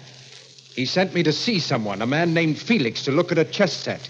And when I got there, this Felix pulled a gun on me, and when I tried to get it away from him, it went off and killed him. Oh, no. Oh, don't look so surprised and innocent. You work for him. You must know what it's all about. And that's what I came back here to find out before I called the police. There must be some mistake. Some horrible mistake. Yes. I've only been working here for a few weeks, but he's been very nice to me. Kind and considerate. A mistake, eh? Then why did he phone Felix while I was there? How did he know he'd been killed? Why did he laugh about it and tell me to come back here? I don't know, but I can't believe that about him. I won't. No, well, we'll see what the police have to say about it. Where's your phone? Back there. But if you're serious about it, you don't have to bother calling them. Why not? Riley just went past here a few minutes ago. But there he is, up at the corner. Fine, that'll save some time. Officer! Officer, would you come here a minute? Good Lord, someone shot him. That woman hiding behind that car there. The woman in black. And she's coming in here. Don't just stand there. Get inside and shut the door. You shot Riley. Killed him just like that. Yes, 6 months I've been waiting, trying to find out who got my Ben. Now he'll rest in peace. Where's Raphael? Raphael? Yeah, it was him that got the dope for me. Told me how to knock the cop off, and he told me to come in here afterwards. Well, Miss Hines? I still can't believe it. I can't. You can't believe what? And why are you looking at me so funny? Say, whose side are you on anyway? Not ours, my dear. What? Not on our side. Ah, so that's it. I just took it for granted that... Okay, get your hands up and keep them up. What'll I do with them, Raphael? I leave that to you, my dear. After all, they are witnesses. Yeah, that's right. May I recommend the cellar right through that door there? It's quite secluded and quiet. Yeah, okay. Get moving. I repeat, Miss Hines, well? It's mad. Fantastic. What are you going to do to us? You can't be that dumb, babyface. 6 months I've been wearing black for the only guy I ever loved. Finally, I got the guy that got him. You think I'm going to leave the two of you around to put the finger on me? You mean you're going to kill us? But you can't. No. Seems to me I did a pretty neat job on that Flatfoot. And after all, they can't burn you more than once, can they? Okay, open that door and go on down. Allow me, madam. Never mind, wise guy. You go down first and then babyface. Well, it's not very good manners. No, I'm not going to let you do it. Give me that gun. Look out, you fool. Look out. Down there after her. And hurry. Watch her while I get the gun. Oh, that was nice work. I was going to try to take her myself. I didn't mean to do it. I was just trying to get the gun, but she tripped, fell. Oh, Dr. Strand. Yes? Why is she lying there so funny? Her head. Wait a minute, let me see. Oh, her neck's broken. She's dead. Oh, no. That means I killed her. Not any more than it means I killed Felix. Well, Miss Hines, I think you must believe me now. I ask you for the last time, do you know what's behind all this? I told you I don't. Mr. Raphael was always wonderful to me, and he... Oh, look. There, lying next to her. It must have fallen out of her bag. Isn't that another chess piece? Yes, the Black Queen. He gave me one just like it when I first came to work for him. Only it was a white one. What? Yes, a white one. Black Queen, White Knight, and... No, it's impossible. And still... What is it? It's too incredible. But I've just gotten an idea. A mad, fantastic idea that... Come on, we're going to the police. Go ahead, Dr. Strand. Mr. Raphael. By all means. But remember, it's my move now.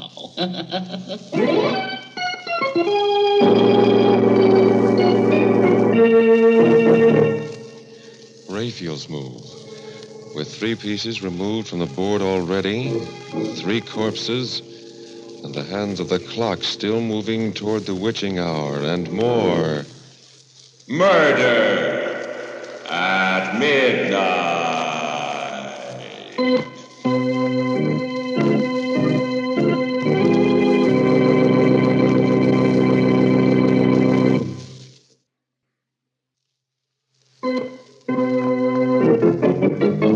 And now, back to Murder at Midnight and Death Across the Board.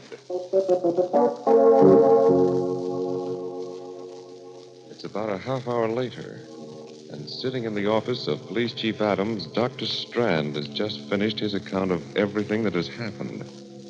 There is silence for a minute. And then, without looking at either Strand or Alice, Adams says, So, you each bumped someone off, eh? And you've come here to give yourselves up. No. No, we certainly didn't come here to give ourselves up. I told you that in both cases it was self-defense. We're here because there's a madman loose, a homicidal maniac, and you've got to do something about him. A guy that just goes around bumping people off for fun, eh? Or rather gets other people to do his killing for him. Oh, no, there's much more to it than that. Much more. Yeah? What? Well, it just came to me a little while ago. Well, that's nice. There was something strangely familiar about this Raphael. Did you ever hear of Raphael Norbert? No. He was one of the greatest chess players in the world. Won practically every tournament in the books. And then about 5 years ago, he disappeared. Well, I believe he's playing another chess game now, the maddest game that ever was. Is there a map of the city around here? Yeah, right there on the wall. Now, let me see. Now, here's Raphael's shop. Yes, this would be it. This section of the city here, 8 blocks each way, this is his chessboard. And human beings, people like Alice and me, are his chessmen. What? John! I know it sounds fantastic, but I think it's true. Oh. Now, when he sent me to Felix's, he told me to go down 2 blocks and 1 to the right. That's a knight's move. In other words, he had cast me as one of the white knights in his insane, murderous game. Oh. Alice was the white queen, he himself was the black king, and so on. He just lined up all these people, said, you play this piece, you play that. Oh, no. That was the beauty of the game, the fascinating, exciting part to him. No one knew that they were playing in it but he. Felix didn't know that he was a black rook any more than I knew I was a white knight. But Raphael's black pieces were all criminals of some sort who wouldn't hesitate to kill. And it was by killing that one piece took another. You see, that was the ultimate refinement of the game. He could plan a move, but he had no way of telling which piece would take which. What do you mean? Now, for instance, I killed Felix instead of his killing me. In other words, Raphael was not only playing his game against law and order, against society, but he was matching his brain against that of every other piece in the game. Against law and order, eh? I got this in the mail a couple of weeks ago without any letter or anything like that. How would this fit in with your theory? The White King? Of course. That means he's playing this game principally against you. Now, do you believe us, Mr. Adams? Do you? I don't know. I suppose it's possible. We've been having a funny kind of crime wave lately. Killings without any apparent motive and... Excuse me. Hello? Hello, Chief. Valenti speaking. Yes, Valenti. I'm down the corner of 3rd and Sycamore, and there's something kind of screwy going on. I was... Hello? Hello? Valenti! What's the matter? One of our detectives down at 3rd and Sycamore, and it sounded like somebody got him. Now, make sure about this before you answer, but would this be part of what you were talking about? Well, let's look at the map again. 3rd and Sycamore. That would be in the area. That's Raphael's chessboard. Yes, I think it is. Okay, come on. We're going down there and see.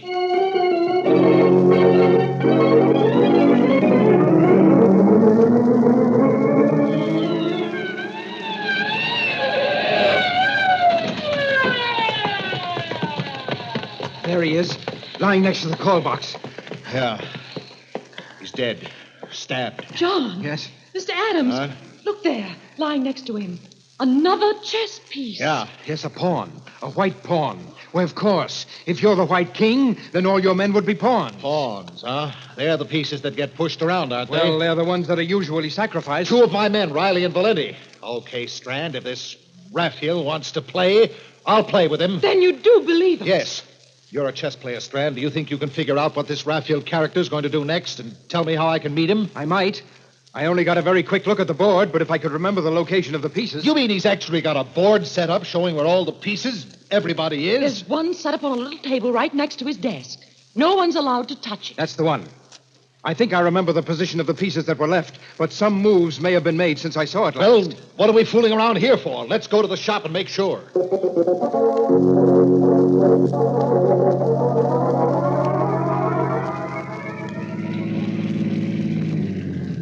That's the store, right there. Well, it's all dark. Doesn't look as if anyone's there. Locked, all right. You have a key, haven't you, Alice? No, Raphael never gave me one. He always locked up himself. Well, what do we do? 2 of my men killed, and you ask me a question like that? You think I'm going to play legal and wait for a search warrant? Look out.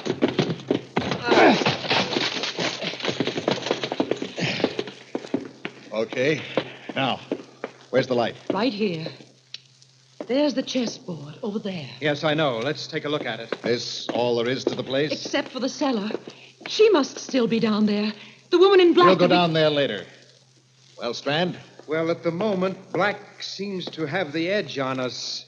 Several moves have been made, and we've lost several pieces, but we've still got a fair chance. Oh, the devil with winning that game. Where's this Raphael guy, the Black King, and what's he going to do next? Well, now, wait a minute. Just give me another minute or two, will you? The Black King is still in his own square, which would seem to mean that he's still here someplace. But the thing is, I'm not sure whose move it is now. You're right, Dr. Strand.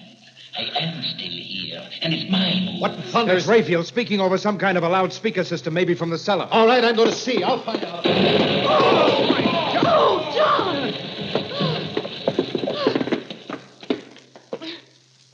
Oh, Alice. Alice, where are you? Here. Right here. Are you all right? I think so. What was it? What happened? Well, he must have had the place mined or set a booby trap. And when Adams went to open the cellar door, Where is Adams? I'm not sure, but I think he's over there. I must have some matches someplace. Yes, here. Oh, under that beam there. Oh. Help me lift it off. All right. Oh. Okay. Adams. Is he? No, but he's badly hurt and losing blood. We've got to get him to a hospital fast.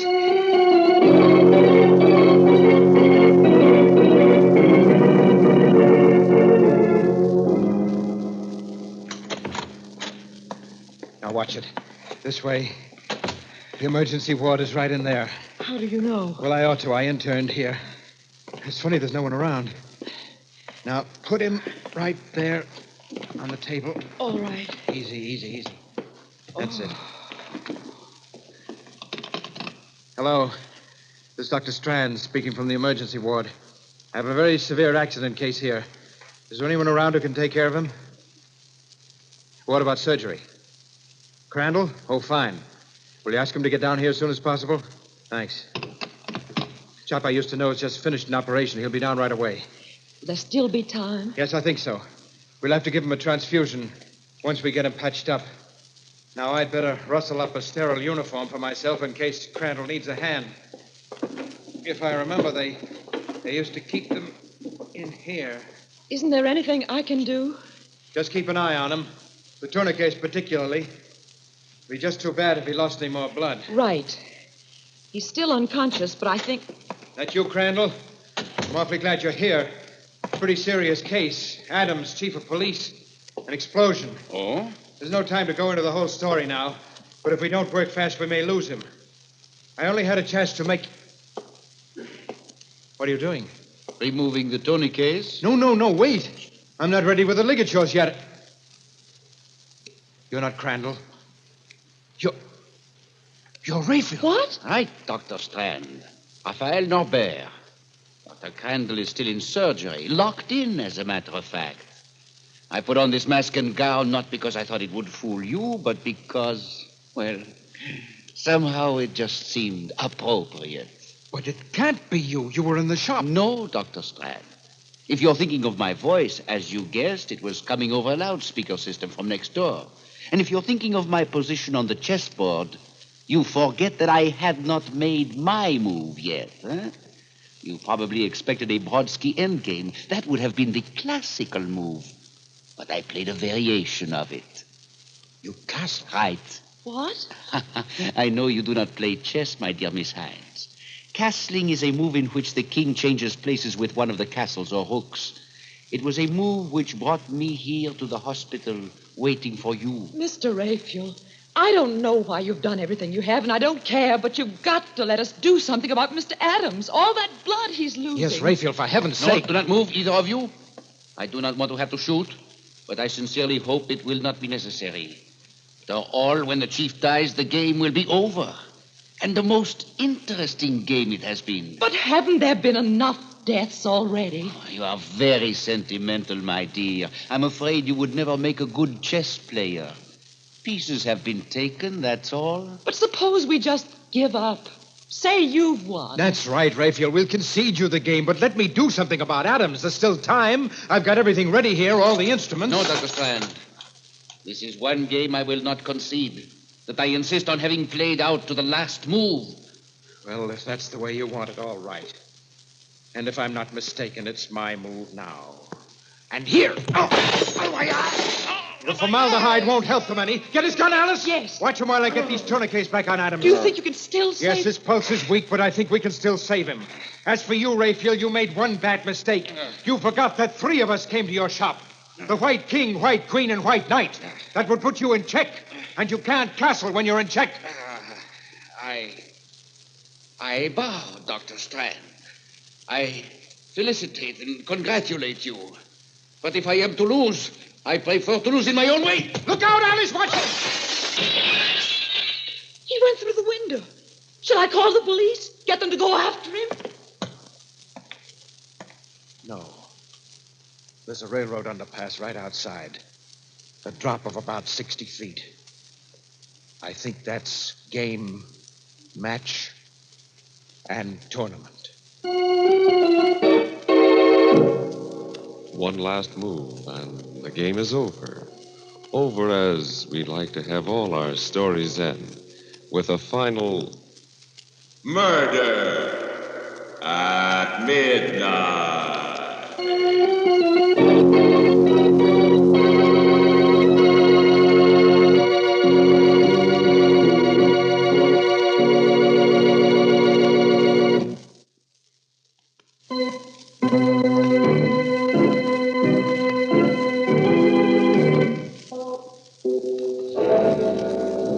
Remember to be with us again when death moves his black chessmen and the clocks strike 12 for... Murder at midnight.